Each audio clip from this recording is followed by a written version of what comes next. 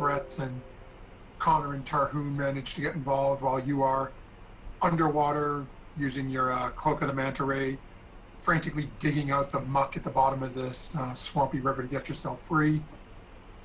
Ends up where you guys find out that this elven mage has actually been watching from the wings and came here to help get you guys out of a sticky situation, fill you in that, hey, the information you've been provided isn't accurate.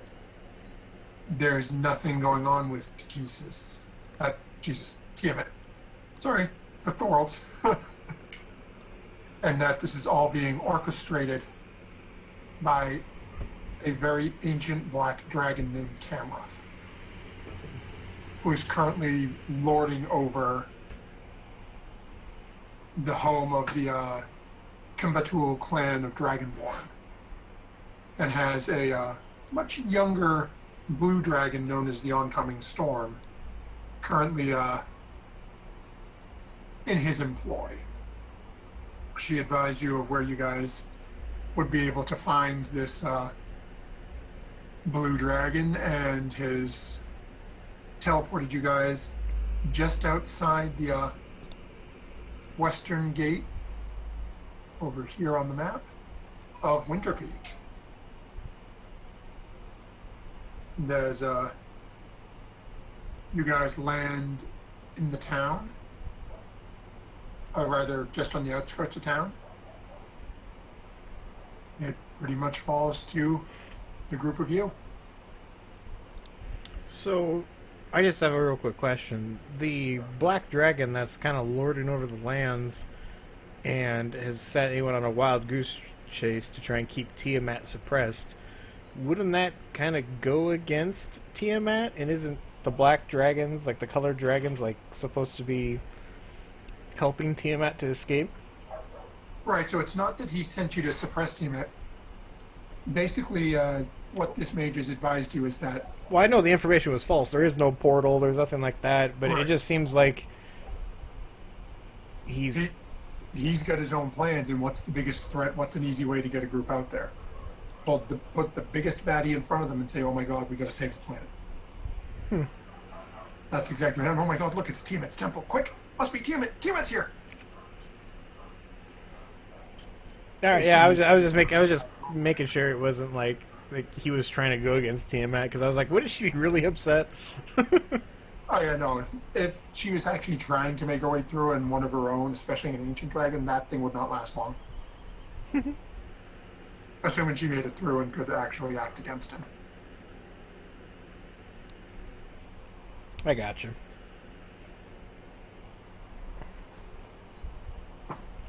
All right, well.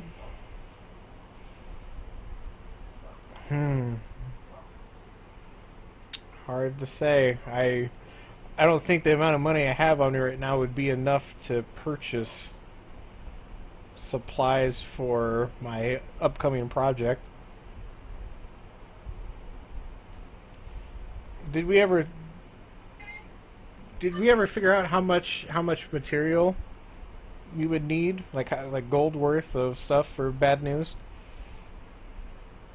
No, I don't think we did. Let me see. I have some notes I had set aside on that. I know we're making it out of iron. Yeah. I just don't know how much iron. Let me pull up the thing. Let's see how much bad news weighs, because that's probably important. Oh, there we go.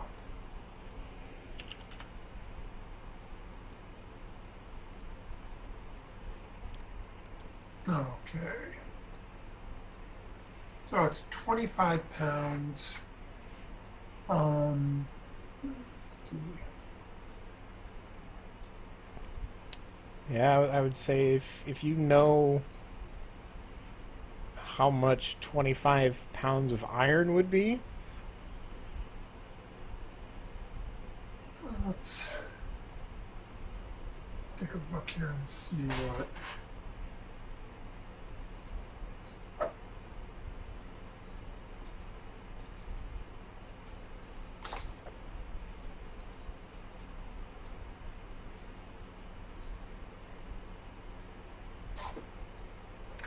Let's see if I could anything good in here. Well, I'm flipping to this. Connor and Fauna, what is your initial thought in arriving outside the city? So, we were okay. Who has that as their phone? Not me. That Mine's was Glitch, I think. Yes, that was me. We were told that somebody here knows what we need to find out. Well, you guys were told that there was somebody here who could tell you how to get, basically the easiest way to get from here over to the. Hold on, let me toss you guys back a screen. Okay. So you guys are currently sitting right outside here. You're assuming you follow what the mage just said and that you need to deal with the oncoming storm. He is located way over here. So you were advised that, that she could get you to Winter's Peak, and that somebody there would be able to advise you the easiest way to get through the mountains, so you're literally not either going all the way around the mountains into, up past the gatehouse and then to the north of the mountains through the desert region, or like traipsing up and down over all the mountains. So basically, we're looking for a guide.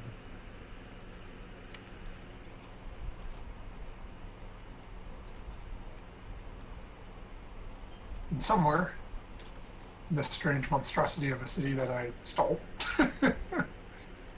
And I was just really not impressed with my own artwork. No, you're just borrowing it. Alright, hacking up and... Hey, look, it's on a mountain. This will work. Okay, why? Gamecom, fuck off and die. No one likes Navi. Link does. It's only But that Pac-Man die and all sorts of weird video game shit on there. So as you guys are looking around and, no, I haven't forgot about you, Albrecht. I'm just trying no. to do a You're switch fine. here. Perfectly fine. As this is going on, all of a sudden you guys notice, or actually the three of you make a perception check. Is it daytime? Yes, yeah, it will be at this point, because you guys just got there in the morning. The fight didn't last too long, and then you teleported, so... Okay, so we'll just wait for Fauna to make hers.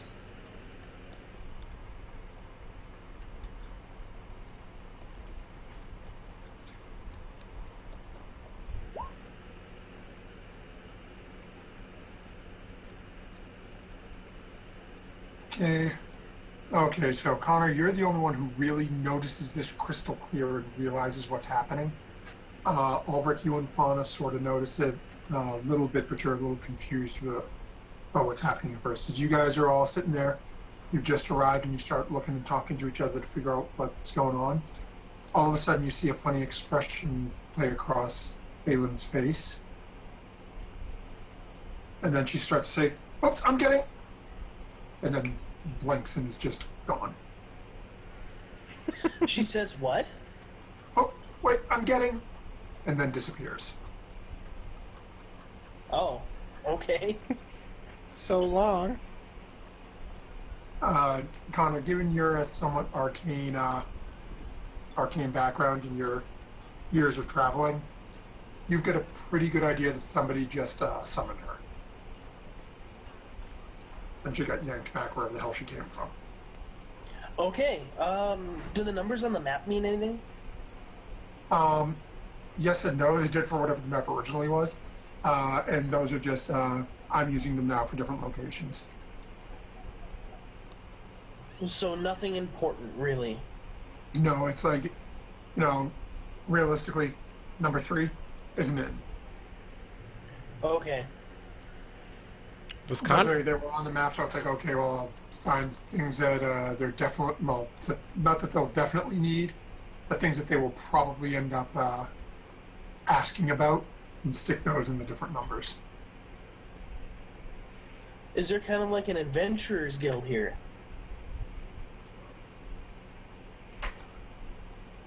From your time here before, you know this is primarily a mining community. Inside this larger gated section over here where the number 7 is, inside this basically third ring of walls is the Miners Guild. The miners, given that's where the majority of this town's money comes from, is the mining of metals. The miners and the people holding in that area seem to control the majority of the power as well as wealth in the city of Winter Peak. So this is probably a very good place to get iron from, since this is probably the source.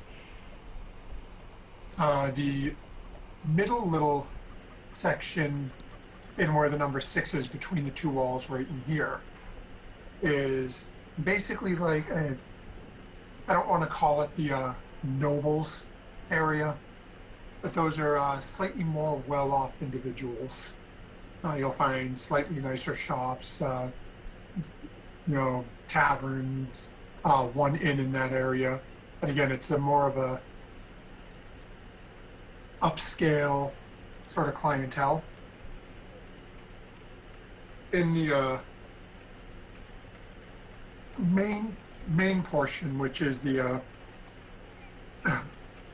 southeast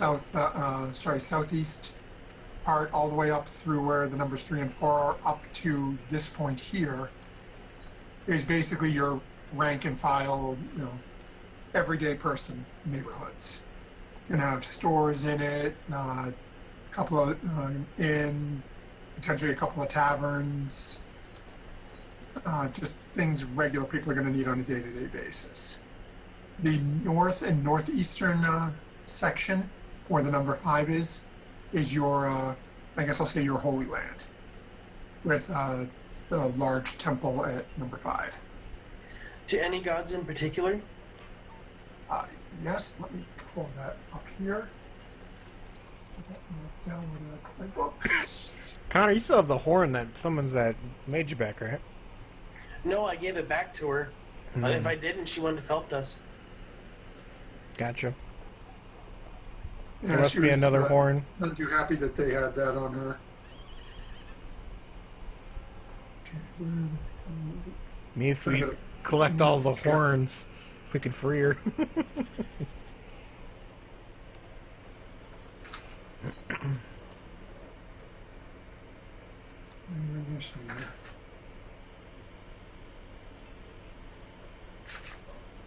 My word, how many pages of notes did I take? This is a temple to Gond. Gond. And he or she is god of what? God of the craft.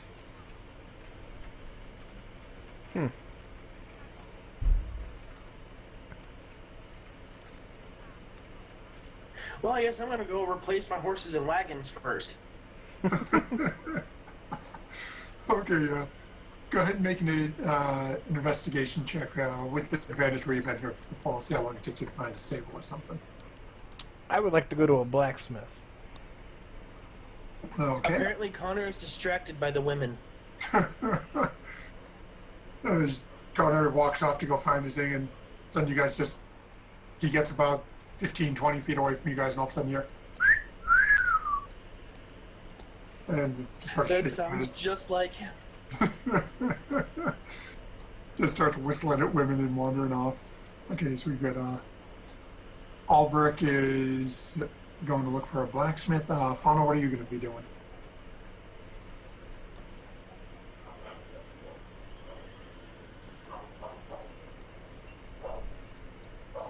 Yoo-hoo, Fauna. I'm thinking, I'm sorry. Just making sure.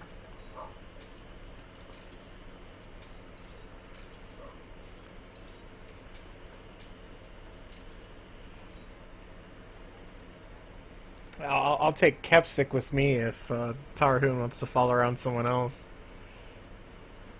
Okay, we'll see here.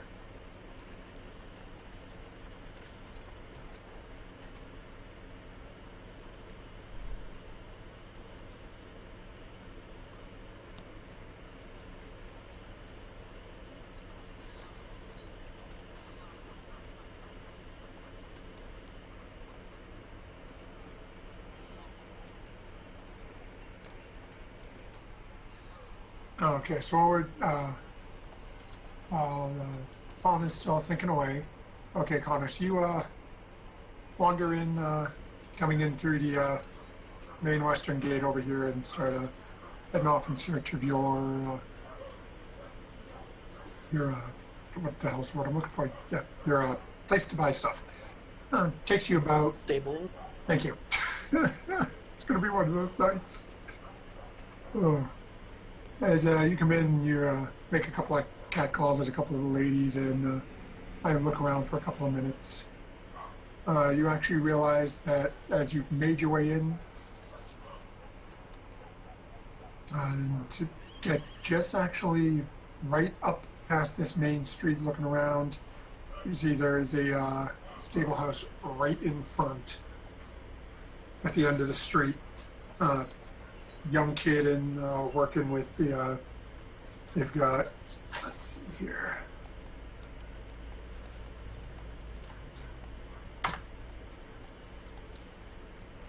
Okay.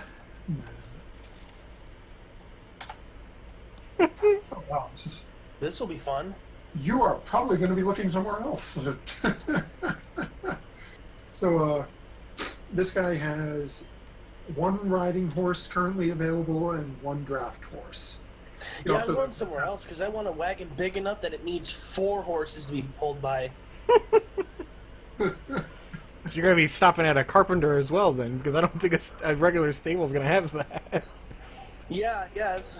No, at the same point, you are in an area that is dealing, that does deal with a lot of heavy metal getting moved. So, as you're talking and you're looking here, you're thinking back and you go, you know, I know the guys in the mining area. They got to move a lot of weight. This is what I'm looking for. I should probably take a look inside and see what they can recommend to me. They'll be able to tell me where I can get what I'm looking for. I will head there. And Blitz, to give you an idea for pricing, I know in Pathfinder for a wagon that big they charge 100 gold, and in 5th edition for a standard wagon they cost 35 gold. So whatever you want to price it at. Okay. Oh yeah, you got plenty of money anyway. We'll go. We'll roll something. Actually, no. Let's see here. Actually, we'll wait and we'll see what happens once you find somebody and see how your checks go then. Before we jump into Albrecht looking for his blacksmith, Fauna, you said you had figured out what you wanted to do. I want to go look for somewhere that's selling arrows for my short bow because I think I ran out at some point. Oh, okay. So you can pick that up at just about any general store. So go ahead and make an investigation check.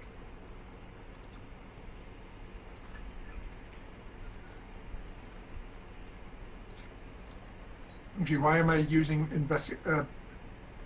make a survival check? I don't know why I was using investigation for navigation. So I'm not awake.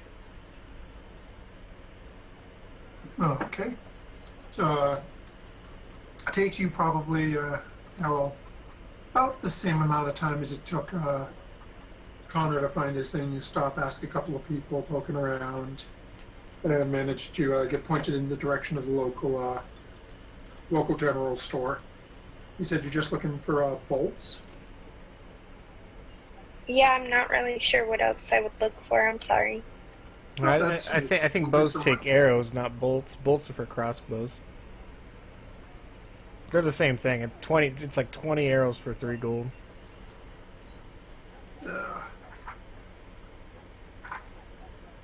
So, actually, 20 crossbow bolts is 1 gold. So, how many are you looking to purchase? Probably 50, so I have enough to where if I need my arrows, I have them. And probably a quiver to keep them in. No, they're already in the come package that way. Oh, And as you awesome. ask for 50, the shopkeeper looks at you and says, "Bundles of 20, lass." But you get a Fine, 40 60. Sorry, you said 60? Yeah. Okay, 3 gold. Takes the money from you and hands you over 3 little bundles of crossbow bolts. Blitz, she wants arrows. I was gonna say, She arrow. shoots a short bow. Yeah. Oh, Yeah, arrows would Well, probably be better. Sorry. No, that's conscious, sort of, kind of. Yeah, don't mind me. Is Okay, it yeah, same the cost same anyway. price or Yeah, same price. okay? Shopkeeper's been drinking. And where it was DM's mistake, the shopkeeper throws in a free quiver. Oh man, you could dual wield some quivers. Have them on each thigh. Oh dear God, you're going all Lara Croft with this. Okay. Let's see. Oh, there we go. Give me a second, and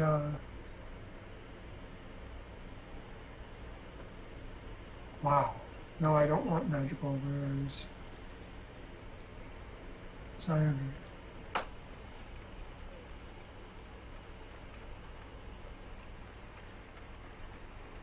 Oh. That is completely useless. I don't want cold metal. That is 2,000 gold a pound. But I want Yes. cold iron. So, you know, I was just looking for regular iron because that's all they got here, but I gotta go to DMG and look at item creation.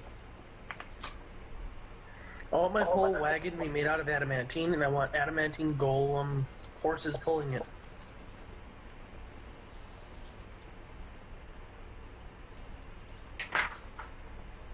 You, my friend, are on crack. That only costs 400 gold, right? I can't even think right now. Where is information? I've been lied to. There is nothing in here about creating an item.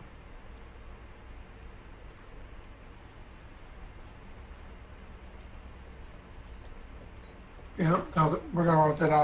Okay, so Zach, it takes you about 20 odd minutes to find your way to a blacksmith.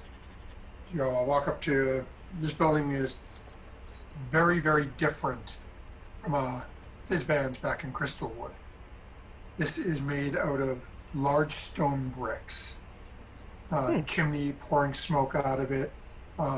Front door, there's a sign on it, no words, just a large black anvil with a hammer striking the top of it. Currently, metal bands run down either side of the door to reinforce it. So this place is like stout. Yeah, this place looks legit compared to Fizzbands, who looked a little crazy. What are you doing? I'll go in. I'll have to. I can't necessarily go back to him. I can't go back to Crystalwood. Okay. So as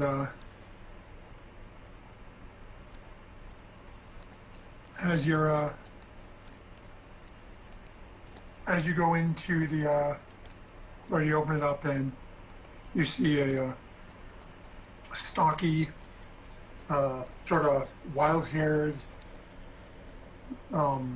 dwarf, beard braided down the middle, just single braid with multiple bands holding it in place.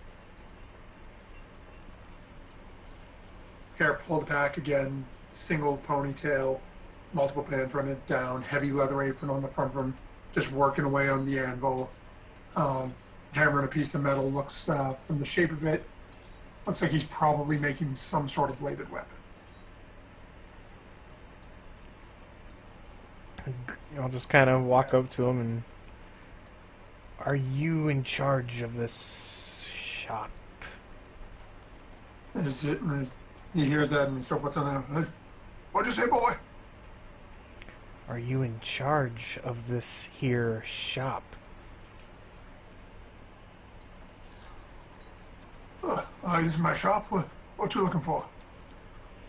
I need some iron for a project I'm working on. Okay. Oh, we can probably help you out there. You might have a little better luck in dealing with the miners. Are you looking for raw iron? You looking for ingots? What you need? Probably ingots. Okay, well, let's go. Let me go take a look out back and see what I got here for you. Take your time.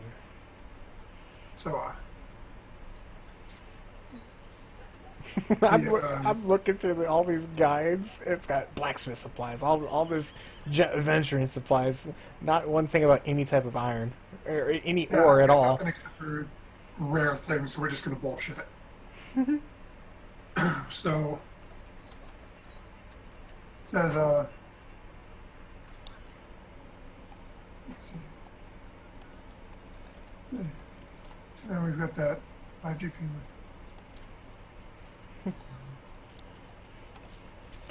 Iron pot costs 2 gold. If we can figure out how much an iron pot weighs, we can do it that way. We're just. Actually, it should. Iron pot should have a weight in the player's handbook.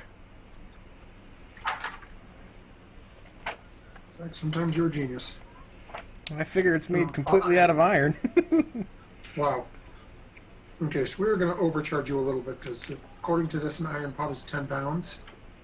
So that would be 6 gold to get all the materials you need. Oh yeah, Round up a little yeah, bit, you're getting it in ingots.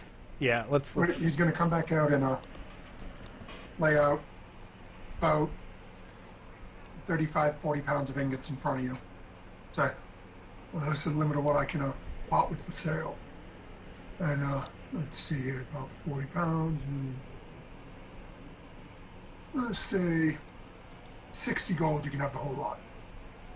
And you put down 30 or 40? 40 pounds worth. For 60? Yep. Sure, let's do that. Figure I can use some of the extra iron in order to maybe improve the pistol. You can certainly try. Well, I've still got those dragon scales from I think it was a blue guardian or whatever.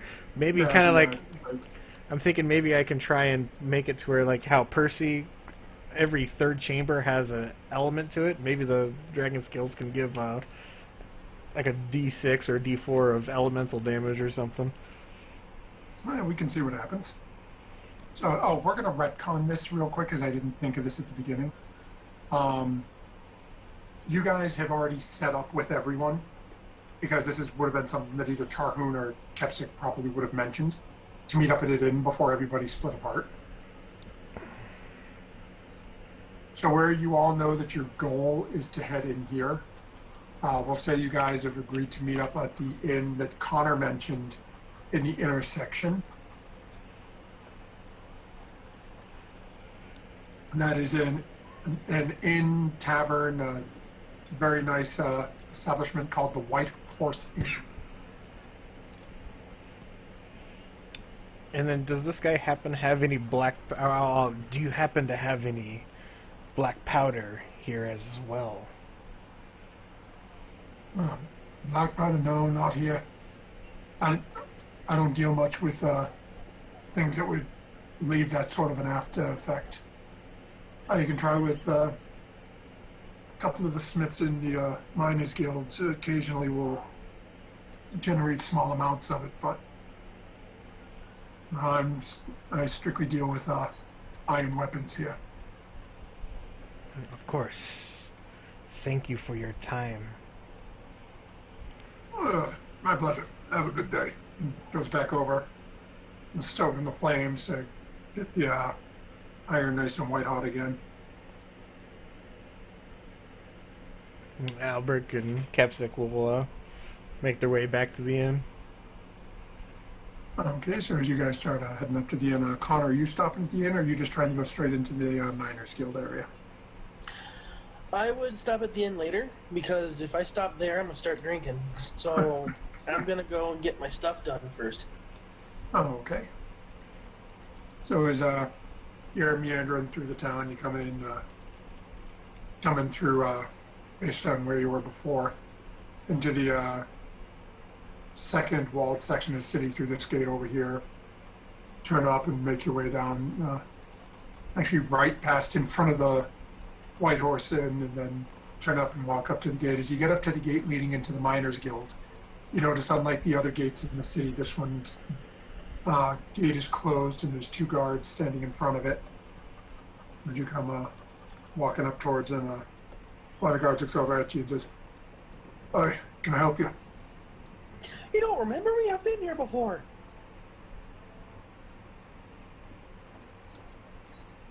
I don't remember yesterday, never mind if it wasn't 10 minutes ago.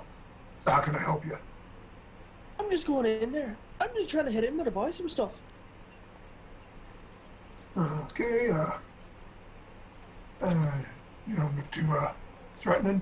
Reaches over, bangs on the gate twice, and all of a sudden you hear loud pulls of chain starting to clank as the Porticulus door starts getting pulled up.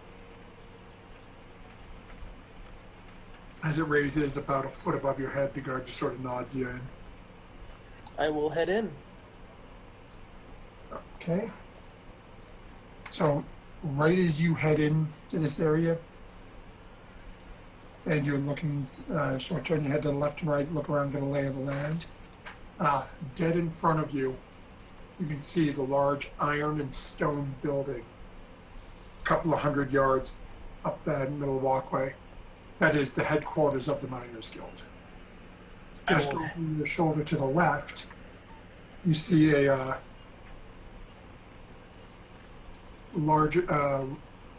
fairly large stable, and it has a couple of very heavy-duty, large wooden wagons. Are they with covered? Iron bands along either side, and the walls on the side are higher than on the front. There is no top covering on this, but looking at the wagon, you figure it would be fairly easy to get a piece of fabric or something to run over the top and tack it. I will buy it. Okay. We're going to try something here. I don't know if this is going to work, but I'm going to give it a shot, because why the hell not?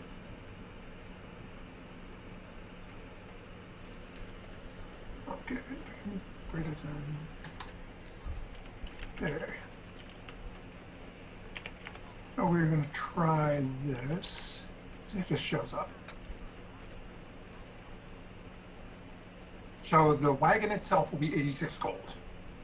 Okay, I will buy it. And how Okay. much for the 4 horses to pull it? Okay, let's see here.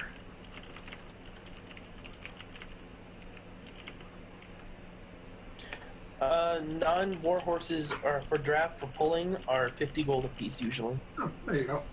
Save me flipping through the book to pull it back up. Oh, say, look at you, you're buying the wagon. They say, these 4 guys are 50 apiece, but you're picking up the wagon, dude. We had sitting here for a little bit, so you give me a 175 and 4 of the mules. Sounds like a deal. I'll give him 175. Okay. So you mark down 261 gold off. So the math is accurate. No. Can't do math in this.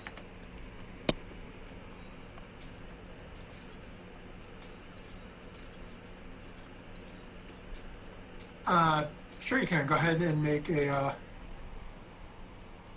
tinkering check.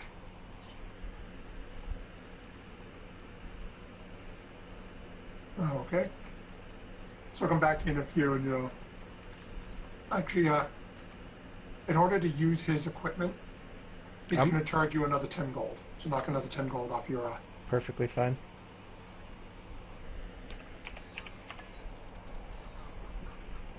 I'll send Kepsic back to tell everyone what I'm doing. Oh, okay. So Kepsic will make his way back to the inn and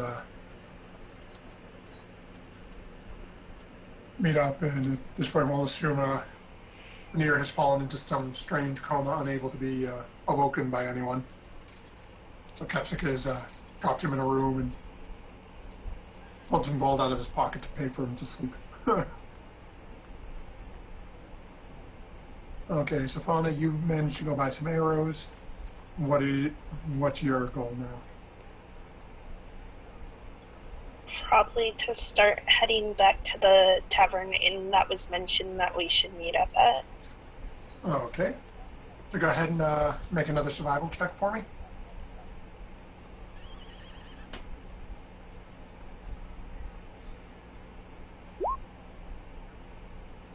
I apparently can't find my way around the city to save my life. This was not built by elves. This is way too complicated. You listened really hard, or at least you pretended to when the bard was given the directions on how to get there. Because, it's still the bard. So it takes you, after you leave the general store, and you go, okay, so go down here, turn here, turn here. After about 20 minutes or so, you find yourself over in the fourth section of town, way the hell over here. No. Shit. Finally, you stop and ask somebody for a little help, and they manage to get you steered in the right direction.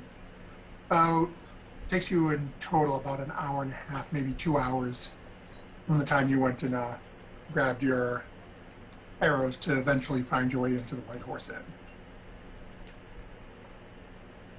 As you walk in, you've got Kepsic and Tarhoon sitting at the table in the corner. They're sort of conversing, a glass of ale in front of each of them. You sort of hear Tarhoon complaining a little bit about Albrecht and the crap he pulled in the swamp. And he can't wait to have a nice, in-depth conversation with him. We already had that talk. We did it last week. Oh, he did rid you of ration? Does that mean... Oh. Yeah, we'll have to check mine. I can't remember if he told you about Connor or not yet, though. No one told me about Connor, no. Oh, okay.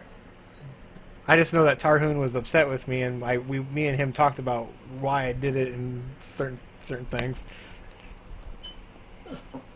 Have to see if he brings it back up.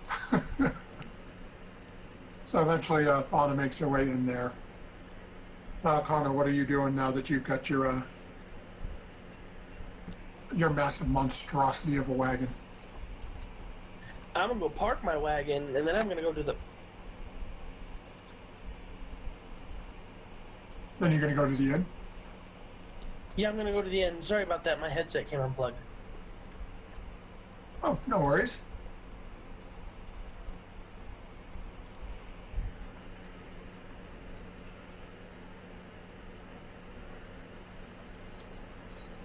Okay.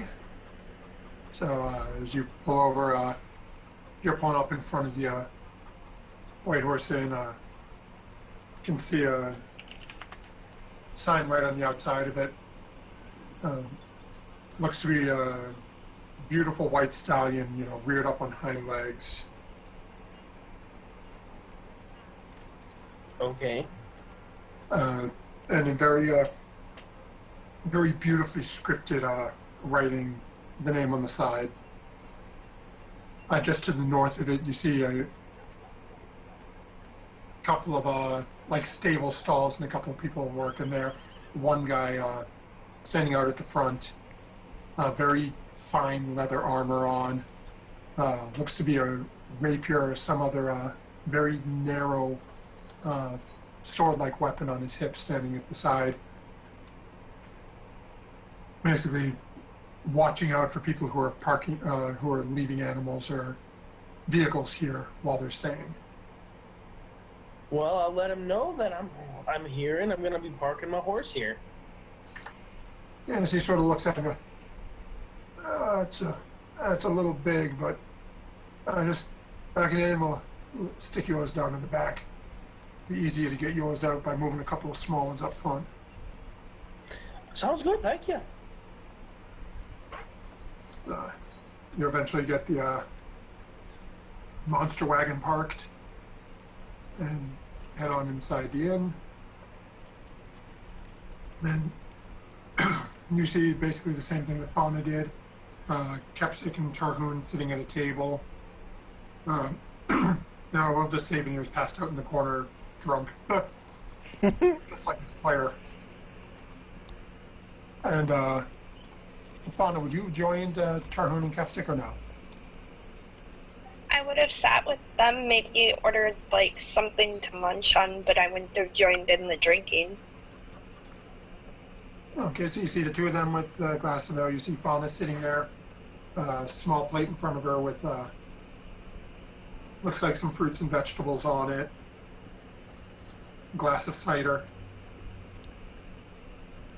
Cider is alcoholic too. Fine, water, Apple juice. bug juice, whatever you want to call it. Oh, Jules. There you go. She's drinking an old Jules. Happy? Guess who just woke up? Oh, only an hour late. Huh. He's grabbing his laptop and then he'll be on. Okay.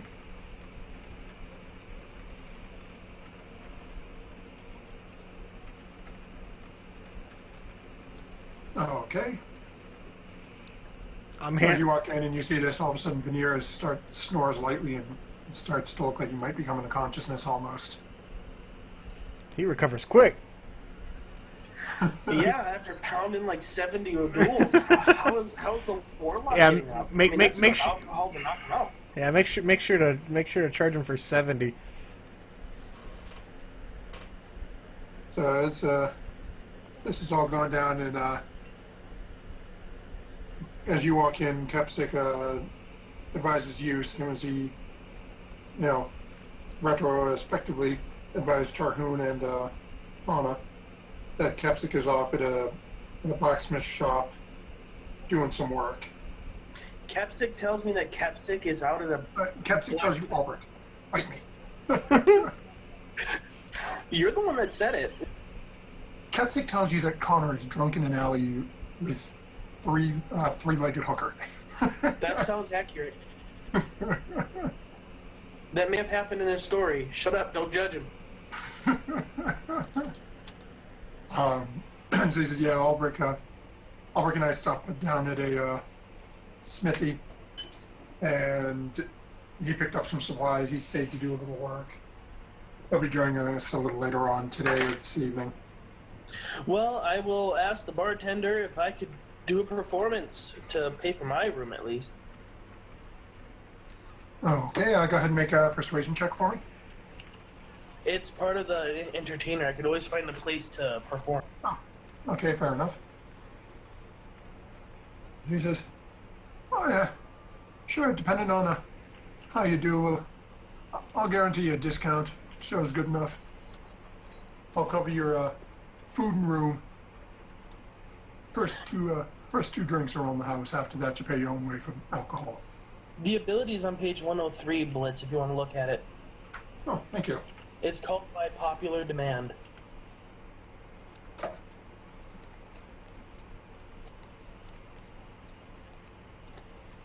No, it is not. 103 is wild magic for the social. 130. Oh, wow, I'm drunk. And I don't drink. Hey.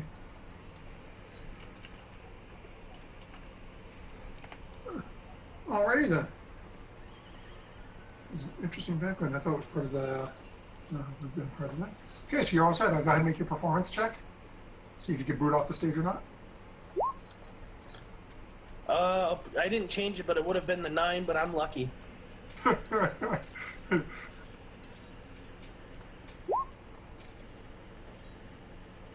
Okay. It's well enough.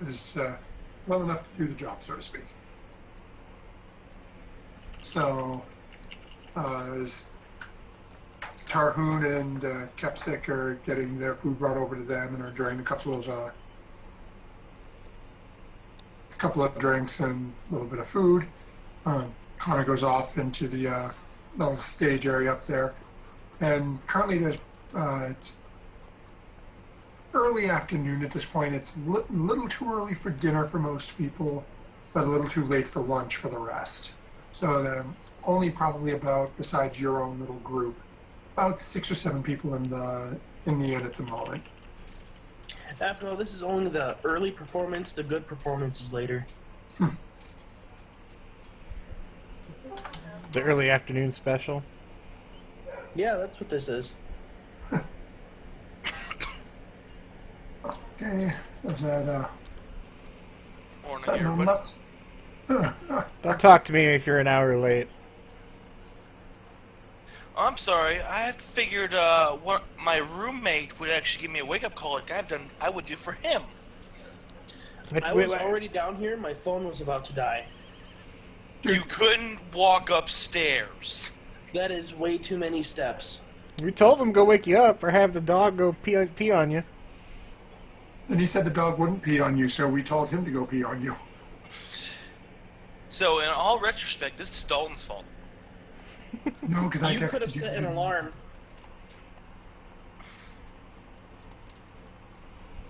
Why should I have to set an alarm if I have roommates that could help me out? Because you're a What grown-ass about adult. Either way, once Veneer gets in, we need you to roll a Constitution check. Sorry. Because you drank 70 O'Douls in a matter of 6 seconds. You drank them like a champ. No. I'm sorry, man. You paid already. We already knocked off the gold for your...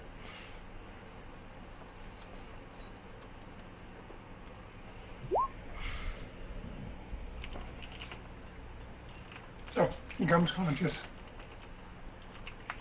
The gas that Kepsik farted into his mouth, not leaving any lasting damage. In all seriousness, so, welcome, Brian. Thanks. I've missed a whole lot. We've gotten to the town. Connor went off to carry his stuff. Fauna took care of hers. Ulrich is currently in the middle of taking care of his. So do me a favor, Ulrich. Go ahead and make another roll. What would your goals have been upon arriving to the town? Which town was this? This is Winter Peak. So this is literally right after everything that went down with the Froghemoth. Ulrich killing the couple, killing the guard. I'm finding out that yes, you guys do have the boomstick. Yeah, And that, and transported you guys just outside the town. okay. So we've all kind of went our separate ways, but still stayed in the city? Yeah, everyone's in the city at this point. Everyone but Albrecht's in the inn. It's been a couple of hours since everyone came in and went their own separate ways. You, Kepsik, Tarhoon, Fauna are all sitting down enjoying food and beverage of choice in the inn right here, the White Horse Inn. And Connor has currently got a plate of food and some drink over beside him as he is performing. Okay. So we're just sort of wrecked out and saying, what would you have done when you first got to the city? Explored around to see if there's a bookstore, because I know I need to go to the capital, but since I know that we're not going to be getting there anytime soon. Which identity of yours is wanted? Currently, Sorrow. So yeah, if you're Veneer, you'll be fine. Yeah, I'm currently still Sorrow. It's been a day. You still need to roll your thing. No, he rolled it before the Froghemoth fight. And then Oh, you okay. guys teleported and you went north. Oh no, then we stayed the night at the end. We stayed the night at that one inn that we were at before, and then we teleported here because she met. Oh, she yeah, that's she the point that mishapped. was after, right? Yeah, that's right. I forgot about that. Still Sorrow. I forgot we were going to have you roll that when you get back. Yeah. Okay, so go ahead and make a survival check for me.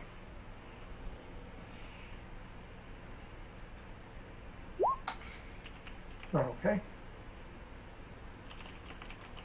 So as you guys came in through the western gate over here, you make your way in and you stop and you ask a couple of people where you should be able to find bookstores and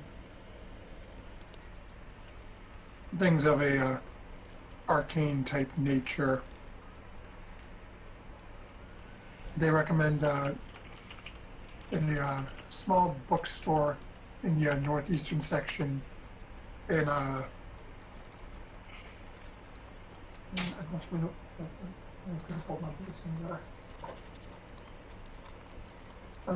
they recommend a bookstore in the northeastern section over here. Like I said, it's in Gaun's district, so it's maybe a little bit more on the divine side rather than arcane, but they may have what you're looking for. Thank you, and I'll make my way to there. Okay. Takes you about half an hour or so to make your way down over once you get through the gate separating the current section you're in into the into this other corner of town. Another 4 or 5 minutes walk, and you come up to a somewhat interesting looking building. Small stone bricks on the bottom, and only about a foot up. And after that, what looks to be almost just trees set vertically for the walls, with areas cut out for shop windows. It's literally they've cut the tree down and they've literally just set that piece in. Wooden door on it, a couple of small bars across it, a sign on the door just says books. Alright, go in. You open the door. As you walk in, you see a very small, very gray, what appears to be human male. As you get a little closer and see very thick glasses on the face, and heavy-set wrinkles. What you took to be for him being very small is not due to his height. He is just hunched over, almost, one would say, hunchbacked. All right. Burn in hell. I get a reservation. As you You'll be in come good company. in, he sees you walking in. Somebody came in. How can I help you, Sonny? Well, no, I should be fine for now. Every time I come, I find to a town. There's just a few books I've been trying to find. Very hard. You wouldn't have. As you can see, we're not a huge store, but feel free to look around. I'll be sitting back behind the counter if you need anything. Alright, thank you. He sits back down on the bed, on the stool behind you. Someone save this man. Hey, we all know Blitz just put himself into that bookstore. I really did. Alright, so then investigation to look around. Yeah, go ahead and make your investigation check.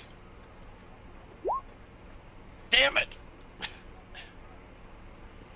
So, as you go through it, you start flipping around. You're in there, we'll say,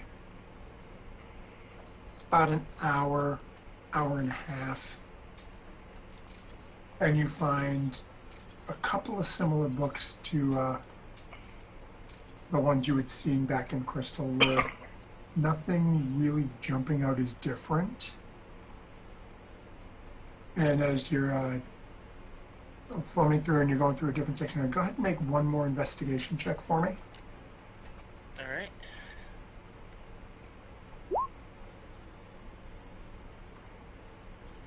Oh, the dice are just giving me the finger right now. Yeah, it really is. So as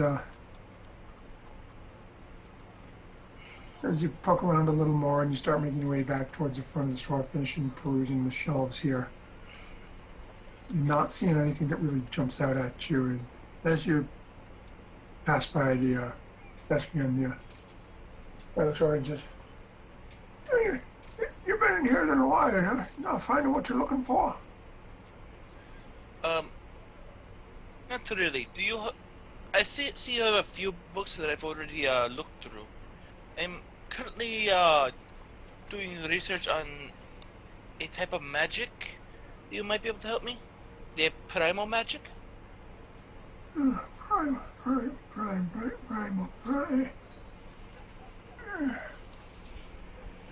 I don't know. I'm not much of a magic myself. I've been running this store now for 53 years. I've seen a lot of different things come through here. I still remember the first time we had someone walk in here. A long time ago. Books, that's right, you were talking about the books. I do have one. It's a little pricey, but it's probably no one's ever wanted to buy it because we can't figure out how to open the bloody thing. Wait just a moment here. Picks himself up and starts hobbling into the little, what you would almost think is a back room, but as you look, it's really just a curtain in front of a small bed and a nightstand. Looks like he sleeps right here as well. You hear the jingling as he pulls out a ring of keys and shaking hands as he's trying to unlock something. Out of a drawer, sliding out, and he comes walking out and sets a book in front of you. And on the front of the book, there is just one emblem on the front of it. Mm-hmm. And it's the crest of the cult of Asmodeus. God damn. Hey, you found it. I think we're gonna have a book burning here soon.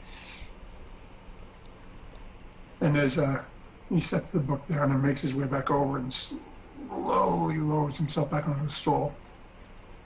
Anyway, this was sold to me about 27 years ago, I think. Or was it 22? Yeah, either way.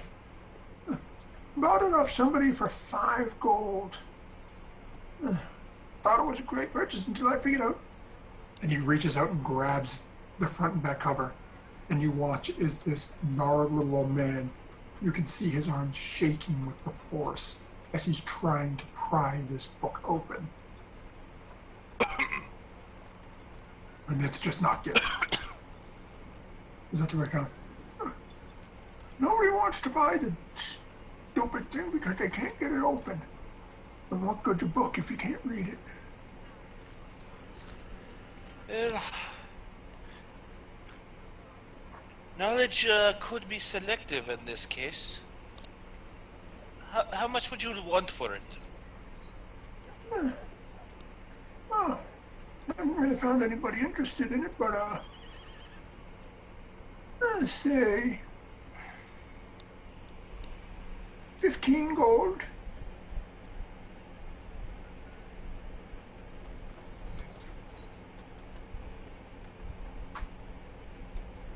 I know I would try to negotiate a cheaper price. No one can open it. Man, it looks useless.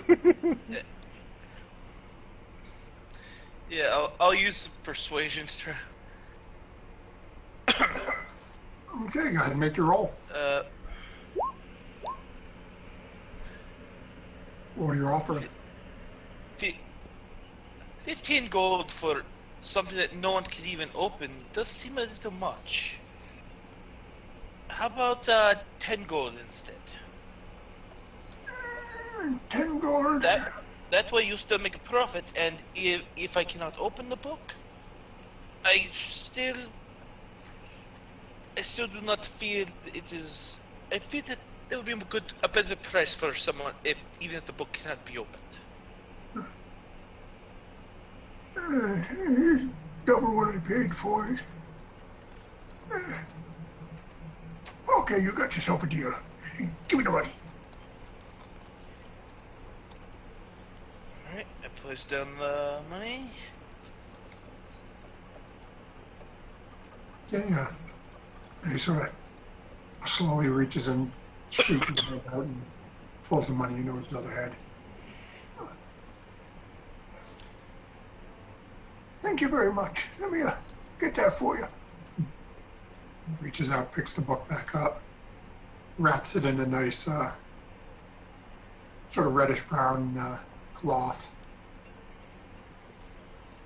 Make sure it's all nice and tucked in so it doesn't get potentially damaged by the weather, and then reaches two shaking hands out to you and hands it to you. Thank you, sir, and you have a wonderful day. You as well. Thank you for shopping at books. Great name, Blitz. Put this away. He starts hobbling back towards his little room again. And I go leave and head to the inn that we were all agreed to meet up at. Okay, go ahead and make a survival check. See if you listen to the bard's directions any better than Fauna did.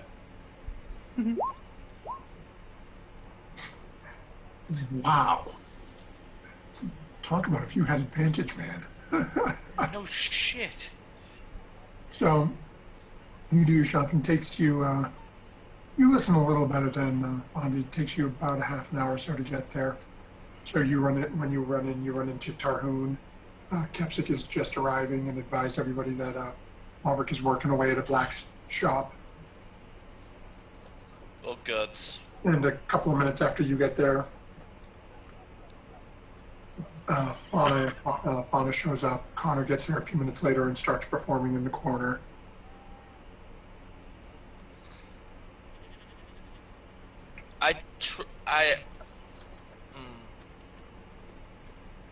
I'll go get like a room for the night Oh, okay. from the innkeeper.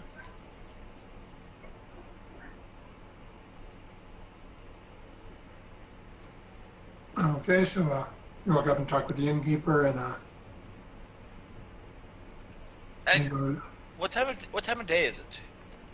at this point, when everyone's starting to get back together, it's probably about 3:30, 4 o'clock. It's like late afternoon, but very early evening sort of feel Alright. to it.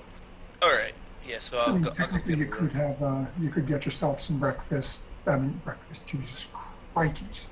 Could get yourself some dinner, or you could. Oh, you've got a little bit of time left. As he was still just trying to hold off a little because both Michael and Michael and David should be here just about any minute. But David says he's on his way home. It's just he's fighting traffic in the flood. Jim, freaking Texas and their floods, man. Well, is the Master Chief down there to help him, or is he on his own? I think he's on his own, given how long it's taken him. Oh God, the flood's taking him. He's one of them now. Okay, so Connor, let's go ahead and have you make another performance check, because you've been going at this for a little while, and now as we're getting a little later, people are starting to arrive for their for the evening meal rush as it's getting closer to that time of day. Okay, so for you guys, you were still sitting in the corner listening. All of a sudden, you notice is Connor's had a couple of bites and now had a couple of drinks in him. You notice his attitude's pepping up a little bit. The performance is getting better, more to what you'd expect from a typical Connor performance. Still, if you have any questions on the backstory, go ahead and ask, because his performance does encompass his backstory. Unfortunately, I'm not there. And Albert, go ahead and make a third tinker check for me. That second one was trash. I was gonna ask, since I'm in the blacksmith, like I'm using the blacksmith's whole workspace, do I get advantage on these, or is it just because of the difficulty of that I'm working on it that it's just straight rolls? Yeah, this isn't like if you were repairing it or if you were making another pepper box, I'd say yeah, take advantage of it. This is something brand new you're doing, so it's just straight rolls. Gotcha. No worries. Okay. So at this point, you've been going at this now for better part of about 3 or 4 hours, and you've got a decent chunk of work done on it. You had a brief break where you got distracted, started thinking back to the beach, and Good times. as you had been working on one piece, Got my adrenaline pumping. I hit it real hard and bent it. and just bent it. You bent it so bad that the blacksmith sort of laughed. And you're looking at that one second, and going, "Oh, that's about a pound of iron I just completely wasted." Chuck it into the scrap heap on the side and just move right along. So how late are you planning on working at the smith shop? Until he throws you out, or? I mean, as long as I'm giving him money, I should be fine. And then I figure we're staying here until we find a guide, since Albrecht's not really a very charismatic and peace-loving guy. In order to convince the guide to guide us, I think I'll just spend the entire time we're here working on this, because I'm going to try and get this done for level 5. Okay. So as the rest of you are all together, let's do this. Let's take let's take like a 4 to 5 minute break, because I just realized I am out of all my drinks already. Don't worry, I gotta order my What an breakfast. alcoholic. You're an animal. You know, Hey, let's get some straight. We ain't alcoholics, we're all drunks. There's a difference. alcoholics go to meetings. Drunks go to the bar. Huh. I'd go to the bar, but That and Blitz has to prepare for the upcoming battle. Where us band of bearded brothers must stand together against his wife. And it's all Zach's fault. I tried to get I posted something that way you guys get to keep your beard, and yet I'm actually going to try that too. are you really? Wait, what is this? It's basically it uses pomade and a blow dryer and a round brush to basically style your beard and make it prettier. Oh god. Well, it's just, you know how sometimes it looks real scraggy and like not well kept kind of thing. It just makes it just makes all the hair look straight kind of thing. It's more or less just grooming it. I might need to get some of that. Just look at the post that everyone was commenting on. You can watch the video. It was actually pretty amusing when they showed the guy's beard, and it looks like yours and mine. And they took like 10 minutes doing this, and it's like, oh my god, that's a perfectly rounded, smooth. It looked really good. Hey, that was a. It did look really good. Okay, so I'll be back in just a couple of moments. I'm going to run top off the drinks. All right, folks watching, we will be back in 5 minutes.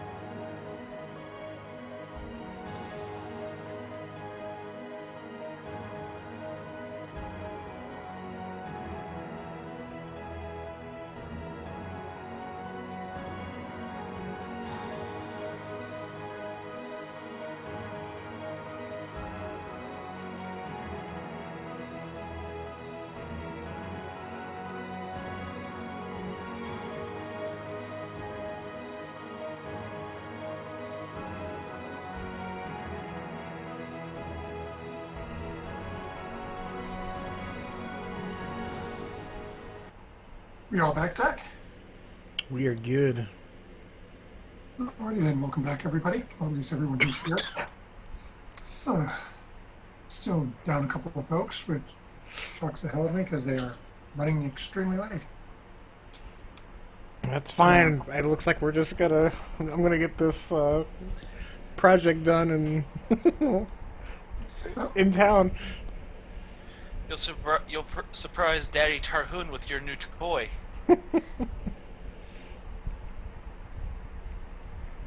I might get this project done and have time to work on the pistol. Well, at this point, and unfortunately, the people who I was going to be having to take care of, try to get them to take care of hunting down a guide, are both not present with us this evening, or at least not at this point. So we're just going to do the world's laziest role play for these two. Tarhoon and Kepsik at this point will have made their way very similarly just over to the guardhouse, a little ways down the street from the inn. Spoken with the guard there that recently let Connor through to make his purchase.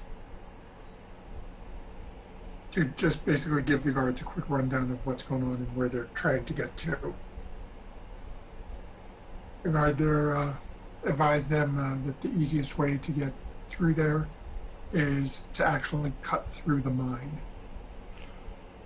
That goes straight through the mountain immediately to the west of the city and carries through back the next 2 or 3 ridges and comes out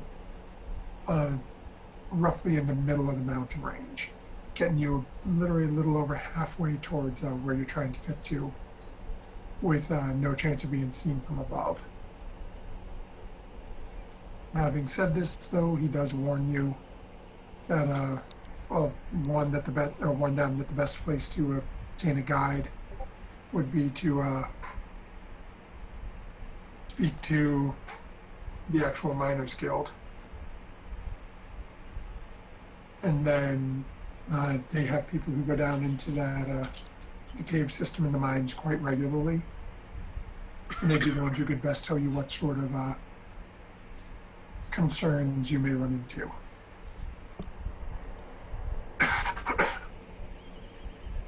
They finish up their conversation, make their way back over to the inn, fill in the 2 of you sitting at the table with them, figuring they'll let Connor know they don't want to interrupt his set. Connor, go ahead and make another performance check.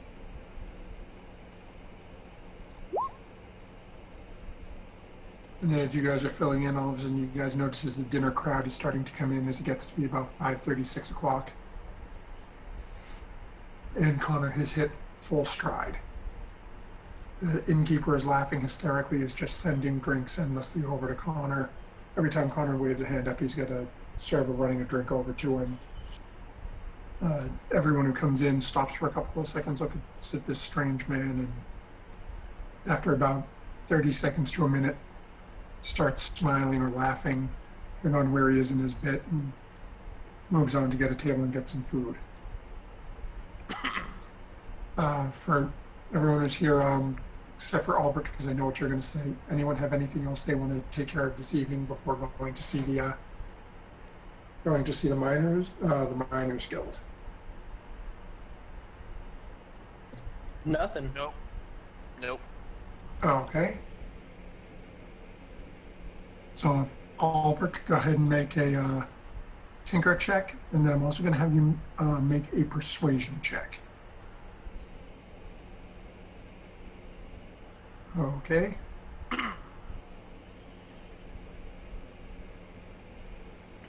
Okay. So as you're working right along, and the blacksmith comes over and says, listen, not that I haven't mind taking your money from you, but it's getting to be a little late. You two go back and forth a little bit, and he agrees to stay for 1 more hour. But after that, he's shutting up shop, and you're hitting the bricks because he wants to go home. I tell him I understand. Do you mind if I come back tomorrow, if I can take part of your shop again and continue working. If I'm still around. He looks at you for a couple of minutes and says, "Oh, come back and talk. If I got the space, you're welcome." So go ahead and make one more tinker check for me.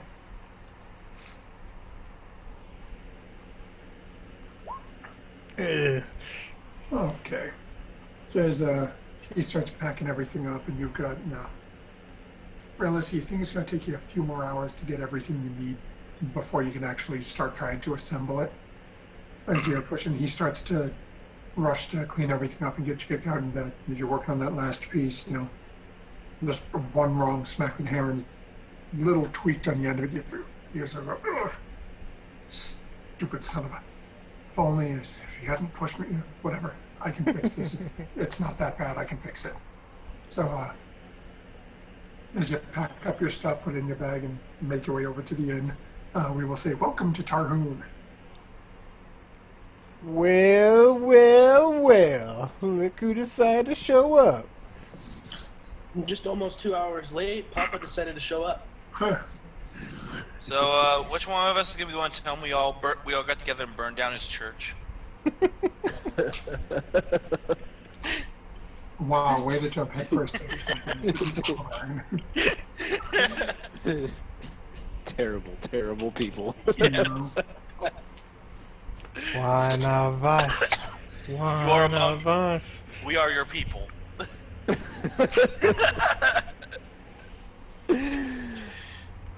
How you doing, Michael? Doing pretty good, Sorry I'm so late. No worries. So we'll run through a little bit. I will have to retcon a little for you where you just got here. So far you guys have landed outside town. During your initial conversation, something happened with Phelan, and she got out a couple of quick words before she just vanished into thin air. Based on Connor's background, he's pretty sure that somebody summoned her back to wherever she had come from. The party agreed to meet at an inn which Connor was familiar with, having been here before, called the White Horse Inn, which is right here. And then the party sort of went their own separate ways to take care of some things. Veneer went book shopping. Connor went to the general store. Albrecht disappeared to a blacksmith. Kepsic went with him. Connor went to So we did what we always do at every town that we go to. We split up by ourselves and go to all these random places. yeah, pretty much. I stuck to the buddy system. I had Kepsic. So what would Tarhoon have done upon their arriving? I probably would have just spent a lot of time in prayer. Say following Veneer around, make sure he's not up to anything. Am I showing up in your Rule 20? Not as of yet, no. I don't know what's going on. Gremlins, man. It must be. I'm gonna try to re-enter. They're doing the same thing at Coast to Coast AM last night.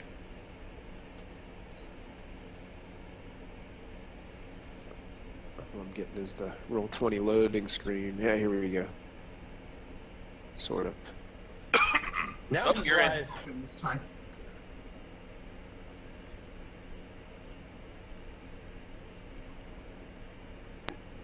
Oh, cool. There we go.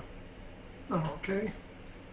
So, given you were spent some time in prayer, I ran over earlier from Connor's, he was sort of filling in the group a little bit.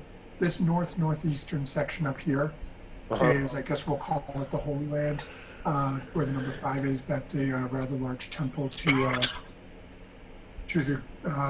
Gond, the god of craft. This is actually where Veneer ended up heading into and finding a bookstore here that he went in and did some poking around in. Okay. This south and southeastern section, this whole phrase is like the majority of the citizens and like minor, I guess I'll say low-end stores, like the general stores, stuff like that. And then the more slummy, impoverished areas over here. This middle section here where the White Horse Inn is sort of the upper class group. So there are a couple of slightly nicer stores in there, and the inn, which is a little higher class, and then the innermost section of the city here is where the majority of the ruling council for the city is the Miners Guild. Okay. As this city does a lot of mining and deals with the export of iron. And Connor knows the city well. He knows it fairly well. He's been through it because his family's from up north. Okay. But likewise, most times where Connor goes anywhere, he's drinking rather heavily.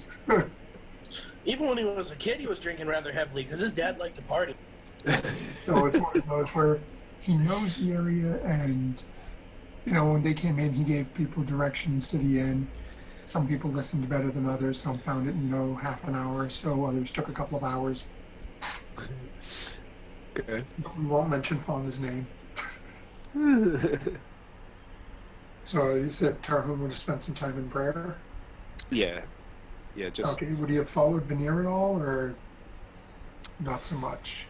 I think probably Tarhoon would seek some solitude for a little while. Oh, okay. Tarhun goes off to his own thing and then makes his way back, and at the appointed time meets up with everybody.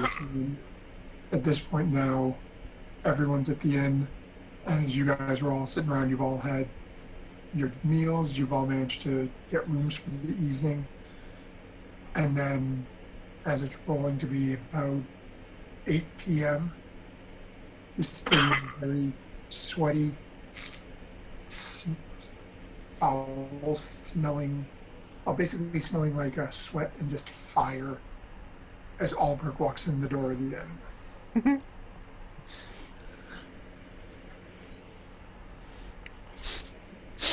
Oi! What does that smell?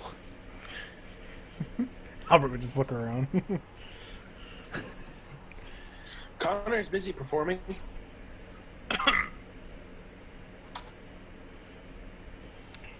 So you guys aren't going to believe this, but I think I'm close on getting my project done. What project was this? Oh, you know. I told you all about this yesterday. Oh, good God. Is this kind of like the project that got us into all this trouble in the first place? Yes. Let me put it this way. If all goes well, we can return the original and maybe clear our names. But I'll have my own.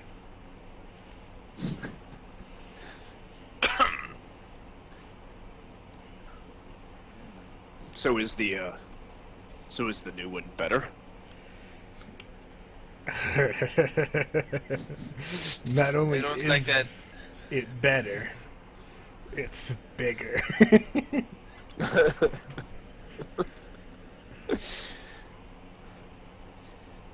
I have a bad feeling about this. If you thought That's all.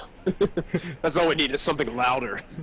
I was gonna say is, if you thought this one was loud, the next one will be immensely loud.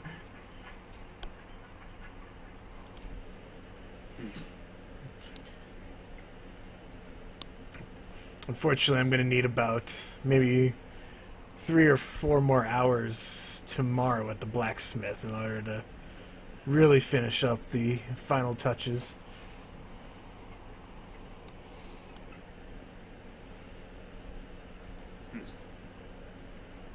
So, Tepsicle pipe up for a minute and say, don't forget we have to go over and see the Miners Guild tomorrow as well to see about getting us a guide through the caves. I think I'll let you guys handle that part. I think I've done enough damage to things for our group as it is. I think I'll just work quietly on my weapon of mass destruction. Don't you think Connor over there might know anything about the caves? You want to rely on the bard. I'm sure he knows of the caves, but whether or not he knows the actual layout, who knows? I'd rather get an expert on the opinion. Yes. That is something Connor can agree on.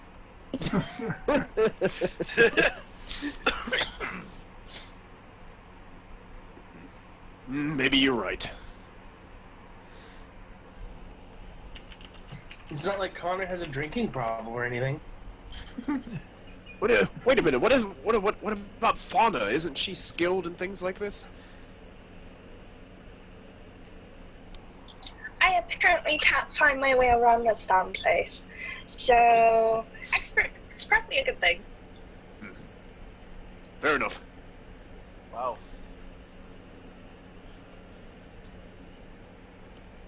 Okay, so is anyone doing anything else for the remainder of the evening?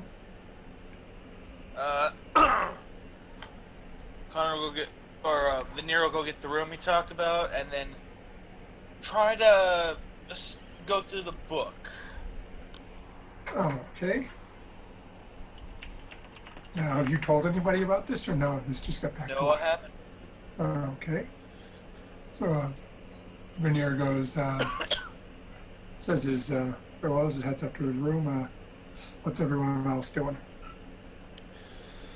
Tarhoon would probably just have a seat and listen to Connor's performance, and just kind of keep eyes around the room to make sure that no one goes to throw anything at him.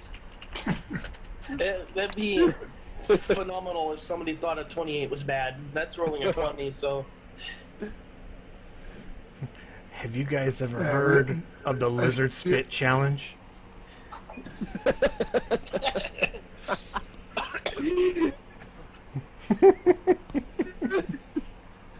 No? Okay, I'll keep that to myself then.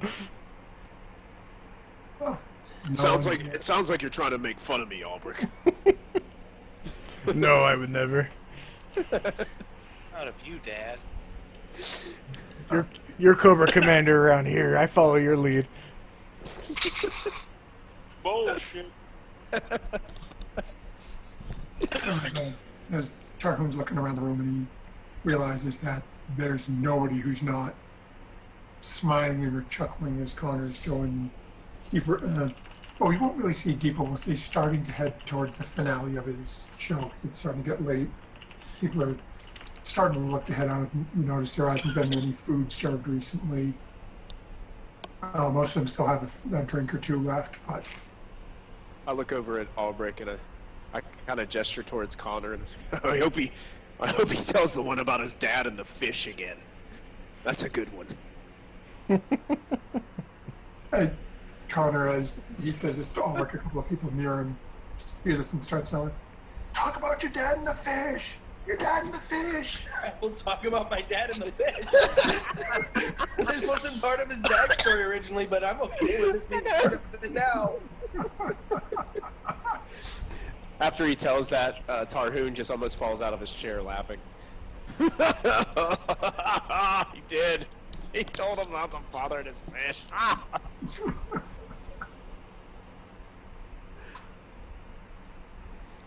Okay, Fauna, what about you? What's your plan for the evening? Listen to the bard, probably listen in on the small talk, eat, and then find a room or something. Well, not find a room, but like buy a room. I'm sorry. Okay. So as you're watching it, and again, you have pretty much the same experience as Tarhoon has, as you're sort of just listening on the small talk, watching people, and you realize that the bard just seems to be in his element this evening. People are roaring, having a great time. It is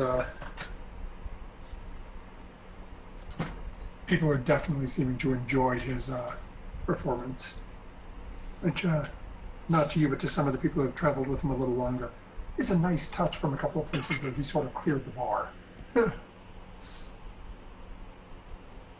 So then we are going to jump over to Sorrow.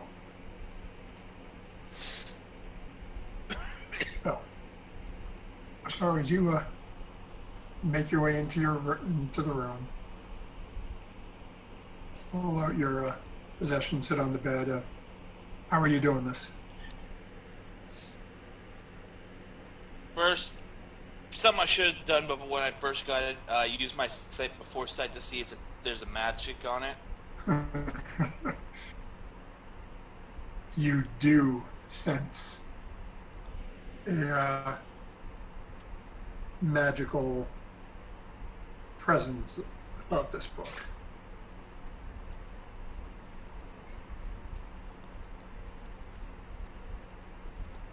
You can't. Cautiously try to open it. Okay. So, how are you trying to open it?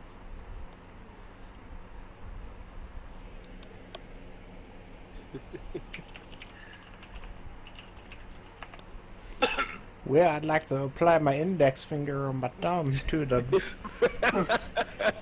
I'm thinking back to my usual barbaric characters. I'll take my axe and smash it open. I'll try using an arcane check to try to decipher how to open it. Okay, go ahead and make an Arcana check. Oh, okay. Alright, the rolls are finally getting better. A little bit better. So as you sit there and you concentrate for a few moments, you definitely once more get the sense that there is a very powerful magic laid upon this book. And as you're concentrating more, it almost feels like it's dormant, like it's waiting for something.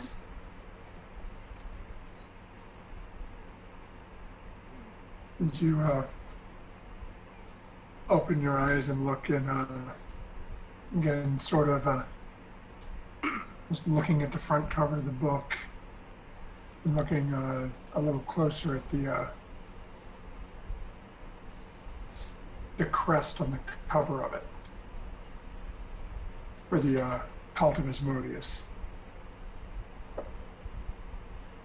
It says, focusing on it a little bit, and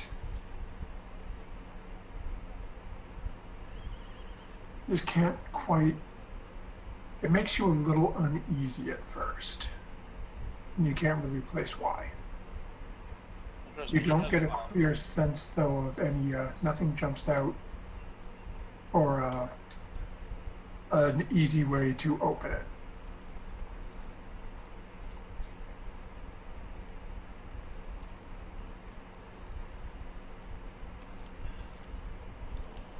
At this point, he'll just try a useless, open, you worthless piece of shit.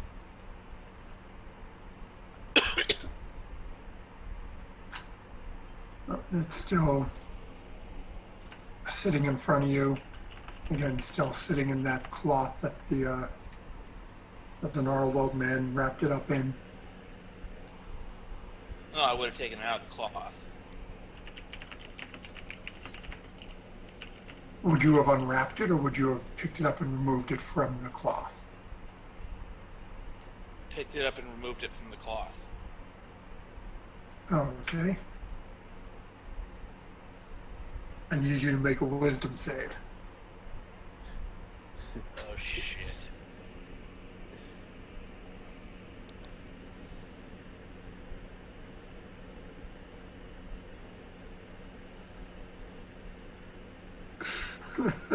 He's been good enough.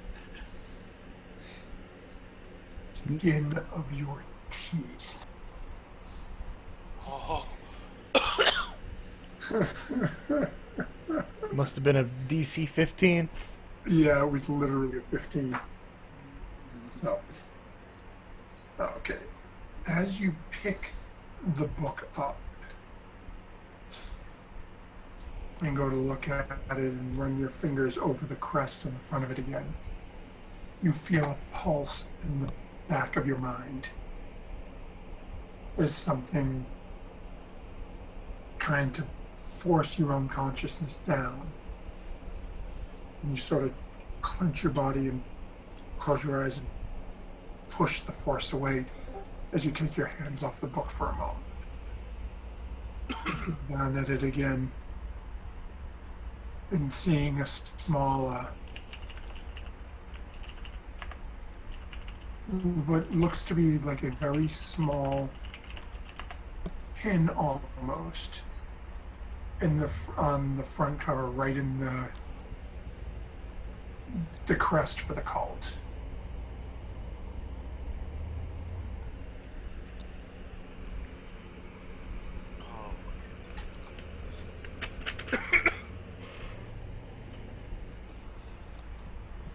I'm thinking right now. Well, remove the pin. And you reach down and try to pull on the pin, nothing happens.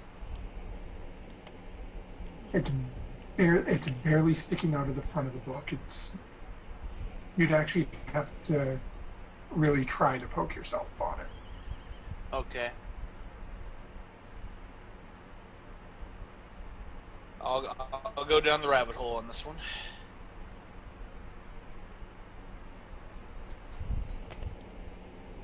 Okay, so you're just gonna yourself basically. Yeah. Okay.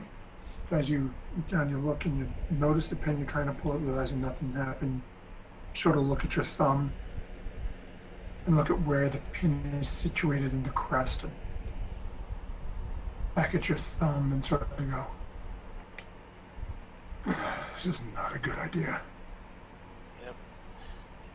Take your thumb and push it down onto the pin. And as you sort of half start and pull your hand back, you're now dripping blood into the small. All of a sudden, you get a very almost physical sense of release coming off the book.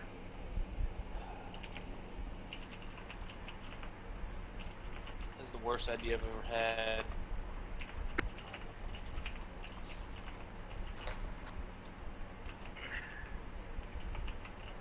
Brian, for magic.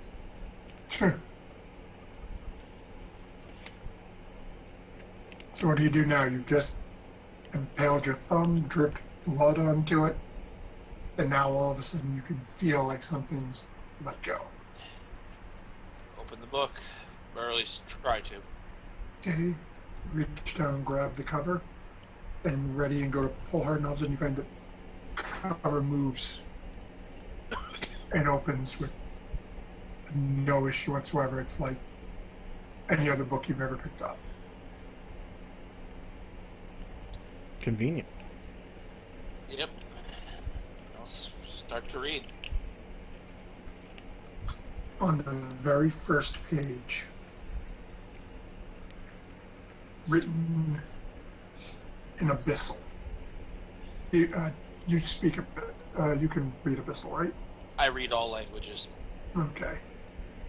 So, Given the, wouldn't it be infernal for the 9 hells?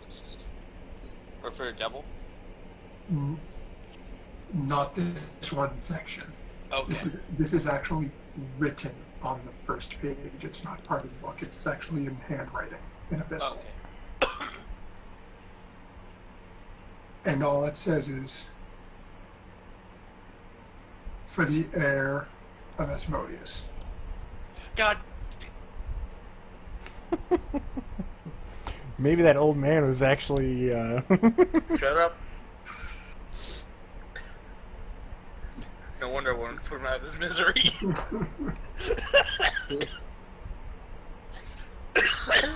As you start seeing that and having your immediate reaction, you sort of flip through a couple of pages, and as you get into the actual printed part of the book, you realize that the rest of it is all printed in Infernal. Scanning through it, you don't see anything that jumps out just flipping through. It looks like that is the only spot that had anything added to the book. As you spend, how long are you spending this evening? Or... I'll spend a couple hours. Okay. Go ahead and make an investigation check on this. That's for it's a decent sized book. You wouldn't be able to get through the whole thing in a couple of hours, so we'll see how you do perusing. Oh, not bad. So, as you flip through the book and you're looking for more information, see what, if anything, it has in it. The majority of the information on that you're finding in this book is, well, the author claims to be a resident in the hills and having all sorts of proposed information on Asmodea's potential weaknesses, different, basically different traits and things that people can try to exploit to try and bend Asmodeus, not necessarily to their will, but to make dealings with him a little more beneficial for them. All right. Also gives more information on where he resides in the Nine Hills, the manner of protection surrounding him, sort of creatures he has guarding his location, things of that nature.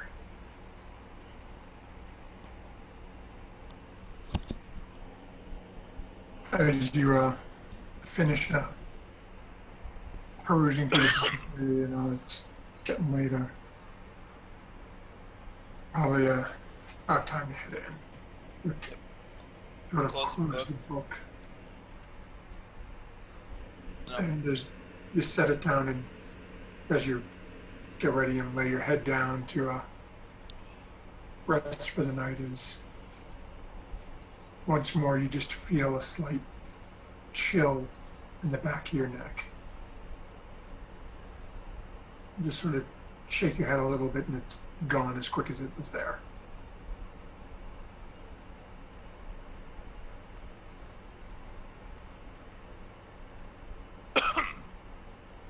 And with that, sleep will take, if you're not doing anything else, sleep will take you. Nope. I go to sleep. Okay. So at this point, Connor's now finished the story about his dad, the fish.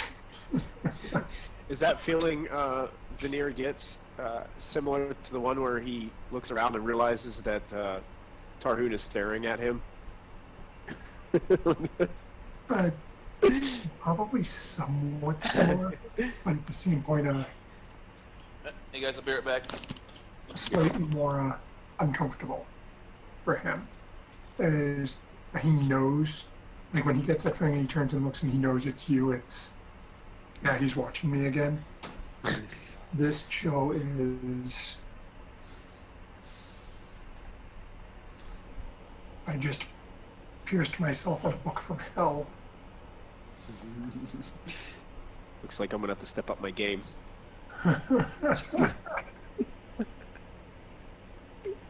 So with this, we've got You're gonna have to follow him into his own room.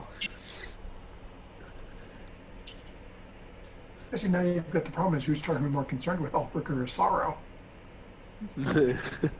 I already talked to Tarhoon about my reasoning in that. I pretty much convinced him. Maybe not. He may not be 100% cool with me, but he knows my reasoning. Okay, so we've got Fauna's in her room, Veneer's in her room. Actually, did I hear? I thought I heard Capsic jump in. Did I miss him, or was that a hallucination? He texted me and said he had his computer started an update as soon as he joined. Oh, okay.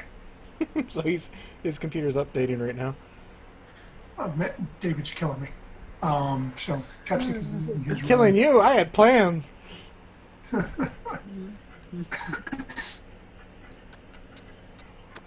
Well, looks like the plans will hit in the morning then. So is the rest of you heading to your respective rooms? I will continue to drink with the patrons around, sort of socializing and with everybody else who's still there. Okay. As everyone else heads to the room, Connor spends another hour or so basically shutting down the bar with all the patrons who had enjoyed the show for the evening.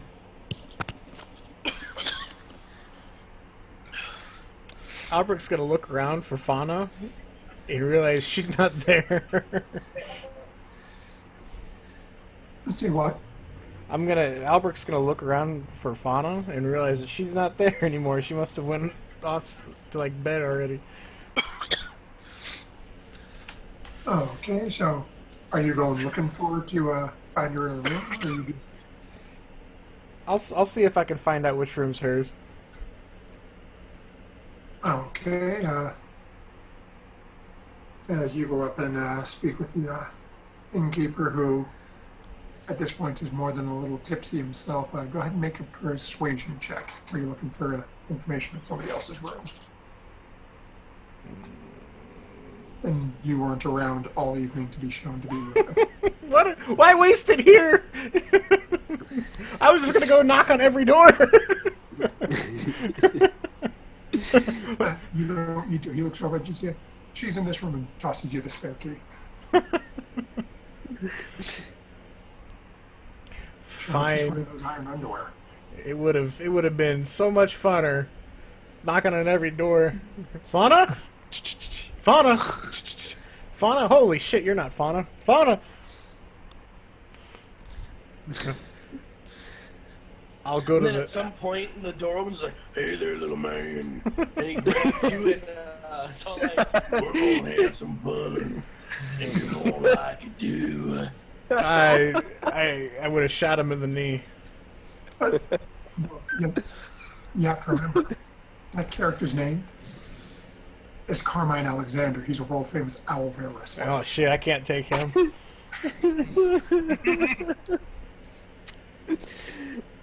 I've heard no one's escaped his grasp. He's a little juicy little kobolds. Anywho, Sarah, are you back? Hey. Yeah, I'm alive. I'm sorry. Nope, just wanted to make sure. So, as you're in your room relaxing, after a few minutes, you start to hear the door unlock. No, I'd knock if it's hers. Oh, okay. So all of a sudden you hear a... Hello? Hello? I was not expecting you to come to my room. You can open the door. I haven't locked it yet. What do you mean you haven't locked it yet? That's I not safe at all. I was sorting my arrows. That makes you safe? That doesn't make any sense to me. Now I'll open up the door. I don't know why I'm talking through the door about this. You see about 40 or so sets, or 40 arrows scattered amongst the bed, or an array of different sizes and different arrowheads, and you see that I was working on sorting them to similarities. I'll just walk in, just kind of like nod at everything. Uh-huh, I see. I bought about 60 today, so we should be good. Or, well, I should be good. You don't use arrows all that much. I just gotta look at you. You plan on hunting down a army or something? What's 60 arrows, huh? Not per se an army, but if we happen to run into an army, it may as well be arrow bearers, and it'd be fun. I see. I just kind of hold up my sack of bullets and everything. I've got 46, so but I can keep them all in this little pouch here. This 60 arrows. That's a lot of space. Can you even carry all this? I got it. Calm down. Why are you here anyways? Shouldn't you have your own room, or? Rejected. Right. No, she's just confused. She thought it was like a one-night thing. She's still sort of confused about the whole situation. Alberic's gonna like open up the door, and kind of start backing out again. Right. No, I understand. No, I did not say leave. Get back here, Kobo. Even relationships in D&D are complicated. Yeah. No, you look very busy. You've got 60 arrows to sort through. I said get back here. Alberic's gonna kind of start sweating and kind of look around like, shit. She could still probably find me and kill me in this place. He'll kind of scoot back in and shut the door. What? What's up? Do you need help sorting these? No, I like your company, and it feels weird having you leave so cowardly. Whoa, whoa, whoa, whoa, whoa, whoa, there. Whoa. Let's replace some of these words in these sentences real quick. I speak Draconic a lot, and maybe I got a couple words confused. Can you repeat the sentence again for me? You were backing out of here, facing me, yes. That may not be cowardly, however, you looked like you were starting to sweat a little bit, so... It's kind of hot in here, yeah. I'm cold-blooded. If you're cold-blooded, you're not going to get that one that fast. You're right. I can't even sweat. I don't have sweat glands. I don't know why. How do you know I can't sweat? How do you know I was sweating? I don't know your expression.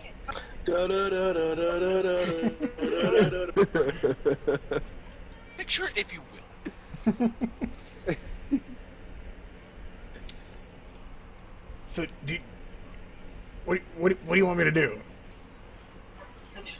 I want you to stay in the room with me. You don't necessarily have to help, and I got a room with 2 beds if you so wish. Why'd you get a room with 2 beds? I had a feeling, dumbass. You had a what?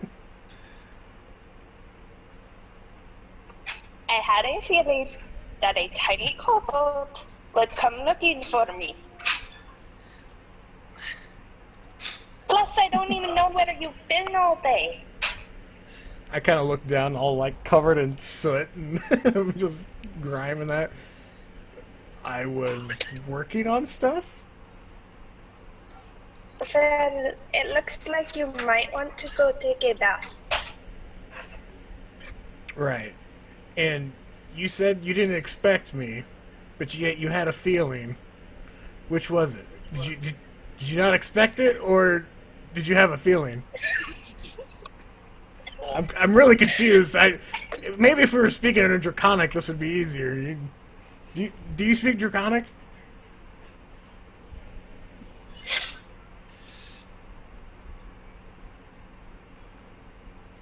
I don't speak Draconic, I'm sorry, but I did not expect you, but my gut feeling said that you would come looking for me.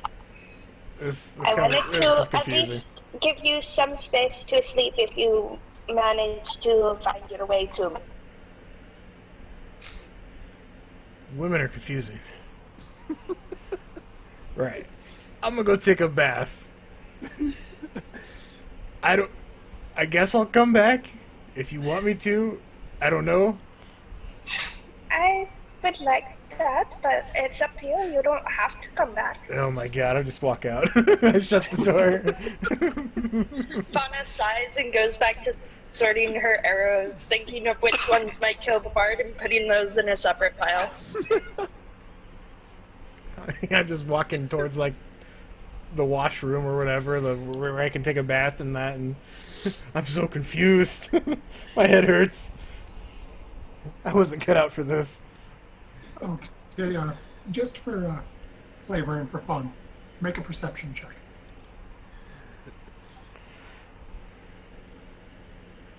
God damn, this is the one I needed. Let's trade the rolls. As you're walking in, you see a washroom, you see a tub over there, it's got water in it. Set your bag down beside you so it's right within reach in case something happens. You're still a little confused over the whole conversation you just had. You just step right into the tub and nearly hit the roof as you hop back out. The water is ice cold. That's what happens when you're up north, baby. No, this won't work. I'm cold-blooded, this will kill me.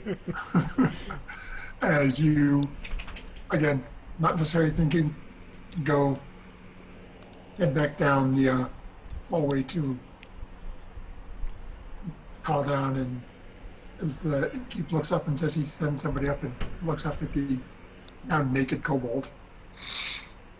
I stand proud, chest up, chin high.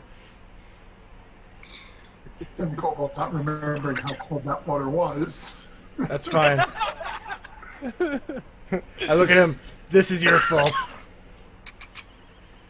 And he just sort of waves it back and calls over the server to get some warm water brought up. So you go through, you take your bath. Takes you about half an hour or so, get yourself cleaned up, and you head back over to Fauna's room. Is the servant a male or female that comes? Okay, we'll go odd male, even female.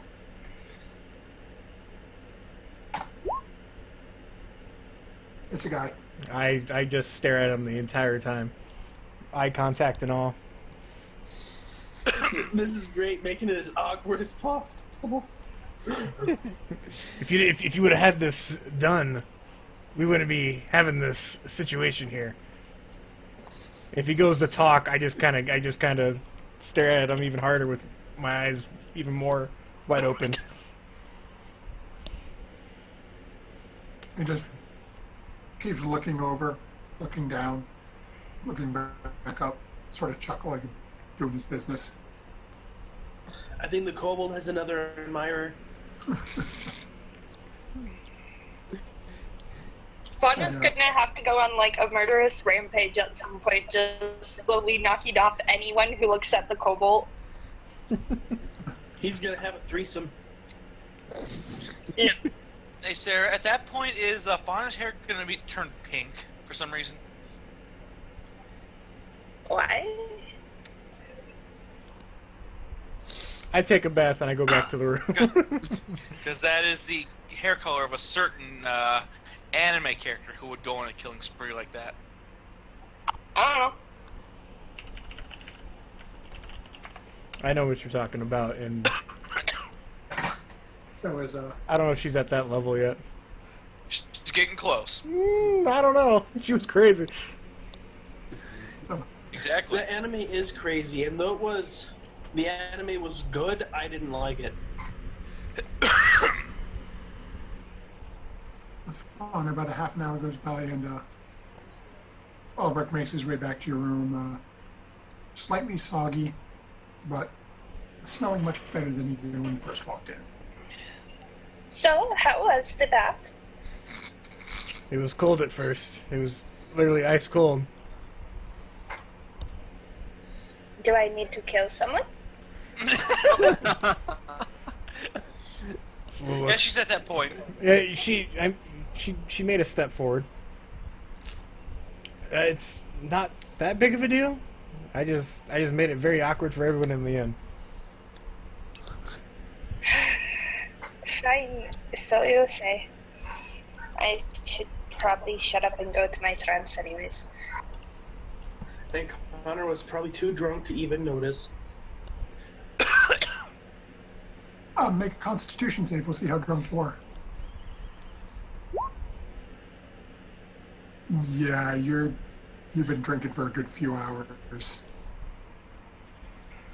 Tarhoon's been staying up, keeping an eye on Connor to make sure he didn't get himself in any trouble. And possibly to carry him back up to his room, like fireman's carry style. If Tarhoon is still there, Connor's gonna go around trying to get him laid. Oh God.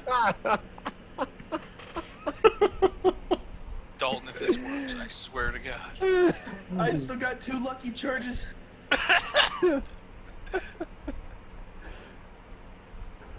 Okay. Yeah, you can find a couple of women still there. Go ahead and make your persuasion roll. He's nicknamed the Hammer. His fists aren't the hammer. There we go. So, Connor, you walk up to a young woman. Looks like she may actually work in the mines, and decent musculature around her arms and shoulders. Looks like she does some sort of labor for a living, but a sort of pretty, if not slightly plain face. Not so much someone you'd necessarily chase down for yourself,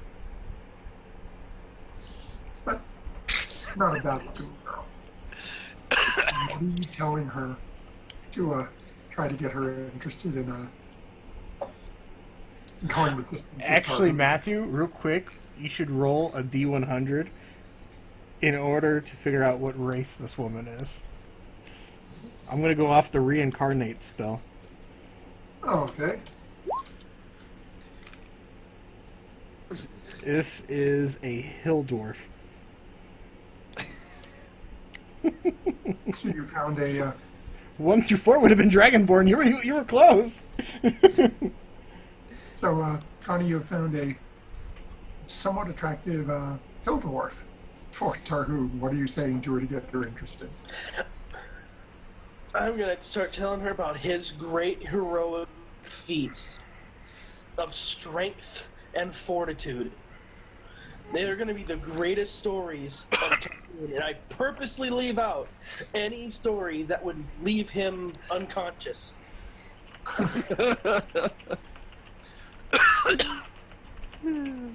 So as Connor starts to regale this woman about some of the greatest battles, and make sure to go in depth with your most recent 1v1 face-to-face battle with this Froghemoth, where the rest of your team was all staying behind you, and you were in the face, keeping this giant monstrosity away from everyone and save the day, making sure that your teammates could keep pecking away at it while its full attention was on you, and you were just absorbing all these blows and attacks from it.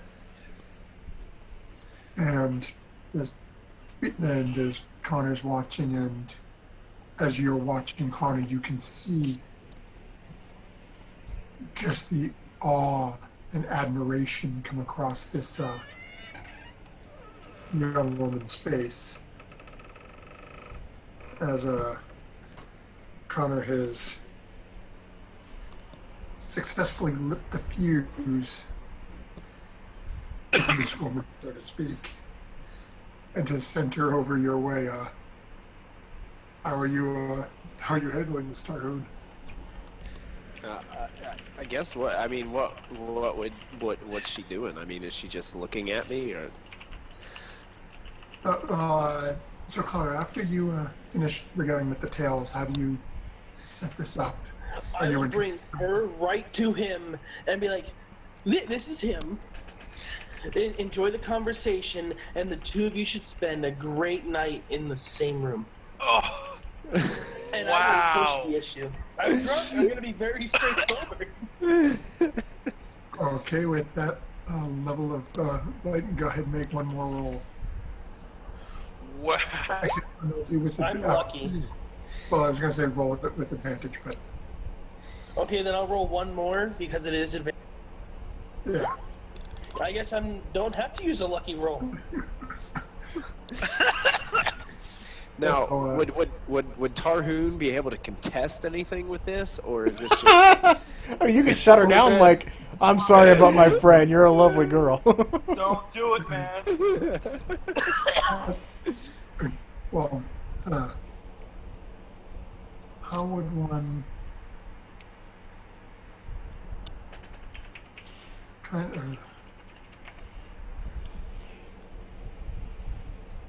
Oh, okay, well, do it this way, because realistically, I don't think you have anything that you could roll that you'd match that, right? Even if you were to crit. Probably not. No.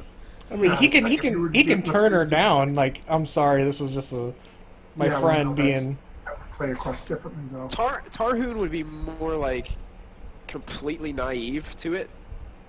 Oh God, all of our party members We're are naive. popping a cherry with this one. Yeah. So Yeah. he would really have no idea. Even the obvious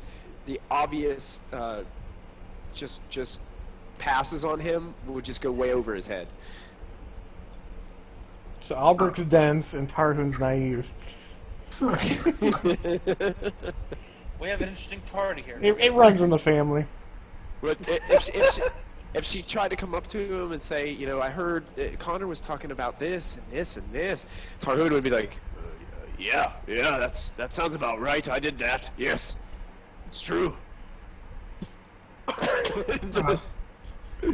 Okay, real quick, David, did you ever make it in? Are you actually here now? Yes. Okay. My computer decided shit multiple times.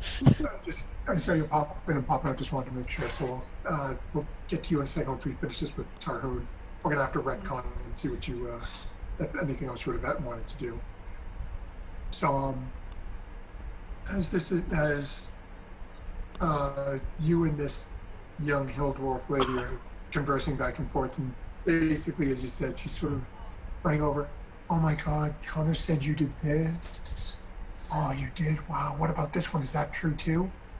As you guys talk for about 15 Yeah, you should have smelt that frog. He missed the breath. Oh, and looks up at you and says, you know,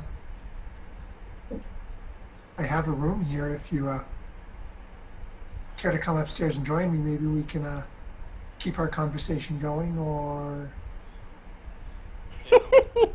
If Tarhoon can see me, I will be nodding my head yes. Be like, take the chance, do it. Tarhoon, not knowing what Connor is doing, just starts like shaking his head yes because he's just following what Connor's doing from across the room.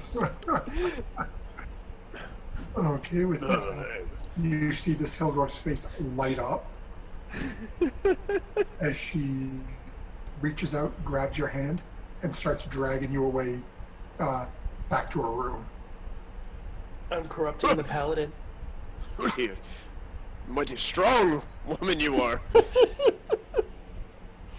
As you two are walking away, she looks back over at you and sort of with a half nod at Connor says, oh, honey, you got no idea. Oh God. This is gonna be great to see him in the morning. Tarhoon's gonna come back to us half health. So as they start disappearing down the hall, Kepsic, we've run through, basically you guys have run through the whole day in the town. So for a portion of the day, you were, at the beginning of the day when we got to the town, you had gone with Ulrich down to a blacksmith. That Ulrich wanted to make a couple of purchases, and then you took off your own way to head back towards the inn to meet up while Ulrich stayed and did some work. Is there anything you would have wanted to have taken care of in the town? Probably not. Oh, okay. So basically, short version then is after you separate from them, you went back to town. Eventually, you guys went over and spoke with the guards over at the post. Okay, that's right, you weren't here for this. Okay, this is the inn you guys are in, the White Horse Inn. You went over and spoke with the guards at this main tower leading into the area to the west of it, which is the Mining Guild. And we're advised that if you guys were looking for a guide to speak with someone in the Mining Guild tomorrow morning. So at this point, everyone has made their way back to their rooms. We just sent you to your room because we didn't know what you were going to do. Veneer's in his. Connor is finishing up his set and was having a few drinks with the innkeeper. The last few people managed to attempt to get Tarhoon laid. Oh, there's no attempt. He did. Kepsic, you've been sent to your room. Am I a child? We don't trust you in bars. Understandable. Very understandable. As Kepsic comes to, he finds out he's been bound mummy's died, so he can't do anything. Yeah, wouldn't you know it, David? No one in this tavern knows of the lizard spit challenge. Oh man. And nobody ordered the special, so nobody knows what this place would have had.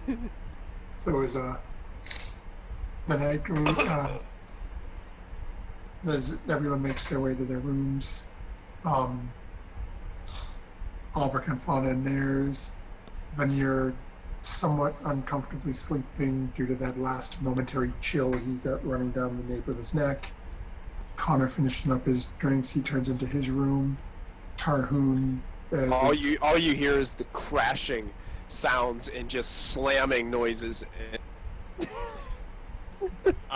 Dear Sounds Lord. like it sounds like just somebody getting slammed up against the wall and Death the by door. Stew. So it's hardcore sex. Roll strength, I would say. It's really awkward.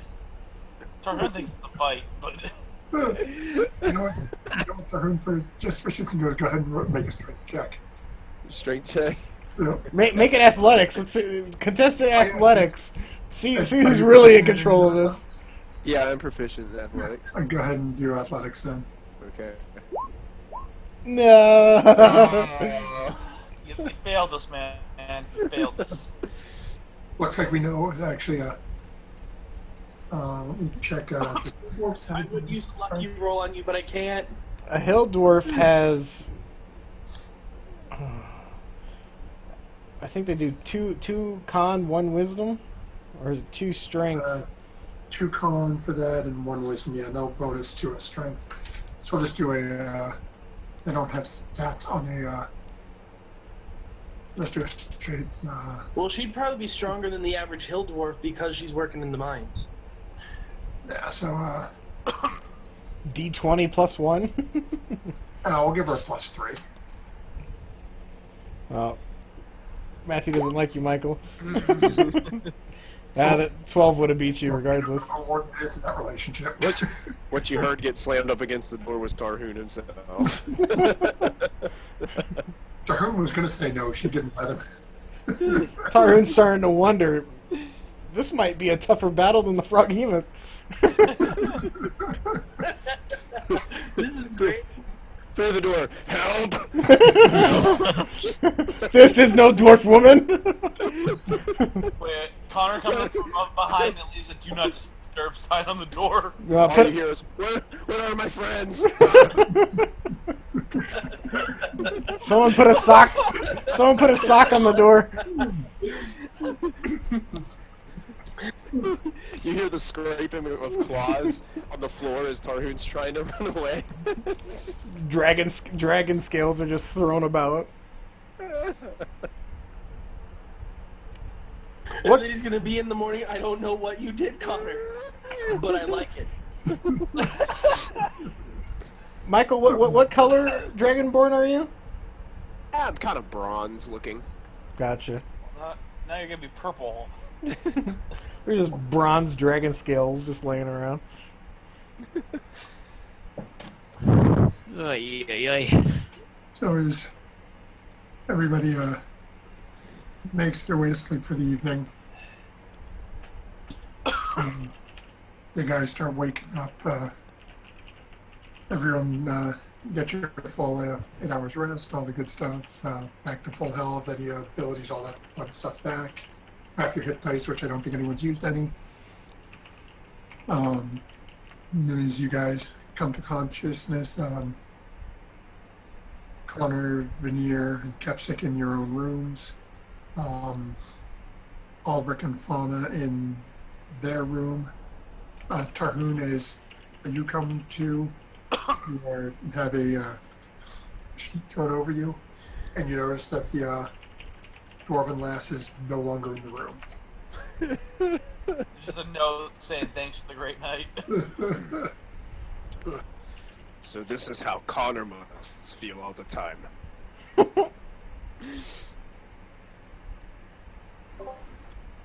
So what is everyone's plan for the day? You guys have a mining guild to see, and I am waiting for Tarhoon down at the area, the tavern. I'm gonna wake up and go over to the other bed and wake up Fauna, and I'm going to the blacksmith. If you need me, that's where I'll be.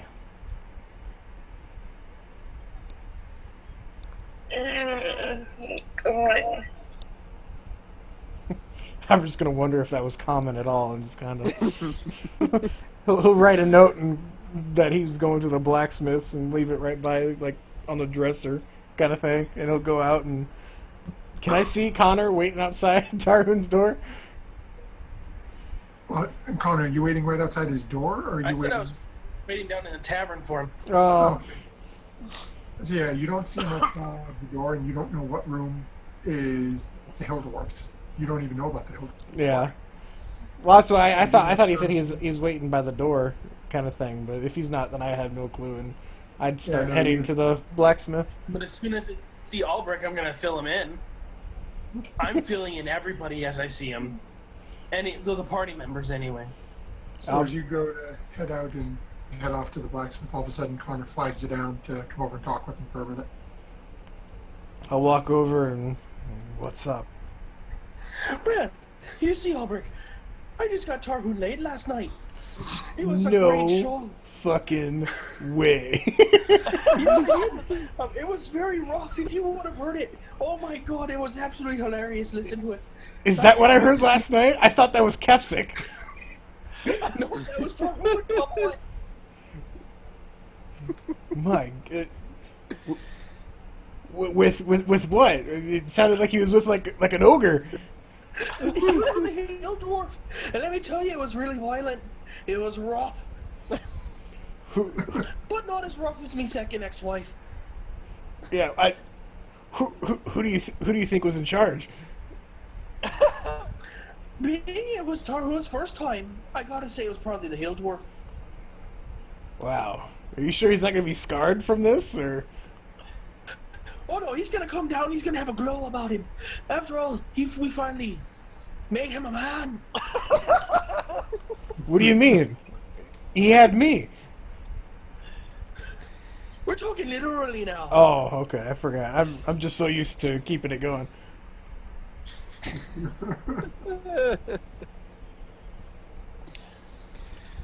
Let me know the details. I'm heading to the blacksmith. Understood. I'll let you know. There's Seriously, let me know. Everything. And I walk out towards the blacksmith. okay, so it'll take you about a half an hour to get there. Who else is heading downstairs? Oh,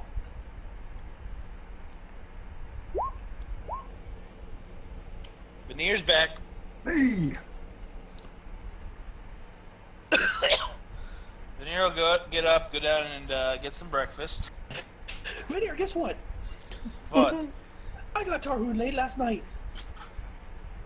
You what? I got Tarhoon laid last night. It was great. It was the roughest almost the roughest sex I've ever heard. My second ex-wife was far more rough than that. Did you get 2 more wishes from that genie? No, no wishes at all, lad. You see, I am just that persuasive, especially when I'm drunk. Oh god. He's either going to kill you or hug you. You do realize that, right? He's gonna come down the stairs with great glow for the fact that I made him a man last night. With what kind of woman? A hill dwarf. You should have just kept it at Hill. Alright. A hill dwarf, a hill giant, a hill, a hill. She was as rough as a hill giant. Well, I might have to stick around and see how this one plays out. That's what I'm doing here waiting for. I don't know what room they're in, so I couldn't wait outside the door. Oh god. You see a slight smirk on his face. Oh, this should be interesting. Oh, this will be I far think, more than interesting, lad. I think I'll stick around and see how this one goes. Oh, it's Capsic now. You're returning back to the world of the living this morning. Yeah, I'll head down for a drink. Capsic lad! I got Tarhoon late last night. Well, I hope he laid down. Oh no! You see, he had sex with another woman last night. Oh, okay. Nice one. Thumbs up. Finally made him a man. Can you make a dragon a man? He was nothing but a wee lad until last night. He's gonna come in all timid and scared and everything. Is she still here? Yeah. Did you find him another dragon or something? No, I found a hill dwarf. And that kept just going to like look at you and just shake his head and then walk to the bar.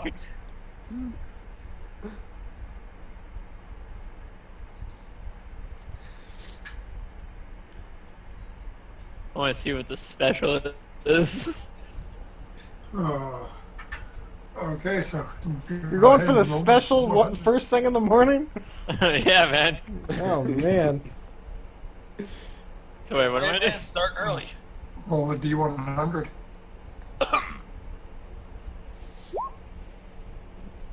Connor would join you, but he's busy. Understandable. Okay.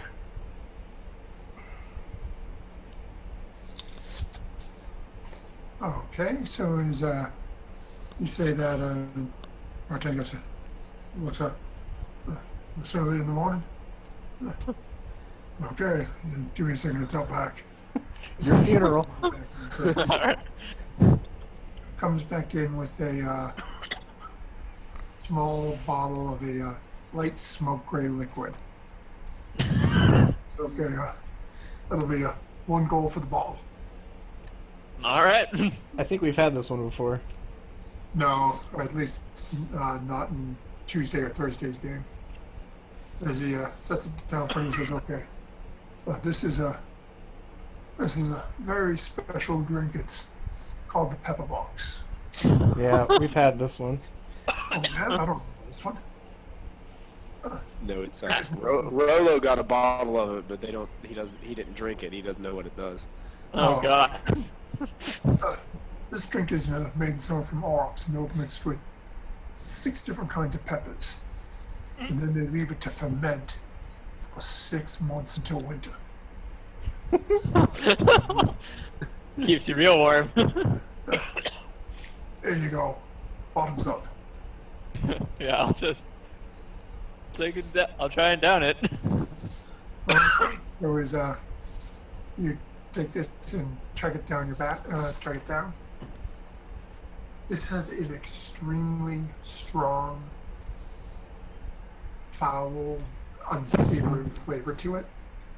And as it goes over your tongue, you don't notice anything until you swallow and it hits your throat. And your throat feels like you just drank molten iron. It scorches and burns your throat all the way down. Drinking some Procumet stomach acid, it turns out. As you finish this and you go ahead and make a Constitution save for me with disadvantage. Oh, yes. Oh, yes. I want to be out. The man dies just right there. He just dies. Connor, as you watch him down this drink, and you see him sort of smile, and then all of a sudden he grabs his throat as it's sort of burning. He's like, "Oh, hot, hot," and then literally just the eyes roll back in his head, Sweet. and he falls flat on his back, passed out drunk. Perfect. Wow, a little hair of the dog seemed to have betrayed our friend. Well, that's some good stuff, isn't it? On the separate note, Capsic, put a note on your character sheet. Alright. next saving throw against any sort of cold environmental effect, you have advantage on. Hell yeah. It was worth it. It's a single, gives you a save on that, advantage on that single save, but hey. All that matters to me. So you'll be safe if you ever come home to North Dakota. At least Exactly. at least for 6 seconds. Because we did the math. We are in an extreme cold environment. So now Really? Yes. we have 2 remaining people who have not yet come downstairs. We have Fauna, who is still asleep when Albert left, and then we have Tarhoon. What are you 2 doing?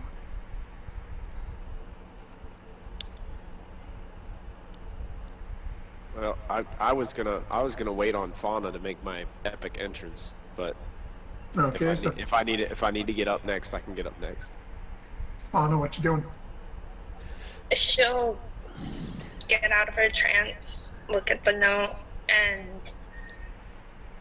she gets an idea of what she wants to do today, even though it may not be with the rest of the party. And she takes the note, pockets it, and goes down to get breakfast.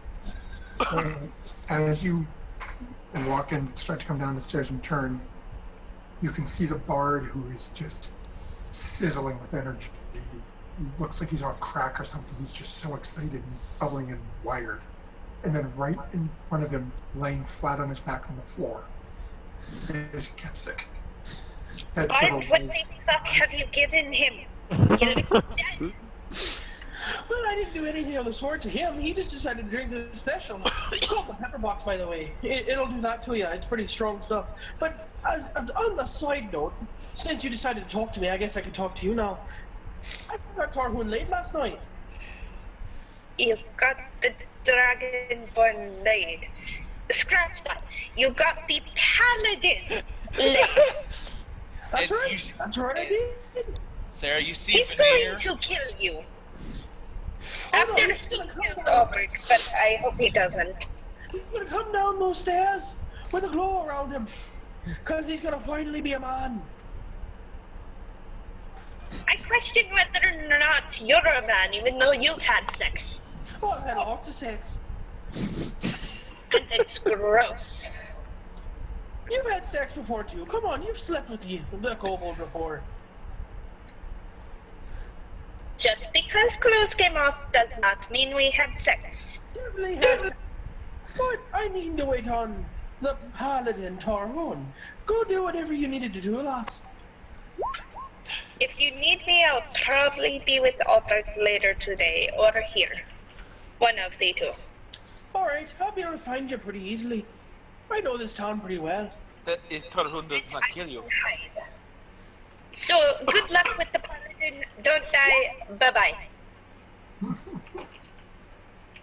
And Connor, as Fauna starts to walk out the door, and right as you hear the door close behind her, all of a sudden your brain goes, wait a minute. Did she really just say, "Don't die to me"? He doesn't believe he's gonna die. You almost forgot why you were so excited this morning, because you just realized someone who's been threatening to murder you every 10 seconds said "don't die." But then you realized Tarkin should be down any minute, and then you're back on your game. And that brings us to our... At that point, you start to hear these slow, heavy footfalls coming down the steps. Guy's walking like a T-Rex. And as you cast your gaze upon Tarhoon walking down the steps, he's got a very blank and flat look on his face, and his armor is like halfway hanging off. Like it's kind of like when you see like his chainmail underneath his half plate, like half of it is untucked and hanging down, the other half is like tucked in crudely. He's got his shield on his back, and his flail is just dragging on the ground, just thumping down the steps with every step he takes. Well, how was your night? Does anybody have a smoking pipe? That'd be Kepsic. Where's Kepsic? Right over there. But I know where we can go get you some tobacco. No, we just got up. He Drag a decided to little drink the hair and special. dog. It was totally worth it. Either way, Tarhoon, tell me, how does it feel to finally be a man? At which point, Veneer busts out laughing. Tarhoon just looks at both of you and says, "The Frog Hemoth was such an easier battle." Even Connor busts out in laughter at that. You almost got me killed. It was so much when that was just you having sex. Oh, that's what that was. That was rough sex, by the way. I thought that was about to see my deity. Well, usually that is the end result, but from a better perspective. Is it normal for one to jump off a bed and do an elbow drop during this whole thing that you call? Wait, what? Yeah, that's perfectly normal. It's still the rough sex. My ex-wife did worse than that. Trust me. Connor, by the way, you may need to pay the barkeep a little bit of extra money Why? to repair some of the damages.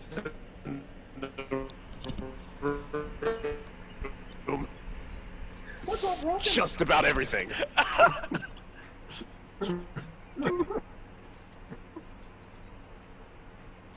Veneer falls out of his chair. I will then look at the barkeep.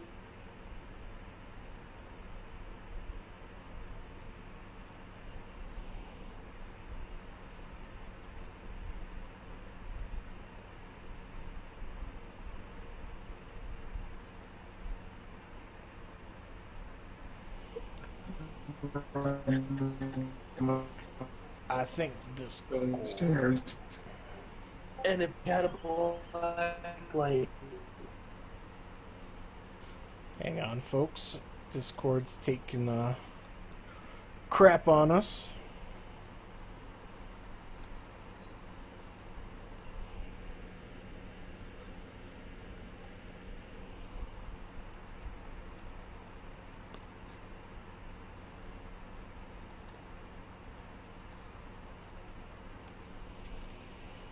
Oh, it looks like we are the ones lagging out.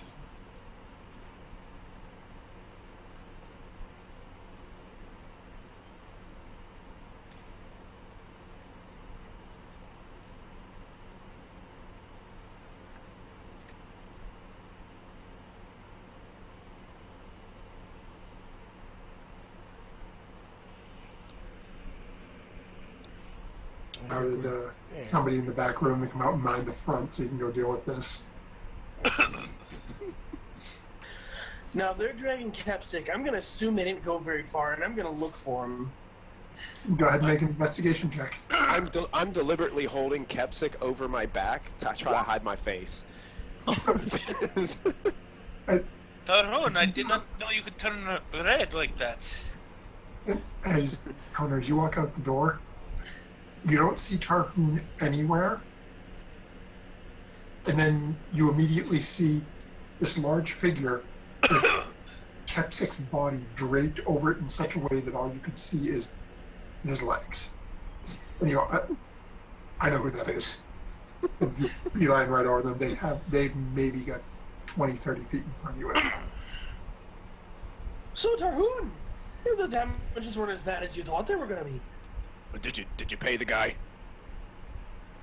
Yes? Why wouldn't I have paid him? Okay, good. I was just checking. Oh, I would have known it was going to be that bad. I would have tried to get some money off the Hildorf to pay for it. It's okay. You could probably have round 2 tonight, tomorrow, whenever you're back. I don't know if I'll ever see her again. But you don't want to go another round of owlbear wrestling? She was much tougher than the owlbear.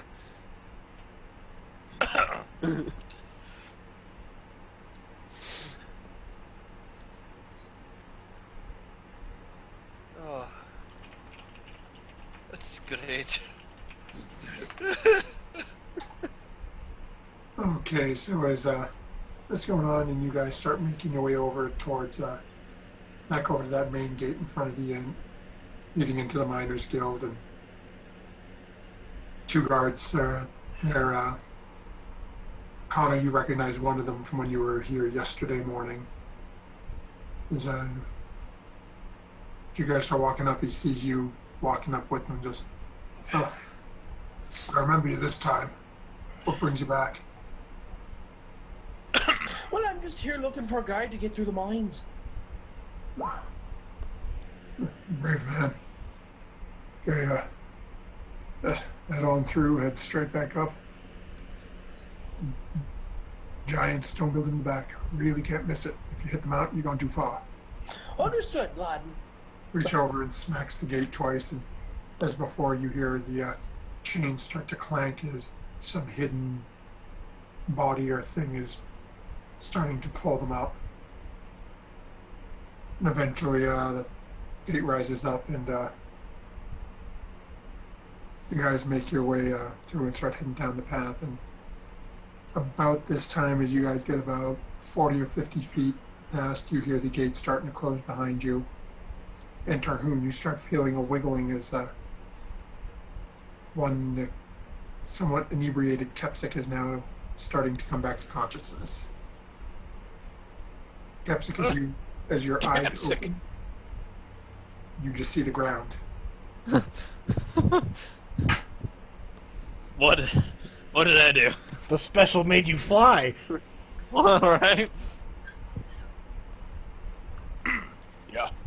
I had to knock you out and get you back down. You had to go for the little hair of the dog right away in the morning? Of course. Get it out of the way, you know. Tarhoon sets you down. You're the most interesting cleric I have ever met. I bow at that. Why, thank you. But at least you can say I'm the only part that ever got you laid.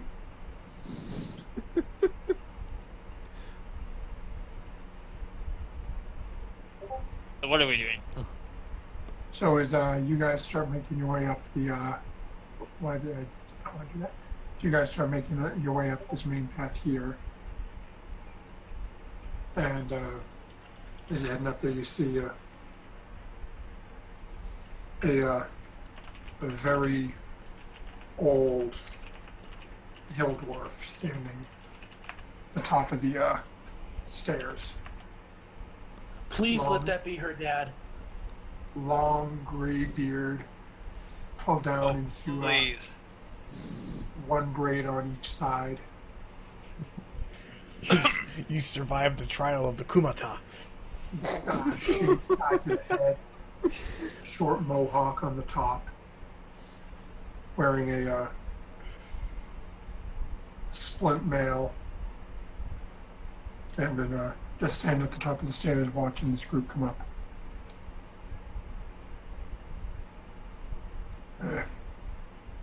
What brings you guys here to the Miners Guild? Well, sir, you see, we're just trying to find a guide through the mountain, through the mine. Through the mine? Why are you trying to get through the mine? I, as a person, forgot our situation already.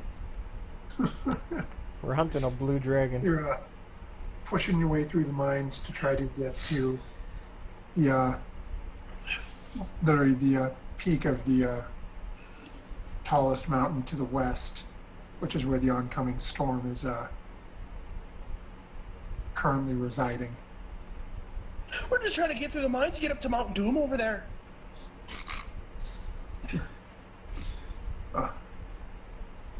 Okay, I can probably get somebody to be willing to show you guys through.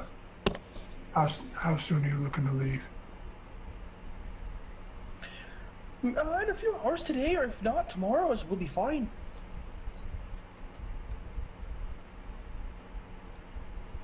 Okay, I've got I got one of the younger ones who's scheduled to do a run through anyway. This afternoon, leave just after lunch. Think you guys can be ready for then? I believe so. Then get your people together and be back here in 3.5, 4 hours. Understood, sir. And then I will go to the blacksmith to inform Tarhoon, or inform Albrecht. Okay. Veneer, Tarhoon, and Kepsik, what are you guys doing? More or less hanging out where we need to be. Okay. Yeah, Tarhoon would probably just. Oh, go ahead. Tarhoon would just probably strike out some small talk with Kepsik and make sure that he's fully come to. Yeah, Kepsik, go ahead and make a Constitution save. What day is it today? Monday. Where am I? What day is it today? March. As you're talking with him, Tarhoon, and you're watching his eyes are still a little flighty and they're looking off a little bit, but he's conscious and not choking on his tongue, so it looks like he's coming to and sort of on the mend. What was that drink called anyway? Does he even remember with an 8? I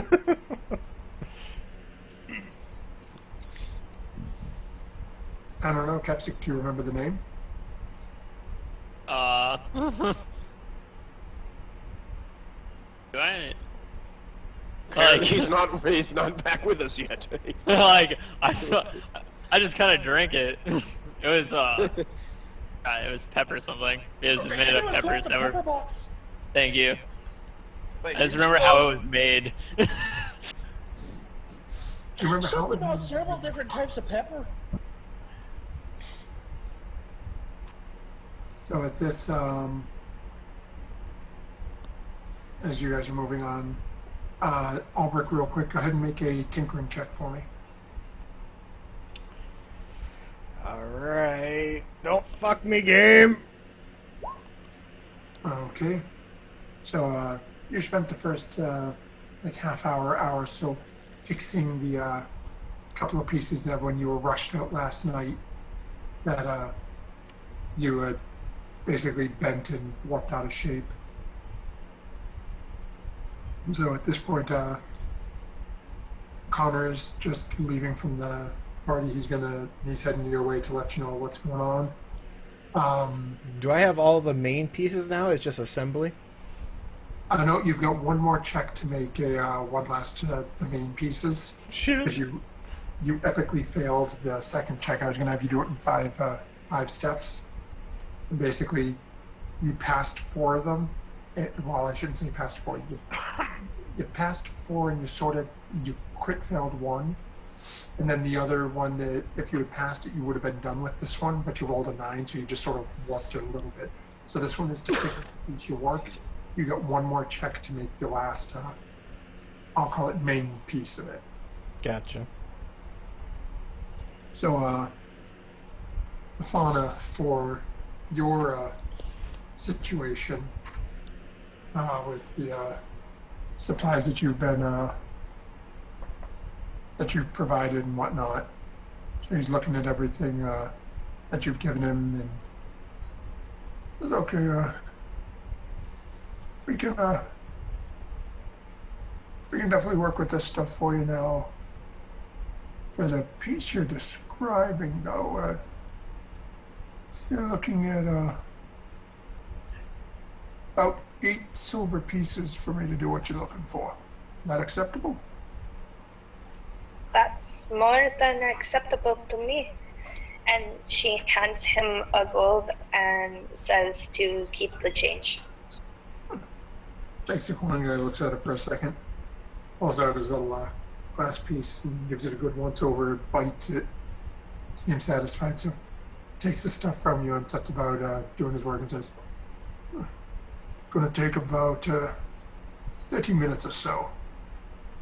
You wanna wait? Yeah, I'll wait here, if that's okay with you.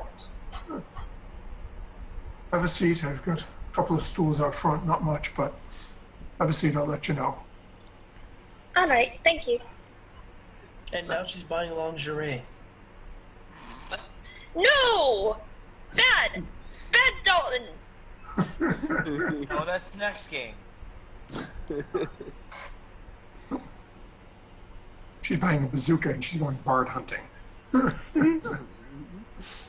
Not hard to find him. So is everyone else, well, I shouldn't say everyone, so is Tarhoon, Veneer, and Kepsica relaxing up by the in the Miners Guild area waiting for the guide to arrive. Connor heads down to the blacksmith. Connor, go ahead and make a survival check for me. Just see if you hit the right one on the first shot. Yeah. So as you're coming down here and make your way down to one of the couple of blacksmiths you're familiar with. You get down there and you can hear Albert sort of muttering and talking, and then you can hear somebody else's voice in there as well, the owner of the forge. Albert, go ahead and make your last check for me. Come on! So as Connor, you get up to the door, and do you knock or do you just walk in?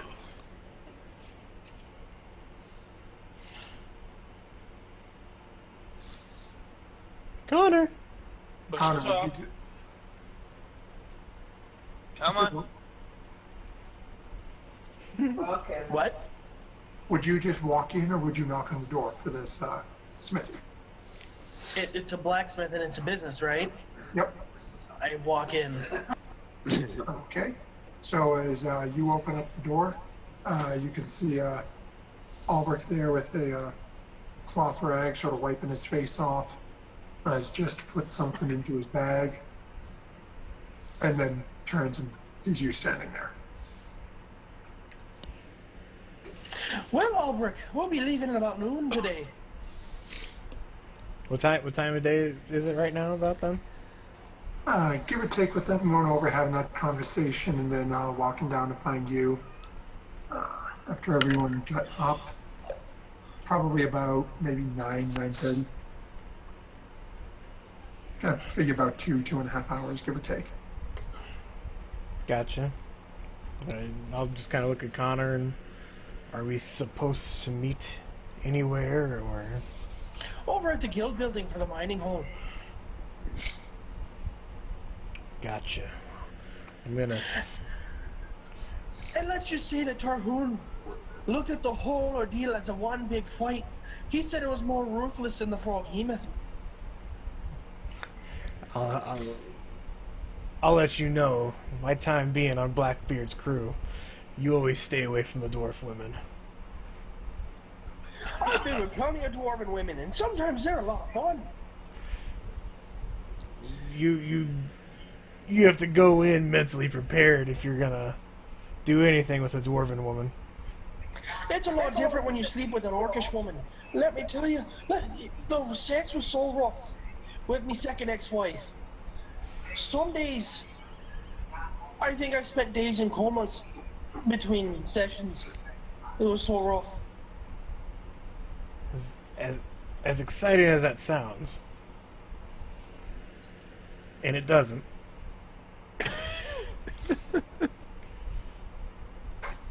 I think I'm gonna stay here and just kind of assemble some things. But I'll meet you guys there at the mining place at like 11.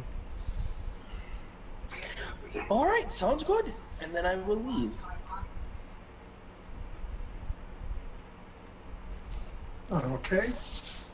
And are you heading right back there? I don't really have any other plans. So I guess, yeah, I'll head right back there and wait. Okay. Since I'm just I'll play my assembling fiddle stuff, while I wait. now that I'm working in the blacksmith, do I get advantage? Okay, wait a second. I figure I'll get at least maybe 2 pieces put together. Okay.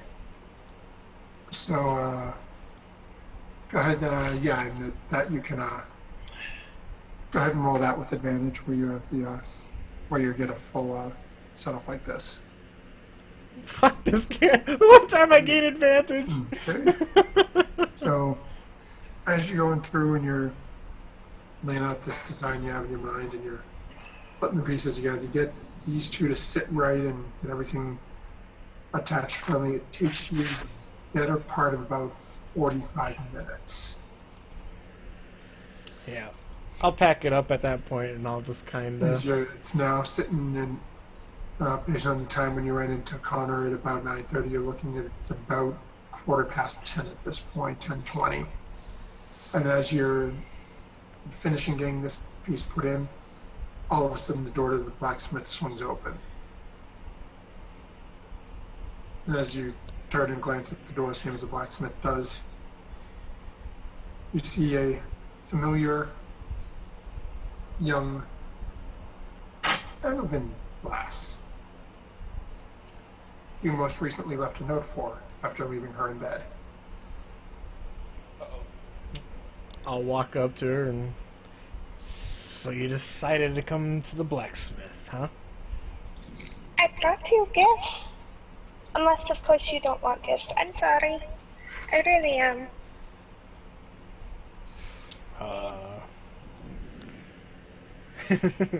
What kind of gift?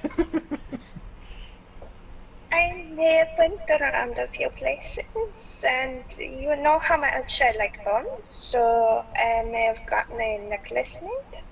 And I believe your gun has sort of pointy, or your broomstick has sort of pointy things on them, kind of like bones, so maybe you can use some. Albrecht will nod, and it's always nice to adorn weapons with prizes and trophies, and that it really shows you being an accomplished hunter. She nods and hands over the bone pieces she left in the bag, and then sort of holds out the necklace for him to look at. And, Sarah, how does this necklace, like, what is your vision for this necklace you had made for him? This is something you went to them and advised them what you were looking for. So what is your vision for this piece you're now handing them? That's a great question.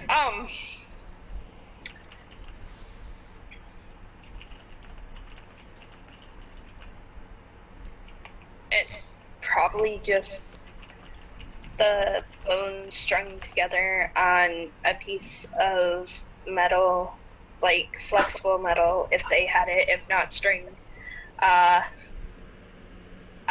don't know. I'm sorry. No worries. We're going to throw you in the hot seat. So Albrecht is holds out this like necklace, and you're looking at it. It's literally hung on one single strand of almost chainmail, small links of iron connected piece to piece to make up this entire chain.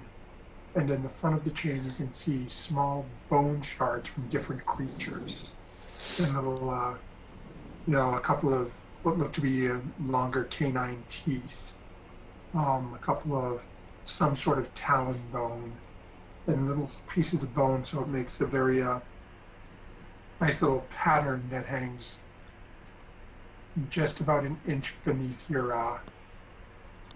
collarbones once you put it on.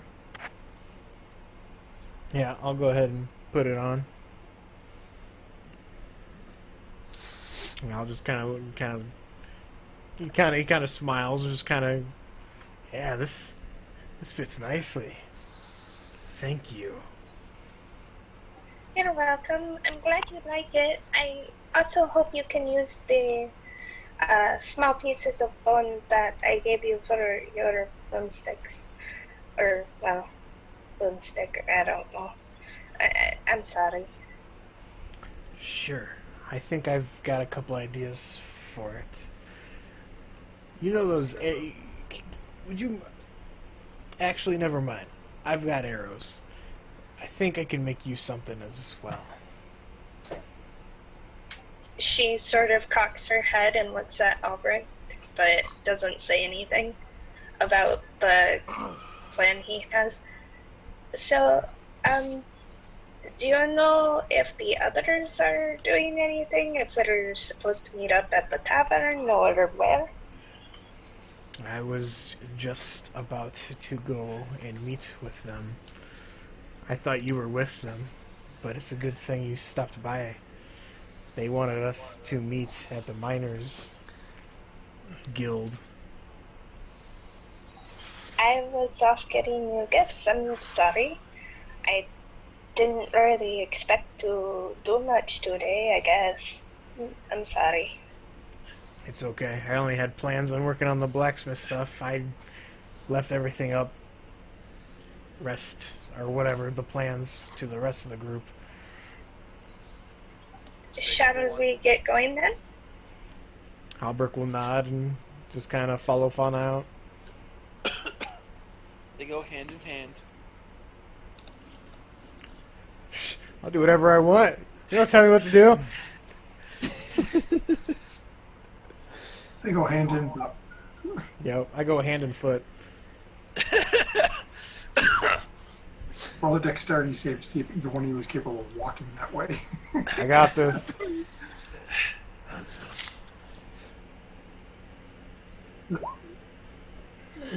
It's not pretty, but it's functional. See, look, we're in perfect sync. You're in perfect sync, so you managed to pull off a perfect emulation of the Elephant Man walk. One person's hand on the bottom of the other's foot, and you're just sort of limping sideways in some strange monstrosity.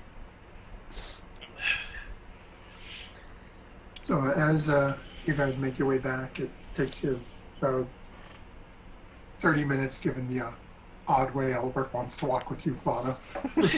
Albrecht wouldn't do that the whole way. He'd eventually just walk normally.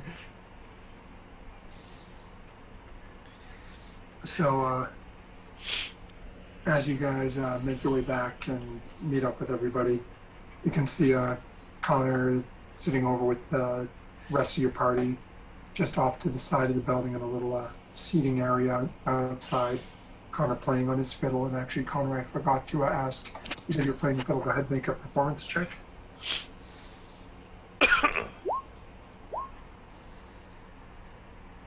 Okay.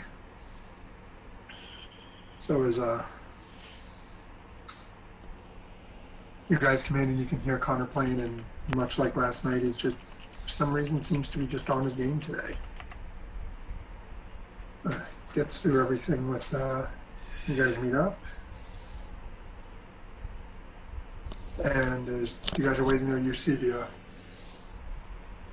older dwarf come down. This time with a, to some of you, a familiar-looking younger dwarf behind him. Yes! Please say that's his daughter. Please say that's his daughter. As he comes down and he starts to go talk to Connor. I want everyone who wants to go ahead and make a perception check. I'm not there yet. No, you and Fauna are just walking up, so you would be there. Oh man. I take it it's daytime as well? Yep. Damn it. Okay. So, out of this, Ulrich, if you weren't holding Fun's hand right now, you'd have no idea she was even there. Tarhoon, Shit, where'd you go? Oh, right. Tarhoon and Veneer, you guys really don't notice anything funny. Then actually, it's really funny that Tarhoon doesn't notice. For Kepsik, Fauna, and Connor, you all notice that a female hill dwarf was walking behind, head up, saw Tarhoon, and immediately, took a half a step back, slowed down, and is now looking anywhere but in that general area. Nice. Were you bad, Tarhoon? No, it's- What happened? I didn't even notice, so Yeah. Three of us didn't see shit. The only ones you noticed is Fauna, Kepsik, and Connor. I'm not Of course bringing it Connor up. would notice. As the dwarf comes down, says, "Okay, well, we did a little digging and we have a very nice gentleman who's over yonder in the mine. I asked me wife here. Give me the best one out there. I'm sorry, Matthew. We can't hear you. I can't hear you right now. I was about to say thank the lovebirds, but I'm so glad I didn't. Oh god.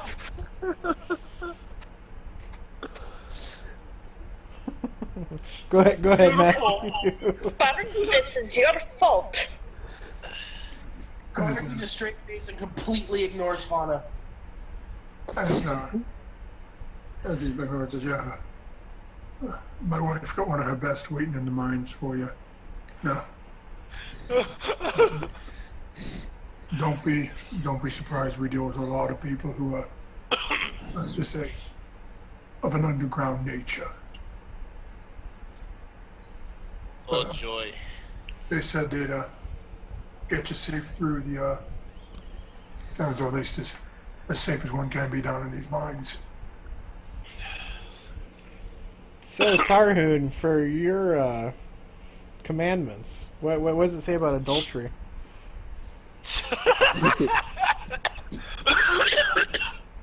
I kind of quietly. Would Tarhoon have figured this out by now? Yeah, at this point, you haven't noticed that she's really just trying to avoid you. Okay. But you would have seen her walking up, and Because Oh, God. they're all talking to me about it, so Yeah. I and think they would have given it away. And you also would have heard him say, "My wife." I kind of lean over to Albrecht and say, "Be quiet. Did you hear? She got one of our best guides. I did you a favor."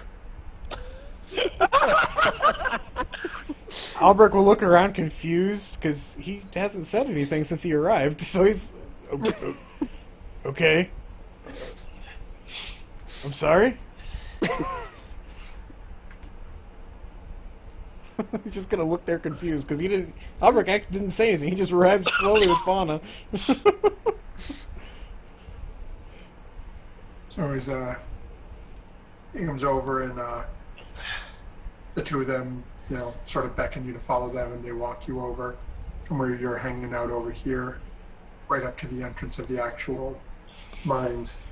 As you get up to the entrance of the mines, you see the front entrance is a solid stone brick wall with a solid iron door with just 4 bars and about a 5-inch by 5-inch window, which you can see through. As the old man pulls out a couple of keys, puts the key on, unlocks it, opens it, leads the group of you in, As the group of you go through, his wife follows him behind, turns around, closes the door, locks it. As you turn around, you're now basically what appears to be a jail cell. Just solid iron bars running floor to ceiling, no more than an inch and a half apart. And again, now another iron door. This one, similar to a jail cell door, though, is just iron bars. It's a couple of bars across holding it. Again, the old man now flipping to a different key, unlocking, open, walk you guys through this one. Alright. As the lot of you go through, the wife comes up behind you again, closes, flips the key, locks the door. In front of you, now a wooden wall with a wooden door on it. And as the old man's flipping through, looking, he's like, sorry for all this, gotta make sure the city stays safe. Don't want nothing getting out. What kind of dangers are down there? As he unlocks the door and opens it, and now you can see there's a couple of torches lit in here, as there's no light reaching this point other than from outside. As he looks back and you say, oh, we got all sorts of things depending on how far down in the mines you go. As you get further in on the main, on this, if you stay up on this level, you can occasionally run into a small band of kobolds a little further back. Not as colorful as this little one you got with you, though. Oh, so these aren't your people. I'm sorry? I looked over at Albrecht. So these are, so you aren't from this area? Albert looks down at his bright green skin.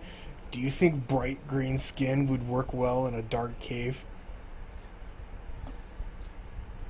I don't know. It's maybe. I come from the No, the ones we're dealing with in here, these are all like a sort of a reddish brown skin. I come from the jungle. Albrecht, what kind of kobolds have reddish brown skin? Probably just the basic kind. Our tribe grew up and evolved in the jungle. So we've, just through the evolution process, we've just gained slight resistances to poison and stuff like that. But these are probably just more or less just general kobolds.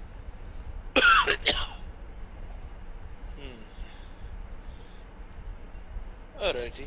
And then, if you're not careful and you find your way deeper, we've got most of the paths sealed off to the deeper regions, but we did end up finding a rather small, annoying group of illithid at one point. But we pretty much collapsed the tunnels heading down there, at least to our knowledge. Would Tarhun know what an illithid is? Go ahead and make a nature check and let's see. I'm sure Veneer does, but just to confirm, does he know? Nature or Arcana, whichever you're better at. Yeah, it's the same for me. Would Veneer know, given who his patron is, or would I still need to make a roll? What was yours? Go ahead and take advantage on it. I only rolled because I'm also maybe gonna roll just Arcana. being in a kobold, I know. Yep, you know what they are. Connor probably slept with one. I was Won't about. surprise me. I was about to make a joke. I guess that's canon now. Connor has slept with an illithid. It was mind rape for a reason. Let's just say it was like a Japanese certain type of pornography. Connor, Veneer are both fairly comfortable with in terms of their knowledge of illithids. Fauna, Albrick, you've heard the phrase before, and you've heard them, like, people talk about when they say illithid, and somebody else says, "Oh, you mean those mind flayer things? Those bad news." But that's really all you guys have got on it. Tarhoon, last thing you remember hearing about is they were squid things. Mm. Squid Squid. faces. We must be going underwater. I hate water. I like what? No, no, I'll no. Albrecht will more or less nod. There's a good possibility down in the cave. They Stating- don't deal with underwater. They got big old ugly eyes. And You see what they do is they like to eat brains.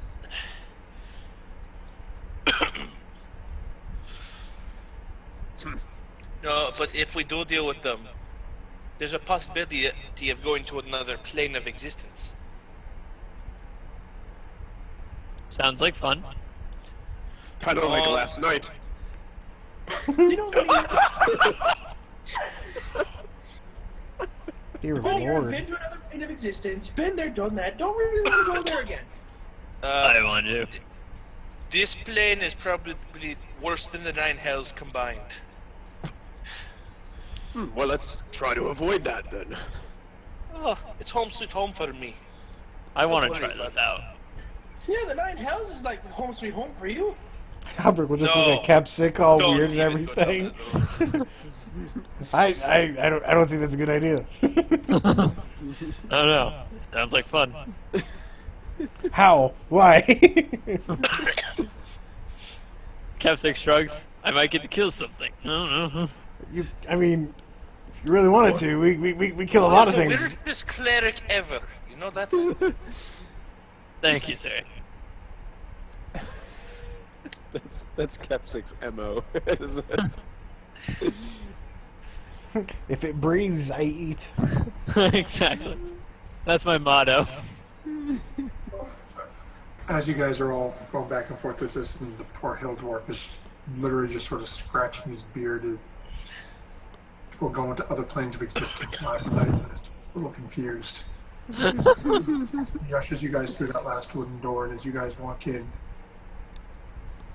you see a small, very dark-skinned, gnomish-looking individual.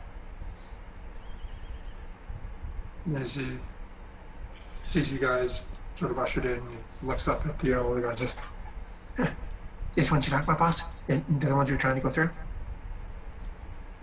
Well, the dwarf looks at him and just nods. He says, "Hey, yeah, I guess I can take him through. I can get you through here. Just gotta be quick. Gotta keep moving. And if we see the kobolds, run. But I like that little one. These ones are different color. Yeah, they don't look like this one. They look different." Albrecht, he talks like your friend. Who? What was that? The guy who gave us tea that had gunpowder in it? Oh, you mean Victor? Yes. Where's this picture? What are you talking about? I talk like who? Why is that tall people weird? Are you guys ready to leave? We're gonna go soon. We need to go. Also, Either I'll way. let you know I'm not good at running away from things. He just sort of looks you up and you're kind of always hunting, weeding, circling, finding things and running through these little holes and leaving traps and things behind. No. Never trust a kobold. Kobolds can't be trusted. No. Albrecht will just kind of nod. That sounds pretty much like a kobold to him. Like this guy knows what a kobold is. Okay, so everybody ready? Are we ready? Are we going? Are we ready? I'm ready. I don't really. I'd rather get going. Lead the way. Lead on. So, Matt, I just want to be clear. The wife isn't coming with us, right? No, she is not. Thank God. Darn it. Damn it. No, you guys instead are being led around by a tiny, skittery deep gnome. Yeah, a Darrow. So as you guys take off and you guys are in there in the torchlight, and all of a sudden your little friend turns around and says, "Okay, let's go. Here we go." And takes off, and all of a sudden you just hear is it little pitter patter of feet as he takes off down the tunnel. I will follow him. He's a fast little bugger. Yep. Tarhoon will try to keep up. About 30, 40 feet into the tunnel. All of a sudden, for a good chunk of you, you are now blind. I Hello. have a torch. Hello, darkness. My old friend. It was, all of a Feels sudden, good, man. Connor, I'll light a torch as well. and all of a sudden, as you guys do that, right in front of you, looking back, is the gnome looking. Oh, I was wondering what's taking you so long. Come on, you gotta keep moving, gotta keep moving. I like this guy. Takes off heading down the trail again. And you guys are following him for, goes about, we'll say, 2-3 hours. And Does Tarhoon notice him carrying any? Is he carrying any weapons? go ahead and make a perception check. Now, where Connor and Veneer have torches lit, now it's just a straight roll for it. Perception.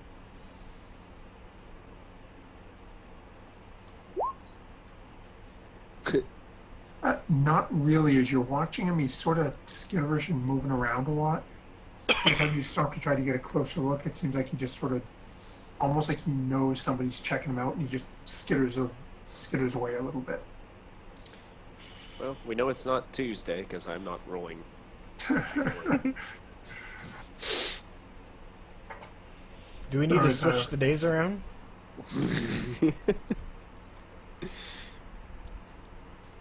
You guys carry on for another 2-3 hours. It starts at oh, you really can't tell because you're underground at this point, and you've been following as you've been chasing down this skitterish little bugger. He, following you as the path's turning left and right in sort of gentle sweeping arcs. And as you're walking past, you're noticing that he's following a very specific trail. And as thanks to Connor and Veneer's light, for those of you who don't have dark vision, you can see there's other offshoots that have wooden poles up every few 30 yards or so. As you can see that these tunnels have been laid out on either side as they've started mining down to try to find the best spaces for materials. He runs you through, and then it gets to be when your bodies are starting to say, it's getting late and a little burnt down as you guys start to catch up, and he slows down and turns around to everybody. Okay, it's getting almost time. Time we should rest. Get some sleep. Get ready. There's more to go. There's many miles to go. Many miles, much further to go. Much further. Just need to set up camp. The nearest 2 tunnels. We've got one path we passed about 10 minutes ago.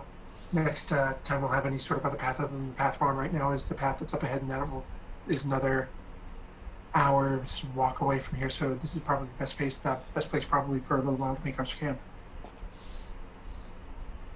All right. I look at Albrecht. Did you get any of that? It's going to take us a while. Oh, fair enough. That's all I got.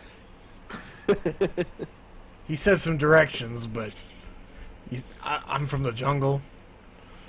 The cave's nice. It's dark down here. This is amazing. But other than it's dark and it's gonna be a while, nothing.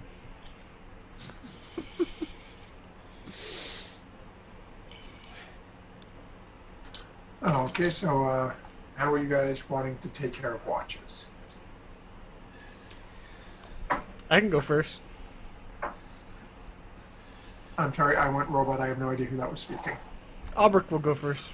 Okay, so we got Albert taking first watch. Veneer will be last. Tarhoon will take second, Okay. I'll take third.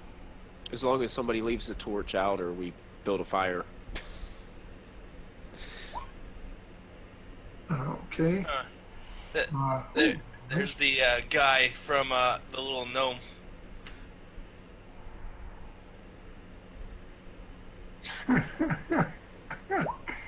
Okay, I need perception checks from Tarhoon and Veneer.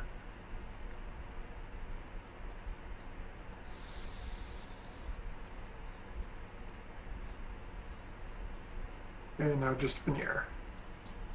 Yep.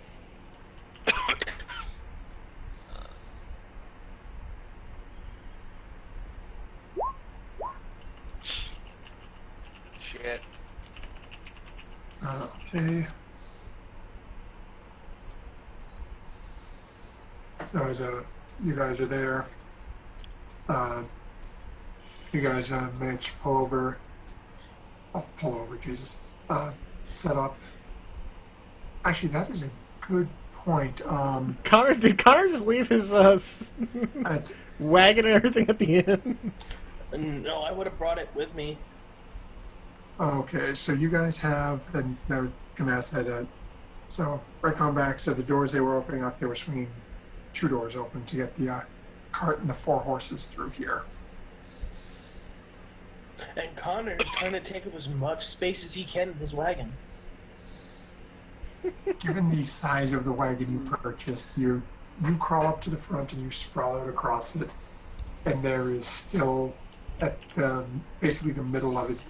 You could probably fit 2 small people down at the other end, or 1 Tarhoon or Kepsic-sized person. Nope, all for me, all of it. So as you guys notice, is Connor doing his what he did before the crazy kobolds caused him to have to abandon the other wagon, as he sprawls himself out, taking up as much space as he can, saying, "Nope, nope, nope, all mine, all mine." And as you guys are setting up your bedrolls and everything around the wagon and whatnot, you sort of glance in at it and realize, there's plenty of space down at the end if he wasn't such a selfish prick. I say we light it ablaze. So, Albrecht, what are you going to be doing during your watch? I'm going to be looking around, but I'm also going to try and assemble the pieces some more. Okay. So, and we'll say at this point you go ahead and make a tinker check. You'll be able to get 1 more piece put together. Okay. So as you're going around, and literally it takes you the full 2 hours of your watch to get this put together, because you keep, like, you do work on it for a couple of seconds and you make sure you're keeping your head on a swivel and looking around. Work for a couple of more seconds and once more checking around to make sure nothing's coming up on you.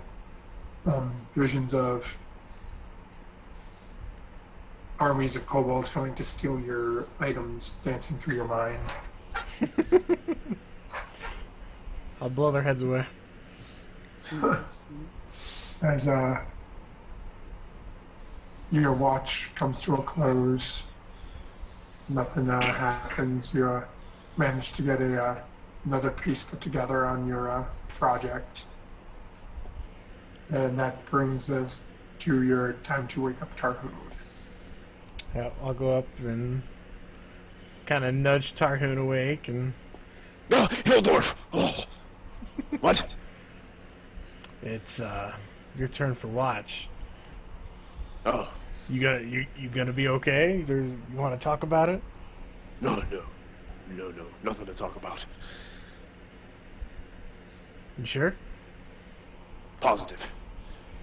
Because I'd love to hear. I'm sure you would.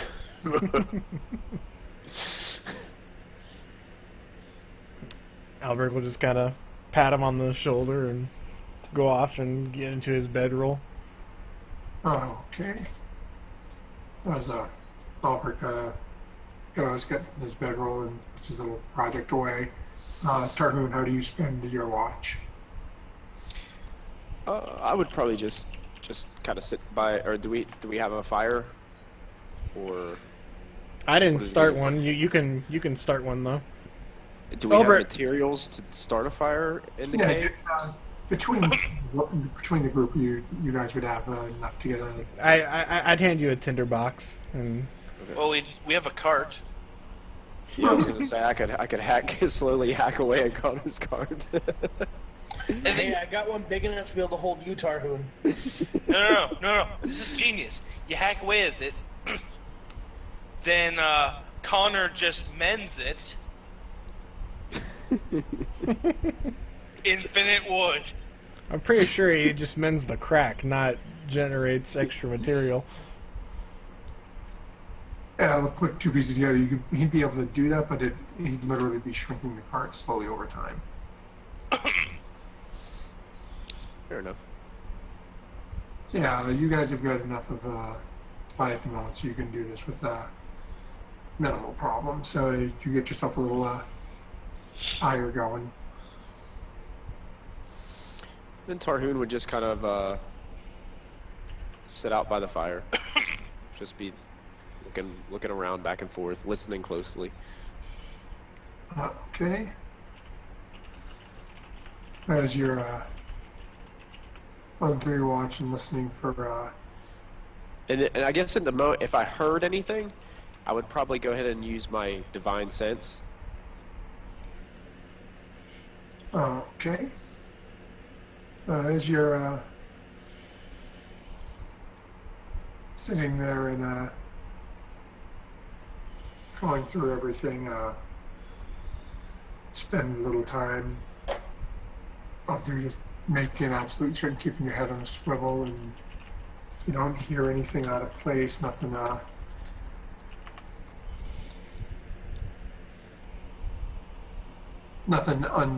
untowardly that you've noticed. So go through the remainder of your watch, no effect, nothing happens, and then it becomes time to for you to wake up Kepsic. Hey, drunkie, come on. Oh, sorry. Hey, and actually watch this time. Don't drink whatever you've got. Okay. Make sure you don't fuck a hill dwarf.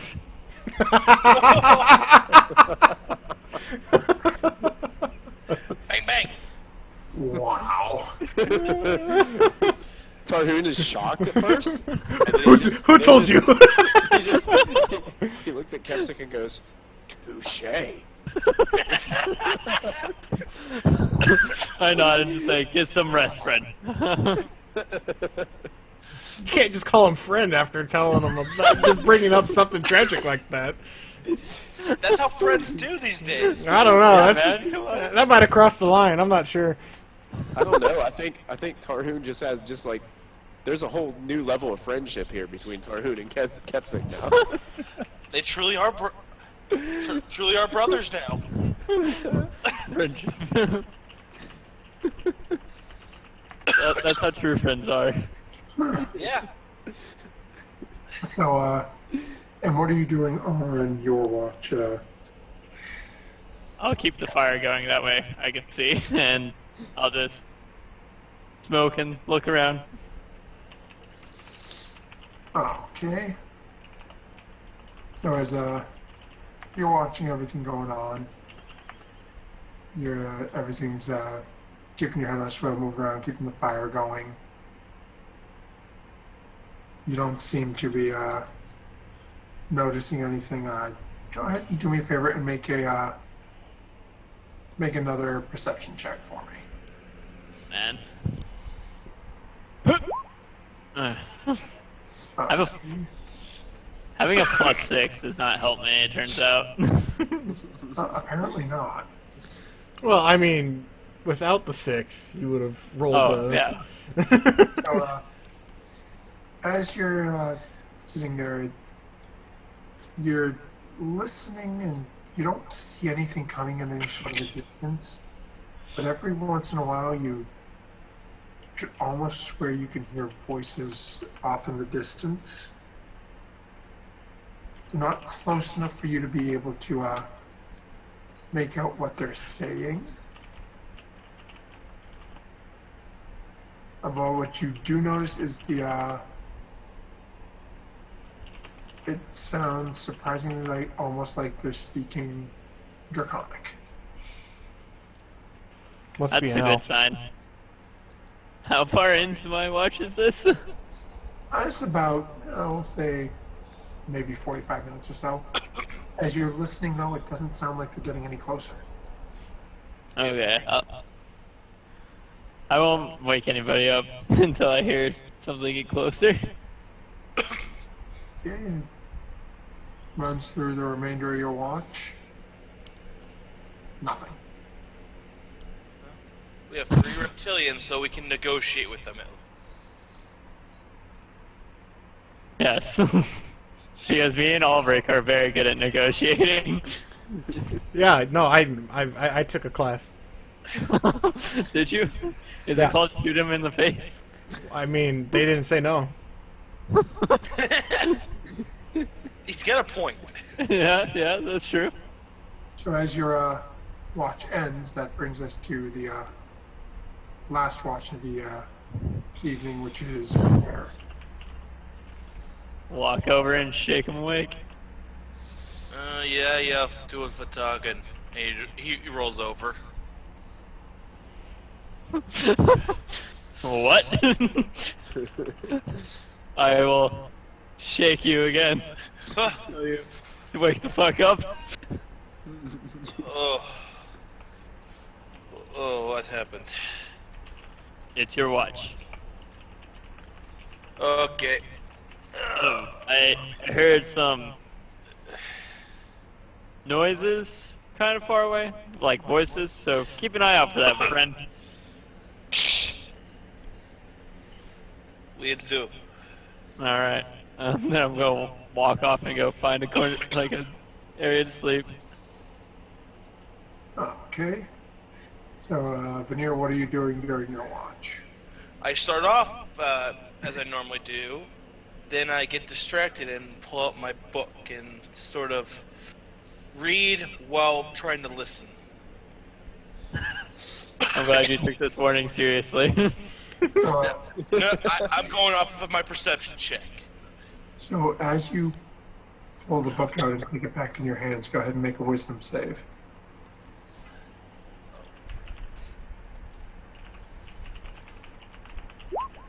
Shit.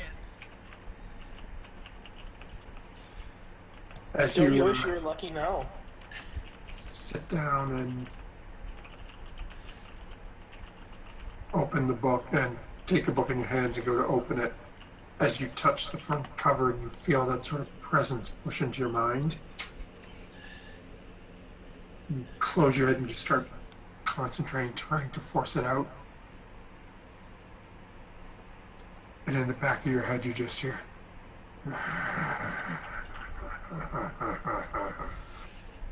No. As you collapse unconscious. You motherfucker. You were the chosen one. Best watch ever. If you fall asleep, that might be worse than a 1. you're not even conscious. As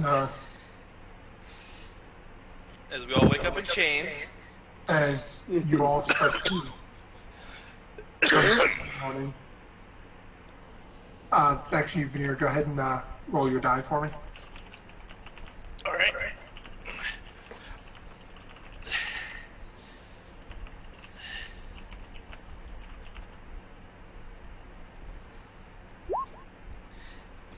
Tiefling. So as So everyone's this film's gonna get a surprise. coming 2 in the morning, Actually, do me a favor. For everyone besides Veneer, go ahead and roll initiative for me. Just given what's going on, we're going to use the initiative to see who wakes up first. No, come on, let it be the gnome. Let it be the gnome. Oh man. Holy hell, that's a bonus and a half. I'm not even going to bother rolling for the gnome because Fauna's going to be up first. No, he was like, I'm more or less trying to beat Connor. Well, Because no one else cares. Connor's the only one that will make the excuse. so Fauna, as you come out of your trance, and start, you open your eyes and you start looking around, and remembering what was said last night, Veneer said he was taking last watch. As you look, you don't see Veneer, you see Sorrow laying on his side.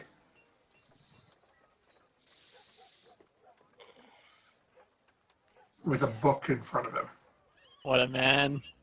So this is what happens when you read the books. Come on, get up. As you walk over, try to get his attention. No response.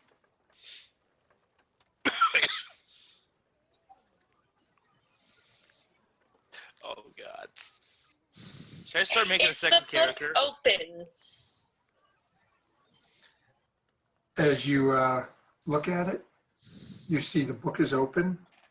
His right hand is on the page on the right hand side. His left hand is on the cover of the book underneath it. Can I try to remove the book and close it and set it next to him? Okay. As you reach, and you're reaching down and just grabbing the book to pull it away from him. Yes. Okay. Go ahead and make a wisdom check for me. Oh man. Everyone's gonna be knocked unconscious. Yes! Oh. I'm the reason for the TPK. As you reach down and grab hold of this book to pull it away from him, you feel a strange force at the back of your neck, and then nothing as you black out. And you- Okay then. Then I guess the next person to wake up is me or the gnome. Oh, so it'll be, actually that's right, I didn't bother to roll for the gnome because there's no point in trying to beat Fauna. Yeah. Damn it! So, Connor's the next one up. As Connor, you come to and you turn around and look and you can see now, again from the conversation, knowing Veneer's taking last watch, you see Veneer, or rather Sorrow now, laying on the ground on his side. And now Fauna laying on the ground, face down, in front of him. Both of them hands on this strange book. Alright, I'm gonna roll an intelligence check to see if Connor would realize that it's probably the book since I lost intelligence. Come on, one. I was gonna say I don't think you would even make the. They just seem passed out to you. They're passed out for some reason over there. He was showing her this cool book, and now they fell asleep. They were reading a story together and apparently passed out. I'm gonna roll a perception check to see if anything's around us. You sure you don't want to wake up Albrecht to see those two kind of laying together? You sure? No, don't do that!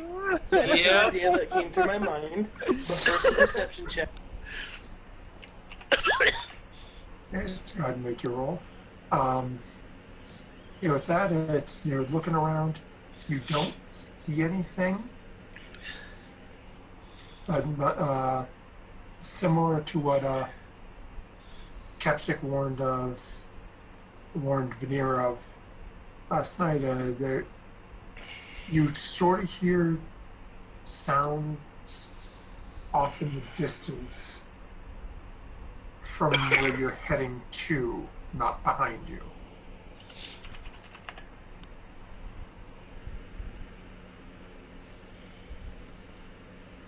Okay, I guess I will go around waking everybody up. I'm gonna start with Veneer since he was supposed to keep watch. Damn it. Okay, so as you go over to Veneer, and how are you trying to wake him? I'm gonna viciously mock him and be like, "You fucking horned freak! You're supposed to stay up and keep watch."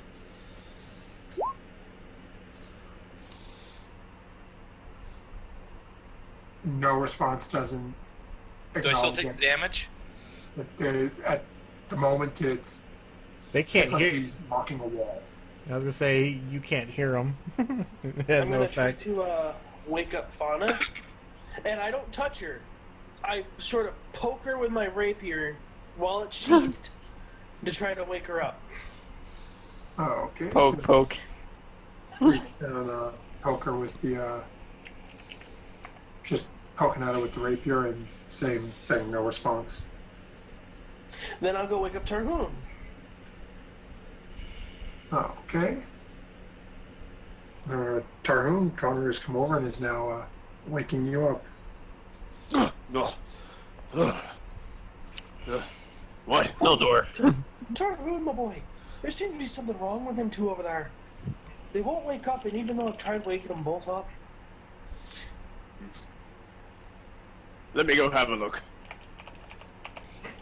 Connor is also going to go over there, and he's just going to pick up the book. Oh, Okay. Yes! So, Everyone slowly gets knocked unconscious. as Tarhoon, as you and Connor walk over, and you start looking at Sorrow and Fauna. Go ahead and make your check, Connor.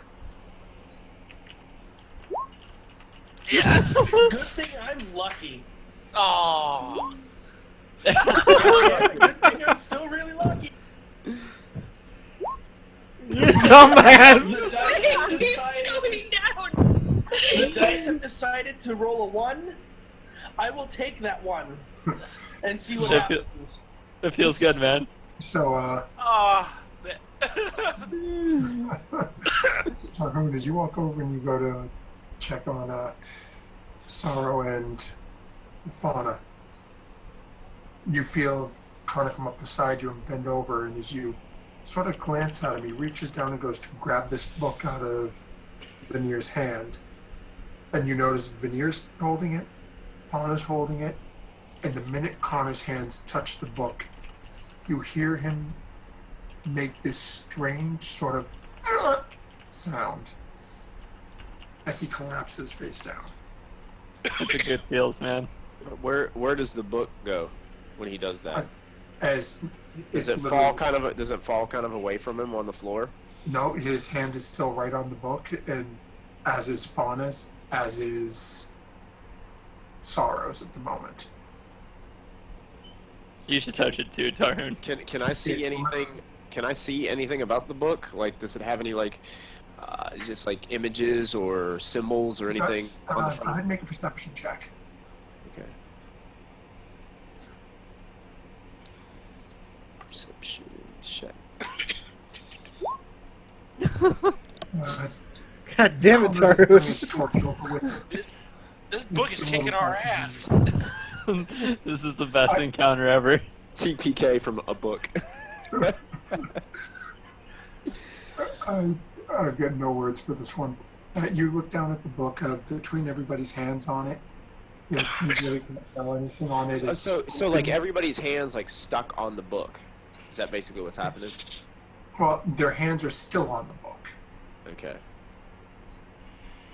I'm going to just. Tarhoon's going to slowly walk backwards from the book, and then he's going to grab the legs of Sorrow and kind of drag him away from the book.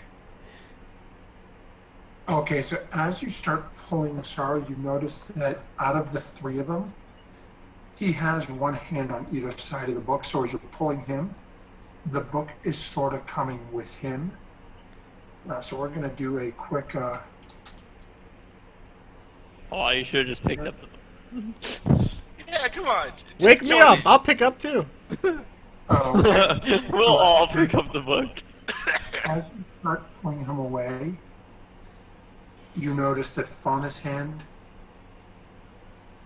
slips off the book, and all of a sudden, from Fauna, who had been laying there comatose, you hear a sharp intake of breath.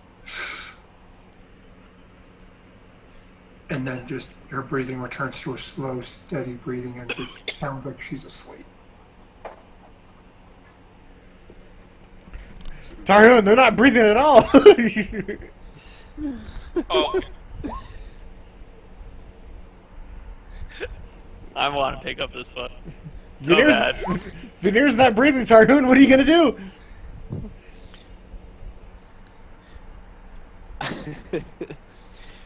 I want to ice breath the book.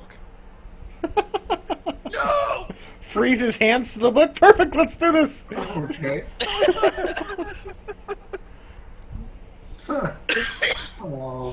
Yeah, okay, go ahead and do your attack roll. Holy shit. Kobolds are coming down the cave right now. We're killing each other. This is 10-10. Okay, so it can't That's make actually- a con save. It doesn't have a con. I was gonna say that It doesn't could seem use right anyway. Veneer's con. Well, no, you're gonna have to make your own. So, okay, that just does. Okay, yes. See if you drink. As you fire out this blast of cold, you watch as literally as you're blasting this book, which is still held between Veneer's two hands. Veneer's hands are turning a lovely shade of almost frostbite blue as the book starts getting covered over and freezing. Looks, I won't say it's encased in ice, but you're looking down at it and you can see the pages seem to be frozen and almost brittle.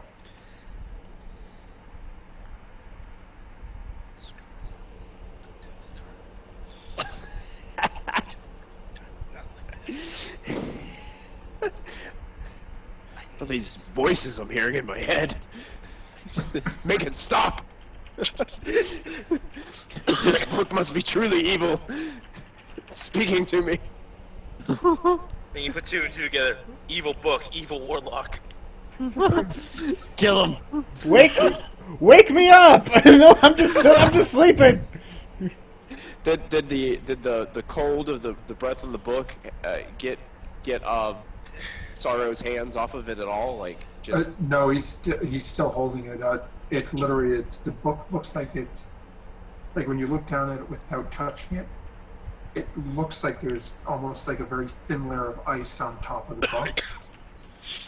But Veneer's hands are still sitting, one under the cover on the left side and one on the pages on the right. What about Connor?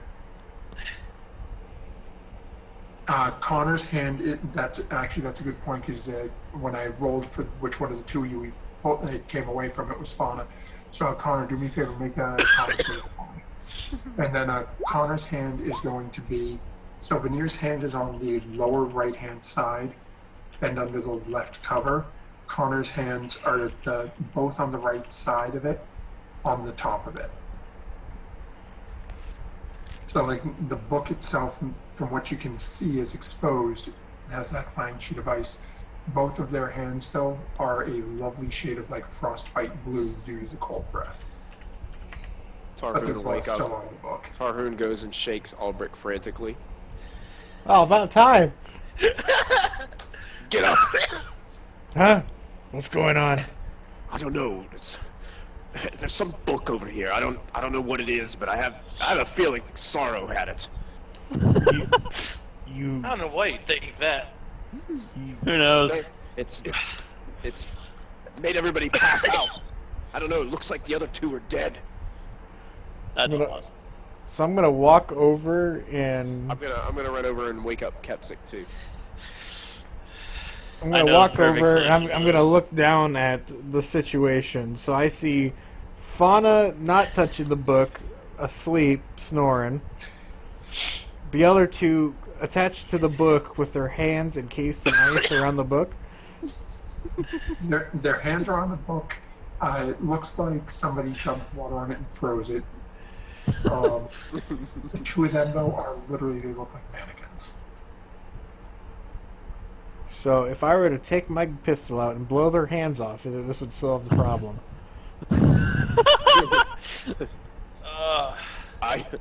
I always tried to get their hands off. It didn't work.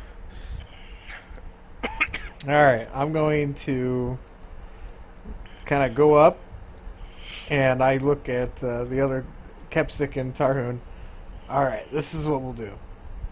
Me and Kepsik pull from one side. We'll pull Veneer. You pull the Bard. And hopefully they come apart. This may work. If not, I have a plan afterwards. No. It's always good to have a plan Yes, B. shatter the book. Good thinking, Kepsik. Alright.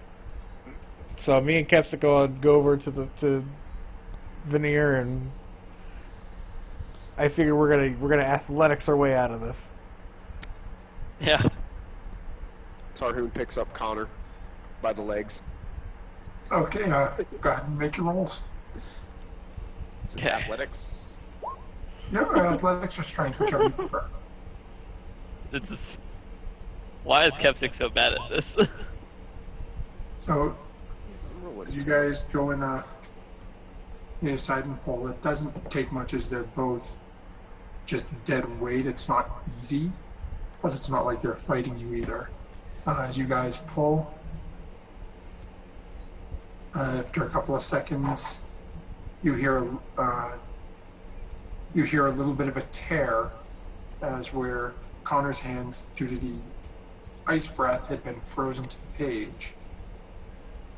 A piece of that page rips as Connor comes away from the book, which is still within Sorrow's hands. And immediately, as soon as the hands and that little chunk of paper come away from the book, as with Fauna, you hear a sharp intake of breath. And then it settles into the slow, relaxed breathing of somebody who's asleep. So we got one of them out. He just kind of looks at Veneer, kind of pulls out his short sword and that. You just have to separate the hands from the book. I don't know if we should amputate quite yet. No, I was more thinking of Oh, this comes from Kepsik of all people. No. like he wants to bite your hand off. Yeah, let's be honest. I'd eat your hands off. No, what I'm thinking is I'm gonna stick my hands between the book and his hands and try and like crowbar my way through. Okay, try that. All right, believe in you. I do just that. Okay, I'm gonna say go ahead and make a straight we'll call it a dexterity attack. So like an acro. Just roll your dex. All right. I will also give you guidance. Do I get advantage? No, you just get a D4. A D4. Oh.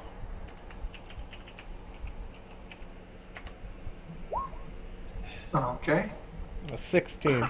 so that'll work as you slowly slide your sword along the top of the page on the book and sort of chiseling away a little bit at the ice that's between the two. You manage to pry Sorrow's right hand off the front page of the book. All right. I'll go for the other hand then. Okay, the other hand you will have disadvantage on because it is underneath the book. You can't see it. All right. So, eight. So you Let's get see. go ahead and roll a d4. Well, actually, because you don't even bother because you won't be able to hit the DC. So as you're underneath trying to poke around at it, you can feel your sword hitting his hand. You hit the book a couple of times. You just can't find a way to get it in between the two. How about this? I sacred flame the book. I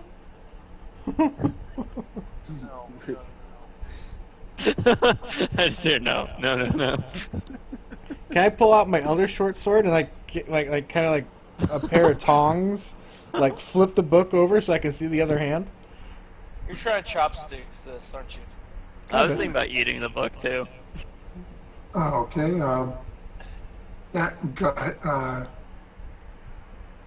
and make a dexterity. Roll your dexterity again. We'll see if.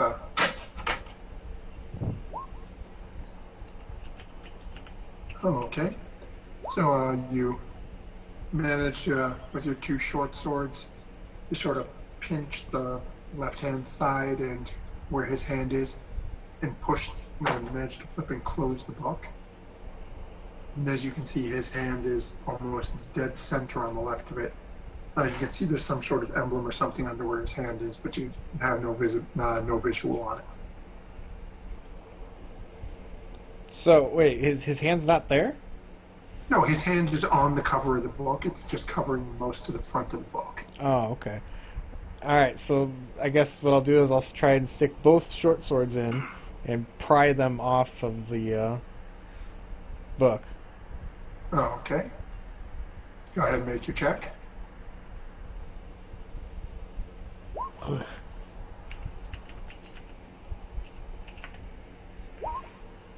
12. Once again, you've got two swords. You're sort of poking at it with both swords at the same time and just not getting that right aim on it.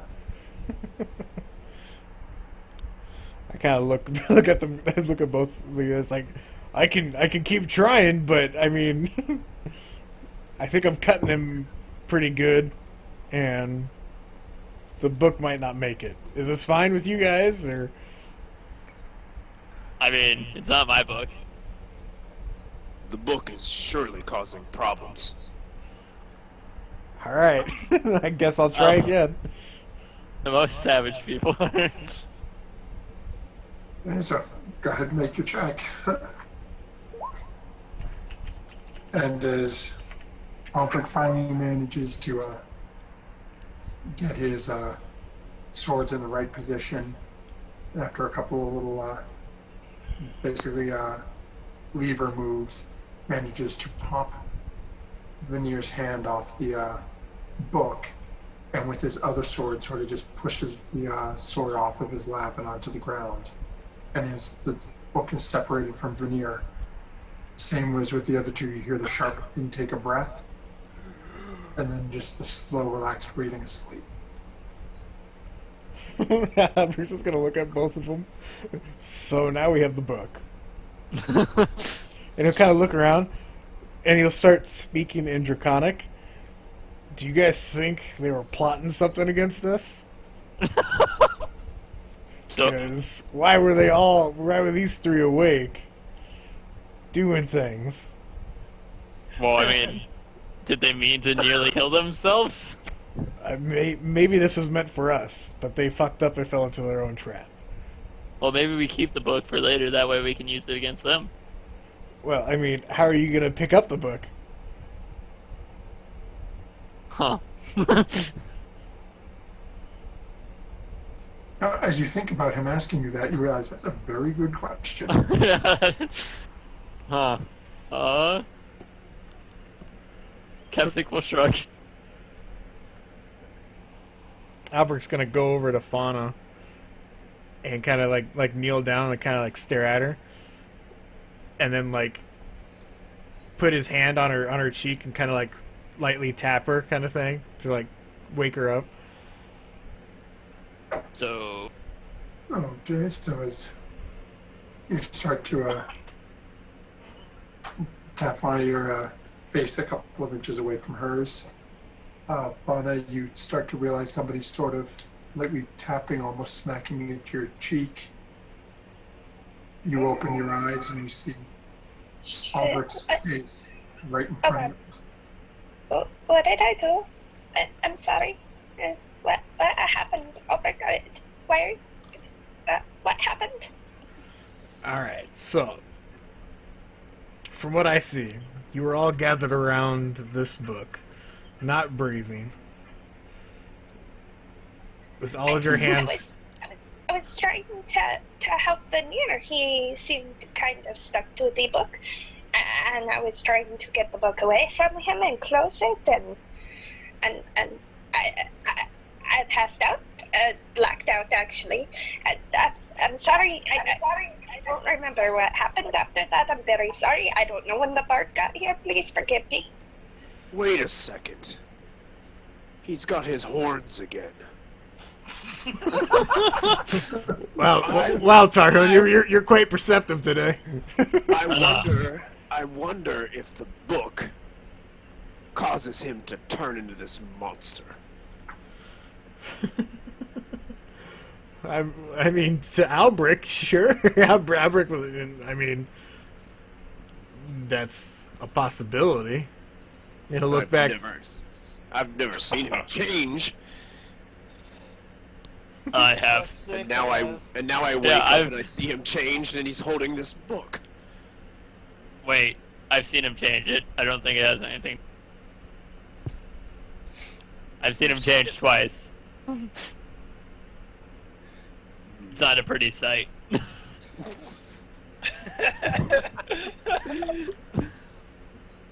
I'll take your word for it. I'm pretty sure Tarhun's seen him change as well. During one of their I watches. don't remember. But Albric will kind of turn back and talk in Draconic again, and so let's see if we can figure out what happened. I say I eat the book. No, wait a minute. And then I look back at Fauna and talk in common. So he was unconscious, holding the book. You came, grabbed the book. You went unconscious. Yes, that's what I remember. I'm sorry. Why are you speaking in another language?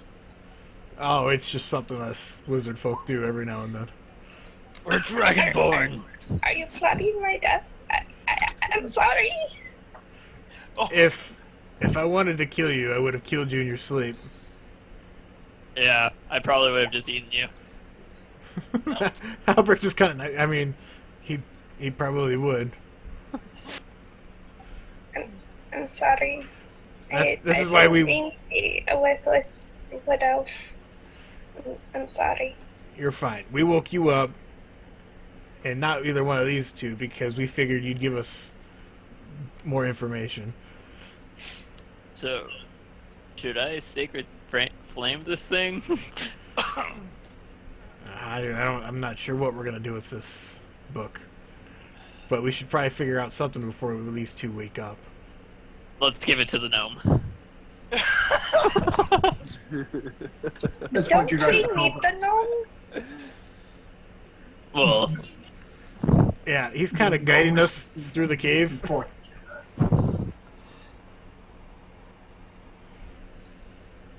What'd you say? valid Nick? point. I was saying the gnome's kind of guiding us through the cave. We kind of need him. But Albert will go up and like pick up the book with his two short swords, and he'll kind of look around. Does he see anything like that he can use to like put this in? Put it in my bag. Veneer would have that cloth out. Yeah, if you look back, make a perception check, Albrecht.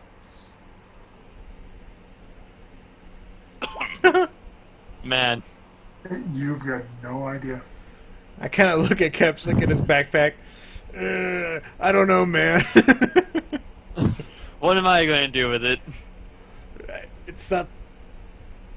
I'm not so much worried about you. I'm more worried about the book getting to you. I'm fine. +6 to wisdom. Has not helped me. All right, how about this? Hold your backpack to your chest. Alright, I do as he says. I put the book against the backpack to see if it has any effect on Kepsik through the backpack. Oh, is you push it against the backpack, sort of rub it up and down against it. Kepsik, you sort of feel like you're getting a very cruddy massage, but All right, A little lower. no. I pull it back. Do you have any like cloth in there? That way, when you're like reaching into your backpack, you don't accidentally touch this thing. I have a blanket. Let's get the blanket out. We'll wrap it thickly up into the blanket. Alright, I pull out my winter blanket. I set it right in the middle, and we fold it up to where it's like thick in the center. okay. And then, I kind of look over at Kepsik. All right, moment of truth. I put my hand on top of the blanket. And you put it on top of the blanket. I put it on top of the blanket that the book's inside. Yep. Feels like it's a book. I pick it up. I pick up the book and everything, and all right, open up your backpack. Alright, I open up my backpack. And I put it in like as deep down towards the bottom as I can. Oh, you're getting that nice and deep, like. Oh, yes. Reach in there. All right, You have now fisted a book down inside Kepsik's bag. perfect. Mm. All right, next, I need your water skin. I actually... Okay. All right, and I go over and I pour it on the pants thigh parts of Veneer and the Bard, so it looks like they pissed themselves. I'll nod approvingly. I look at Tarhun and I look at Fauna. I say, "You tell them nothing about this." Why would I tell them anything? I'm still concerned about what you're thinking. I'm thinking this is fucking hilarious. So you're not mad at me? I mean, I could kind of, from the situation we had, I could tell that there's an evil book here. So Very evil book. it just so happened that you got caught in it, and I used my short swords. I like it. It's As Nice long people. as you're not hurt, and I mean, I think I'm not hurt. I should be fine, and you should be fine, right? I don't see why not. I kind of look over back at Tarhun. You saw nothing, right? I'm blind. Perfect. That's the best type of person. A blind person. just as I got Tarhun off my ass, now we can. I go over and I wake up Veneer and I kind of like slap him awake. This not nearly as light as I did to Fauna. I bitch slap him awake. Oh! Whoa! Okay. What You did- just go. Actually, go ahead, Albrecht, and make a strength attack. Oh God. Oh, okay. Nice. Yeah. Roll a 17 hit you, Veneer? Yep. Go ahead and roll a 1d4 plus, well, your strength is 1d4. So, Oh, man. You take 2 points of damage as the kobold winds up and bitch slaps you across your face. I feel that pain, man. I I got kinda- bitch slapped in one day. I grab onto his shoulders. I start shaking him. What are you doing? You fell asleep during watch and you pissed yourself? What are you talking about? I shake him and I grab him by his like the back of his head and his hair, and I like point down at where he pissed himself. Oh. Oh. Oh. You sit there and think about what you did. I'm gonna go talk to the bard. I go over. Hey guys, I'll be fuck right back. yourself. I'm gonna take one of the housemates to work because her car blew up. Wait, what? Dalton needs to take a housemate to. I'd take her, but I've been drinking. No wonder you touched the book. Come on, man. So Read I, responsibly. so I Connor What? said he needed to run over a housemate with a car as her head blew up. No, I thought her car blew up. Is something what he said. the engine blew up. Oh, okay. She's coming back from a con and it died on her. Oh, so I don't get to bitch slap the bard. We can put it on pause now, and wait. It'll only take him 5 minutes. Eh. I'm fine with good. Well, that. It reminds me of when I got bitch slapped on Monday. Plus, I need to get a refill on my drink anyway. So I'll be back. Alright, I guess I will cut to commercial. yeah, you- for a few moments, apparently. You lucky Right, take viewers a couple of get reps to and watch, get to have 2 breaks because we're so cool like that apparently. Yeah, you know, apparently. Even though we only got about 40, 45 minutes left, but Yeah. I might as well go get a drink. yeah, Yeah, might as well take a you couple want to. for a moment.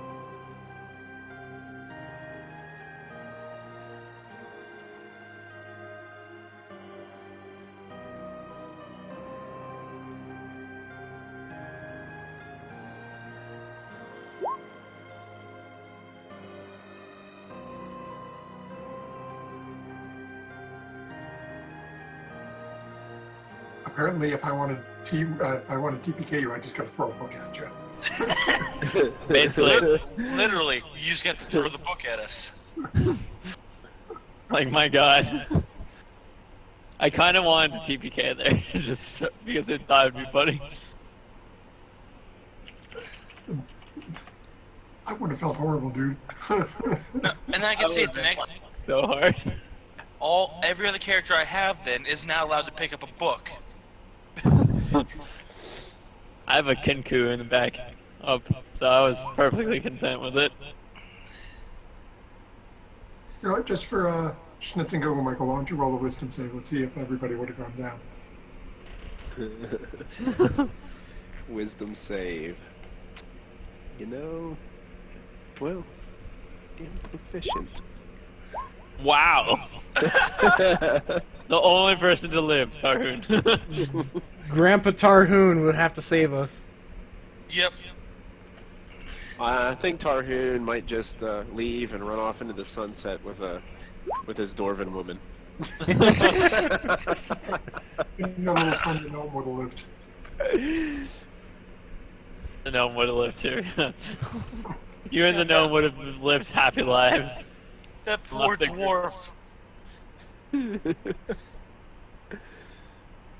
So, as you guys are going along, Albrecht winds up and, actually, Albrecht, go ahead and make another strength check where you said you were going to go bitch smack, Connor too, right? Yep, Oh, I yeah. just heard him in the Since garage he's door. unconscious, do I get advantage? Because he's not moving or anything. He's pretty much just taking the hit. Yeah,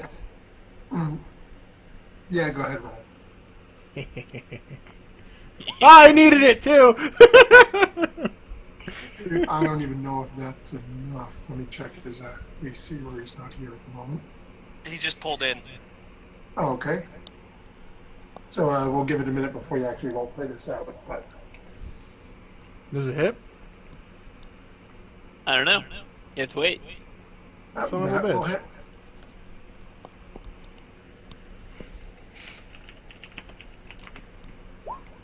So go ahead and roll your 1d4. Oh, okay. Come on, man. You gotta be like Tiberius. So while this is going on, the little gnome is gonna look back and forth at you guys. What's going on? Why are you all acting so weird? What's going on? Are we ready to leave yet? I can hear the voices in the distance. We're gonna get in trouble. We need to keep moving. Okay, I'm back. Hey, you just got bitch slapped. Yep, Okay. as you're laying unconscious, Albrecht looks down at you and bitch slaps you across the face. You take 1 point of damage, and you are now unconscious again. Okay. Oi, why are you and the warlock sleeping when you're supposed to be watching stuff? I wasn't on last watch. I found him sleeping. I tried to wake him up, but he just wouldn't wake up. I look over at Veneer. Did you never wake up last night? No, No, I woke him up. I woke up. Cap? I look over at Capsit. You woke him up last night? Yes. And he was fully awake and everything. Yes. I even warned him about the voices that were approaching. What voices? Oh, there was voices I heard during the night. Son of a bitch, you guys! I didn't hear a thing. There's voices The in the note is- night. You guys are falling asleep on watch. What the fuck's going on? They were far away. It was fine. I didn't know anything about the voices. I look back at Tarhoon, kind of like, what the fuck? I didn't hear anything. I look at Tarhoon anyway. I can't see. Look at that's not the point. The point is, the lizard fuck heard something. He's falling asleep on watch. Are we taking this shit seriously? I mean, Gnome also Do we ever heard take something. anything seriously? It's also a good point. What happened? The Gnome also heard the voices. I mean, he's just now hearing the voices. Yeah, still counts. And like I said, we need to move. We don't have time to be sitting here and doing this. All right, let's get going. And change your pants, Bard. You pissed yourself. I'm not wearing any pants. Can't you see I'm wearing an armored kilt? Well, Well, your kilt's wet. all wet. Well, it's a little too cold to be pissed. I've pissed myself before. And this isn't pissing cold.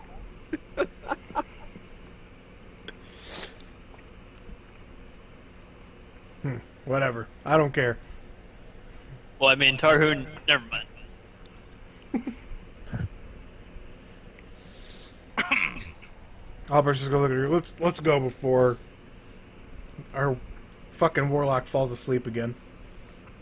Oh, go to hell. Well, that's where your dad is now, isn't he?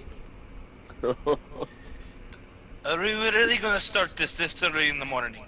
I don't know. Do you want me to send? You want me to tell him anything while I'm down there? Tell him it was inevitable doom. Is that it? Why are we threatening to send the kobold to hell?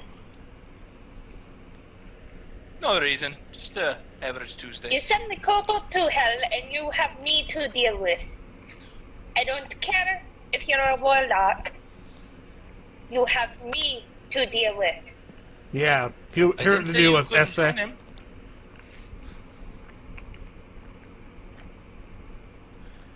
Man, you guys are turning on each other very fast. Oh, you should have seen things before you showed up. We better listen to this gnome fellow before he has an aneurysm. He's freaking out. Let's get going then.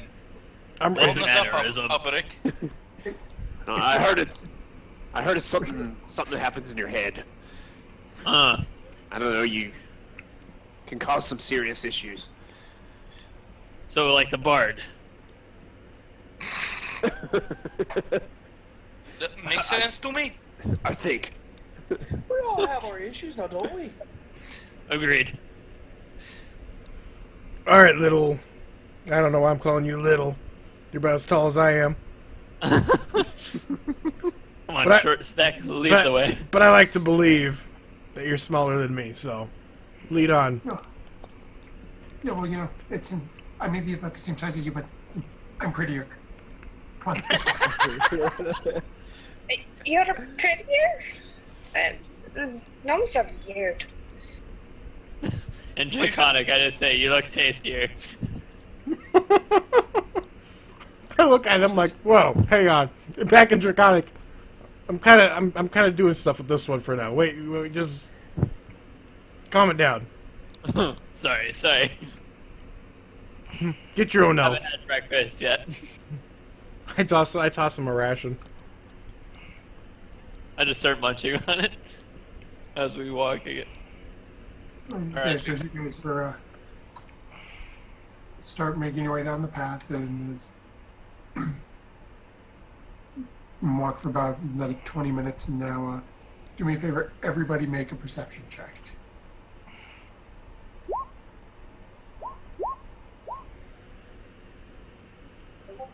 We're in the dark. I'm free.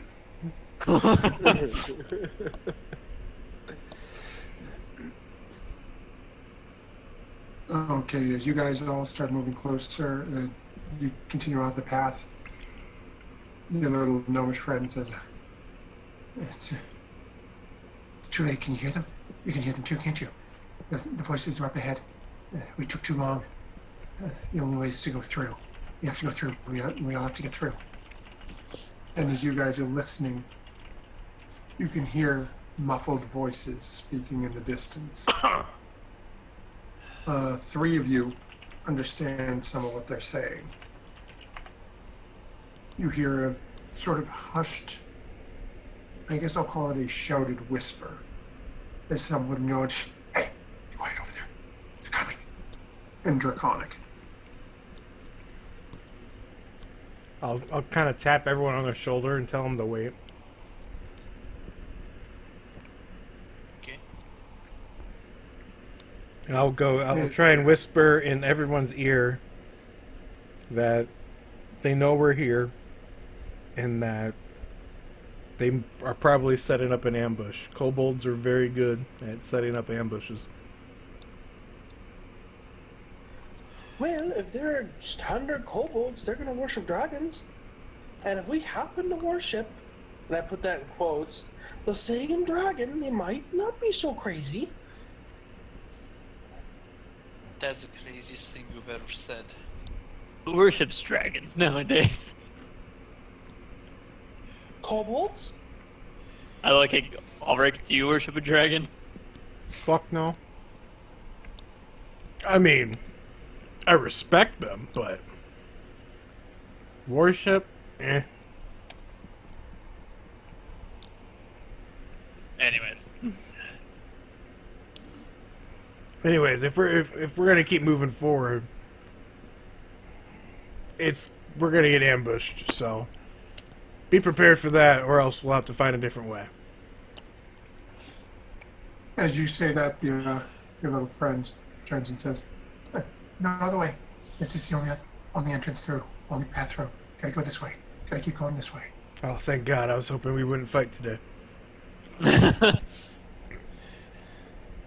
Tarhun, So, go be bait. Just walk in there. I'll make sure to shatter on top of you. Capsic, you go with them. Shit. as you guys start moving through, you can see the walls on the path start to close in a little bit, where they're only about 7.5 or 10 feet wide. What's your marching order going to be? I guess me and Tarhun in front. I'll be somewhere in the middle. Near the back. I'll go last. Actually, I'm probably last because I have the wagon.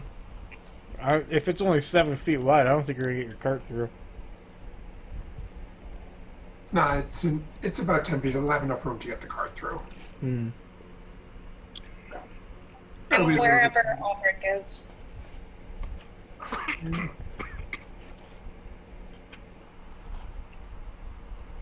They've got Connor holding up the far rear with the cart.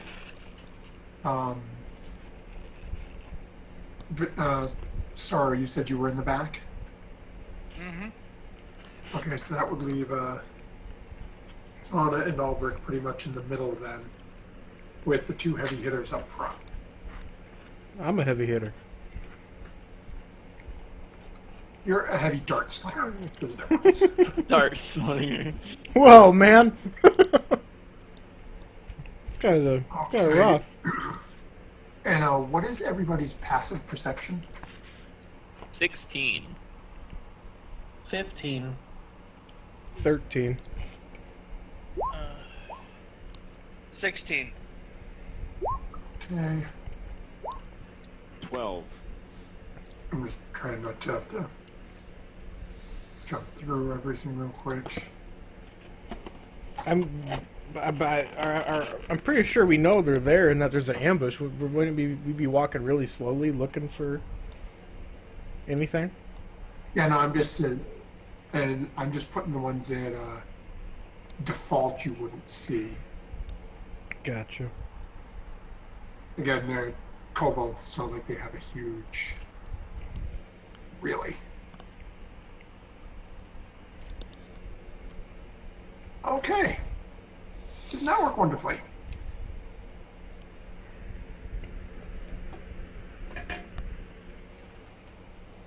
Okay. Well, quickest thing I've ever had to do.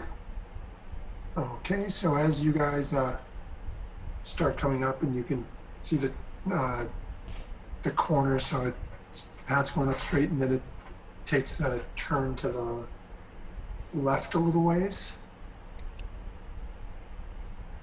And it brings you to here. Oh. It's a lot of. Does anybody not have vision? I'm ready to eat the night void. Okay, do me a favor, check your health. Keep in mind, Veneer, you're -2, and Connor, you're -1 because of all the slapping the taste out your mouths. Wouldn't we be at more because of the frost from earlier? No, it didn't affect. Okay.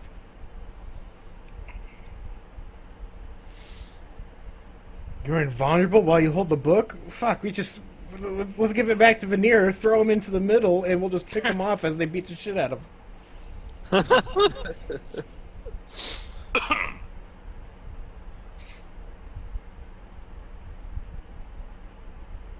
It's an idea.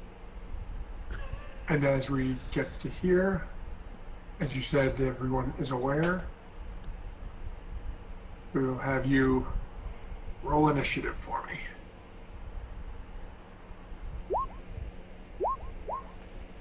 Holy shit, I go before Farna. Holy shit. David's going first! Yeah. Oh, I looked at the wrong initiative. Oh. I'm going to need a whole lot of crits to do anything with the way you guys just rolled that. That is so unfair. Let's see here. If only I was level 5. Right?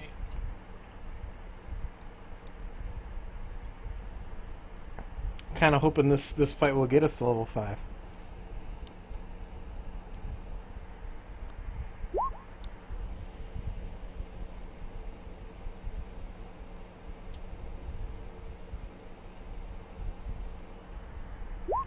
God damn, man.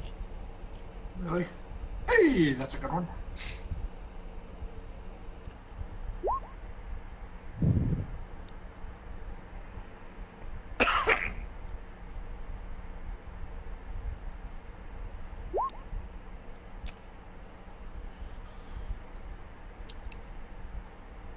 Alright, it's a lot of clicking.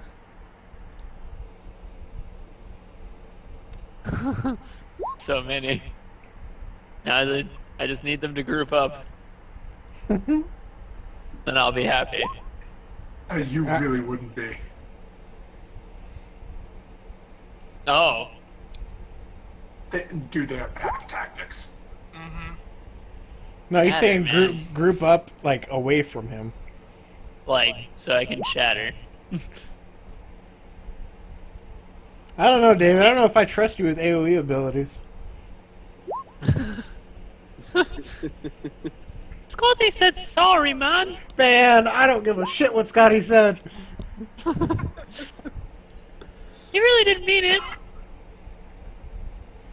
If he didn't mean it, he wouldn't have done it. I'm sorry. If it makes you feel any better, I almost got raped by a vampire. I mean, I was there for that, and I was kind of hoping I would have traded you to fix my humpback. Okay. The fuck? Don't ask. Oh, Okay, so that will No. bring- No. No Mickey Mouse. oh. what do we want to... Hey, boo boo. Why? I forgot to change it off city. That's why the music was weird. Okay, so that'll bring us along to Kepsic. Oh yeah. Gonna stroll on up. Got the right to. Yeah.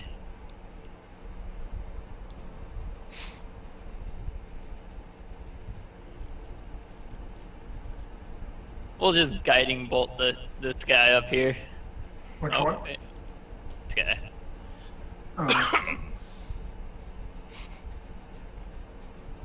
You go ahead and make your roll.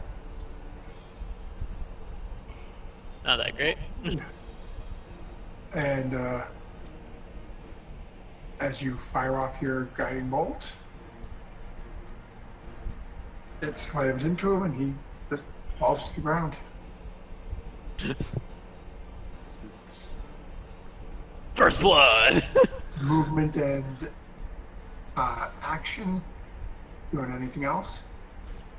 Huh? Nope. I'll just wait. Tell the group hurry up. Okay. So next, our First little friend was going to go, and I forgot to mark down there. Movement is 30. Okay. So, this little friend here is going to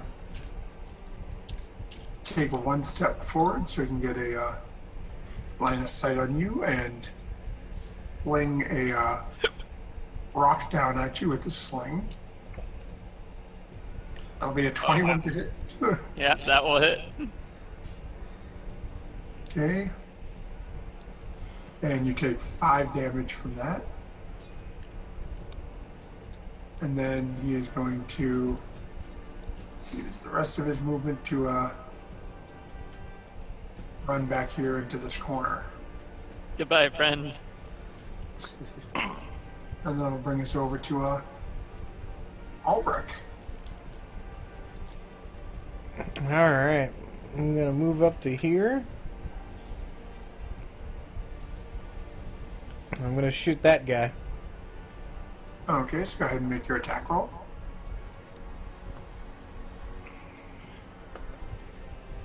Okay, and that'll hit. He has And been. as that shot fires into him, you hear him scream out in pain and draconic, and you can see blood pouring out of a wound on his shoulder. He's in rough shape, but he is still on his feet. That's what happens when you roll a 2 for damage. That'll be my turn. Okay. Come on, Albrecht. You could have done much better than that. I mean, I could have sharpshooted him, but And that'll bring us to Fauna.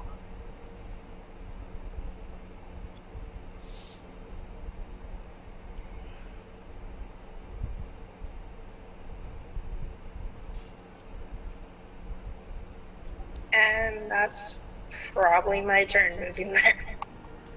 Actually, What- Sarah, you can move more. I can move, what, another 5? Okay, 10 feet, yeah. If you move there in front of Capsic, you should be able to fire. And then you would have your advantage because you moved before him in the initiative.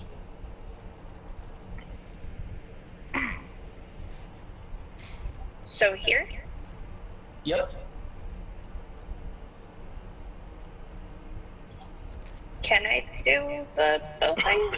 Yeah, if you want to, it's your attack. If you can see him if you have line of sight on him and you have visual on him, and he's within range, you can do it. Just go ahead and make your attack roll.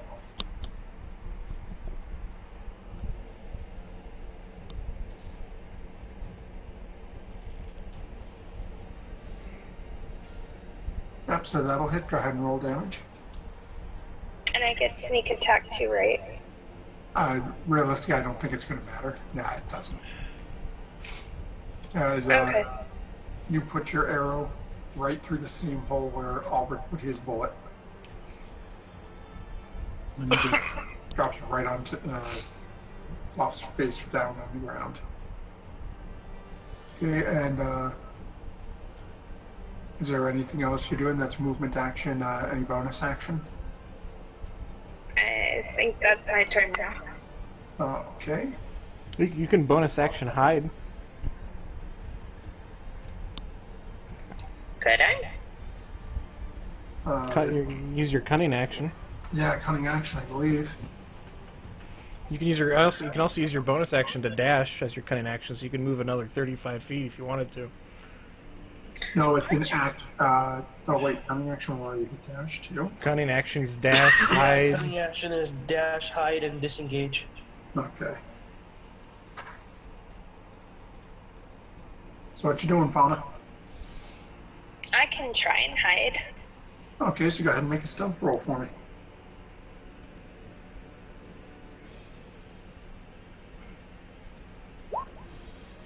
Okay, that's good to know. Poof. So that will bring us on to our next little friend's turn. And he is going to come, no, don't I did one thing that is just going to come running over here. Then he is using his action to douse the campfire. Oh wait, that's I forgot to do something, didn't I? Give me a second here. I think I forgot to set something. The dynamic lighting. Yep. When you do that, take away control of Sarah's character from me, because I'll be able to see from her. Okay.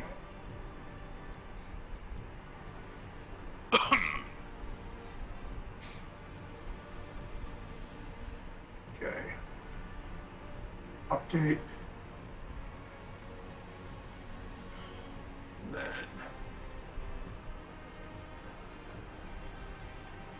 Wait a second to remove. I'm blind.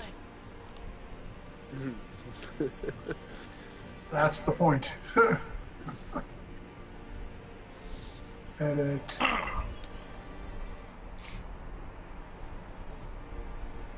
Oh, come on, you're so slow, system.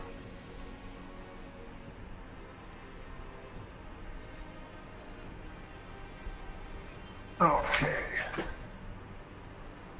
There we go. So is anybody at a completely black screen? Nope. Did you set me for 60 feet dark vision? Say what? Did you set me to 60 feet dark vision? I should. Let me double check.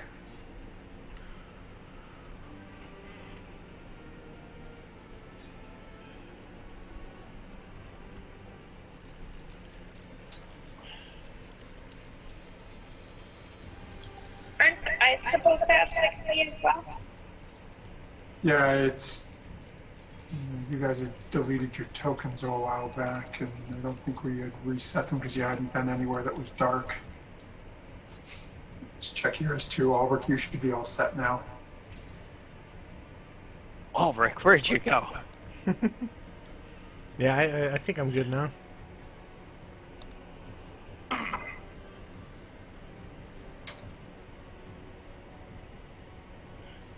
Okay, there we go. So now, Ulrich and Fauna are back with their dark vision.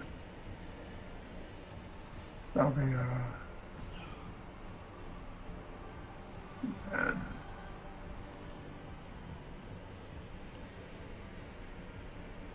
there. Okay, that'll end his turn, and that'll bring us over to Connor. Well, I don't want to run over these two people, so I'm just going to wait. Okay. Let's see.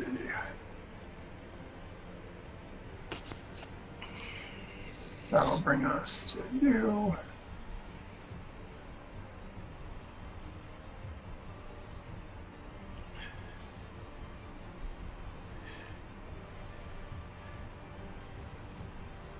I'll bring that person there.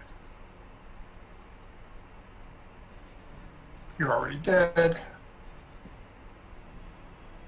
You're already dead. Okay. This person right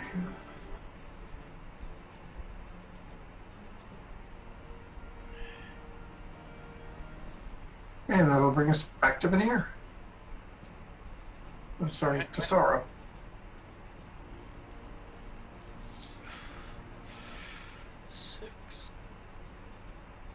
That's as Okay, far as actually- I can get. Okay. That's my turn. That'll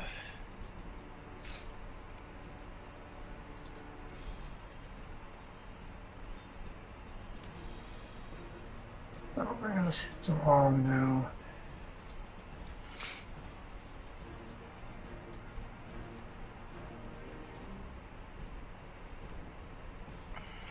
Oh, why are you skipping? There we go. There we go.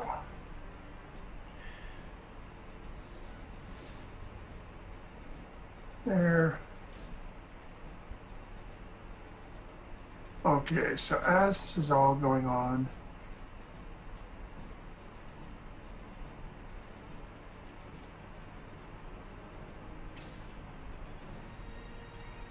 let's see, Tarhoon, as this is all happening in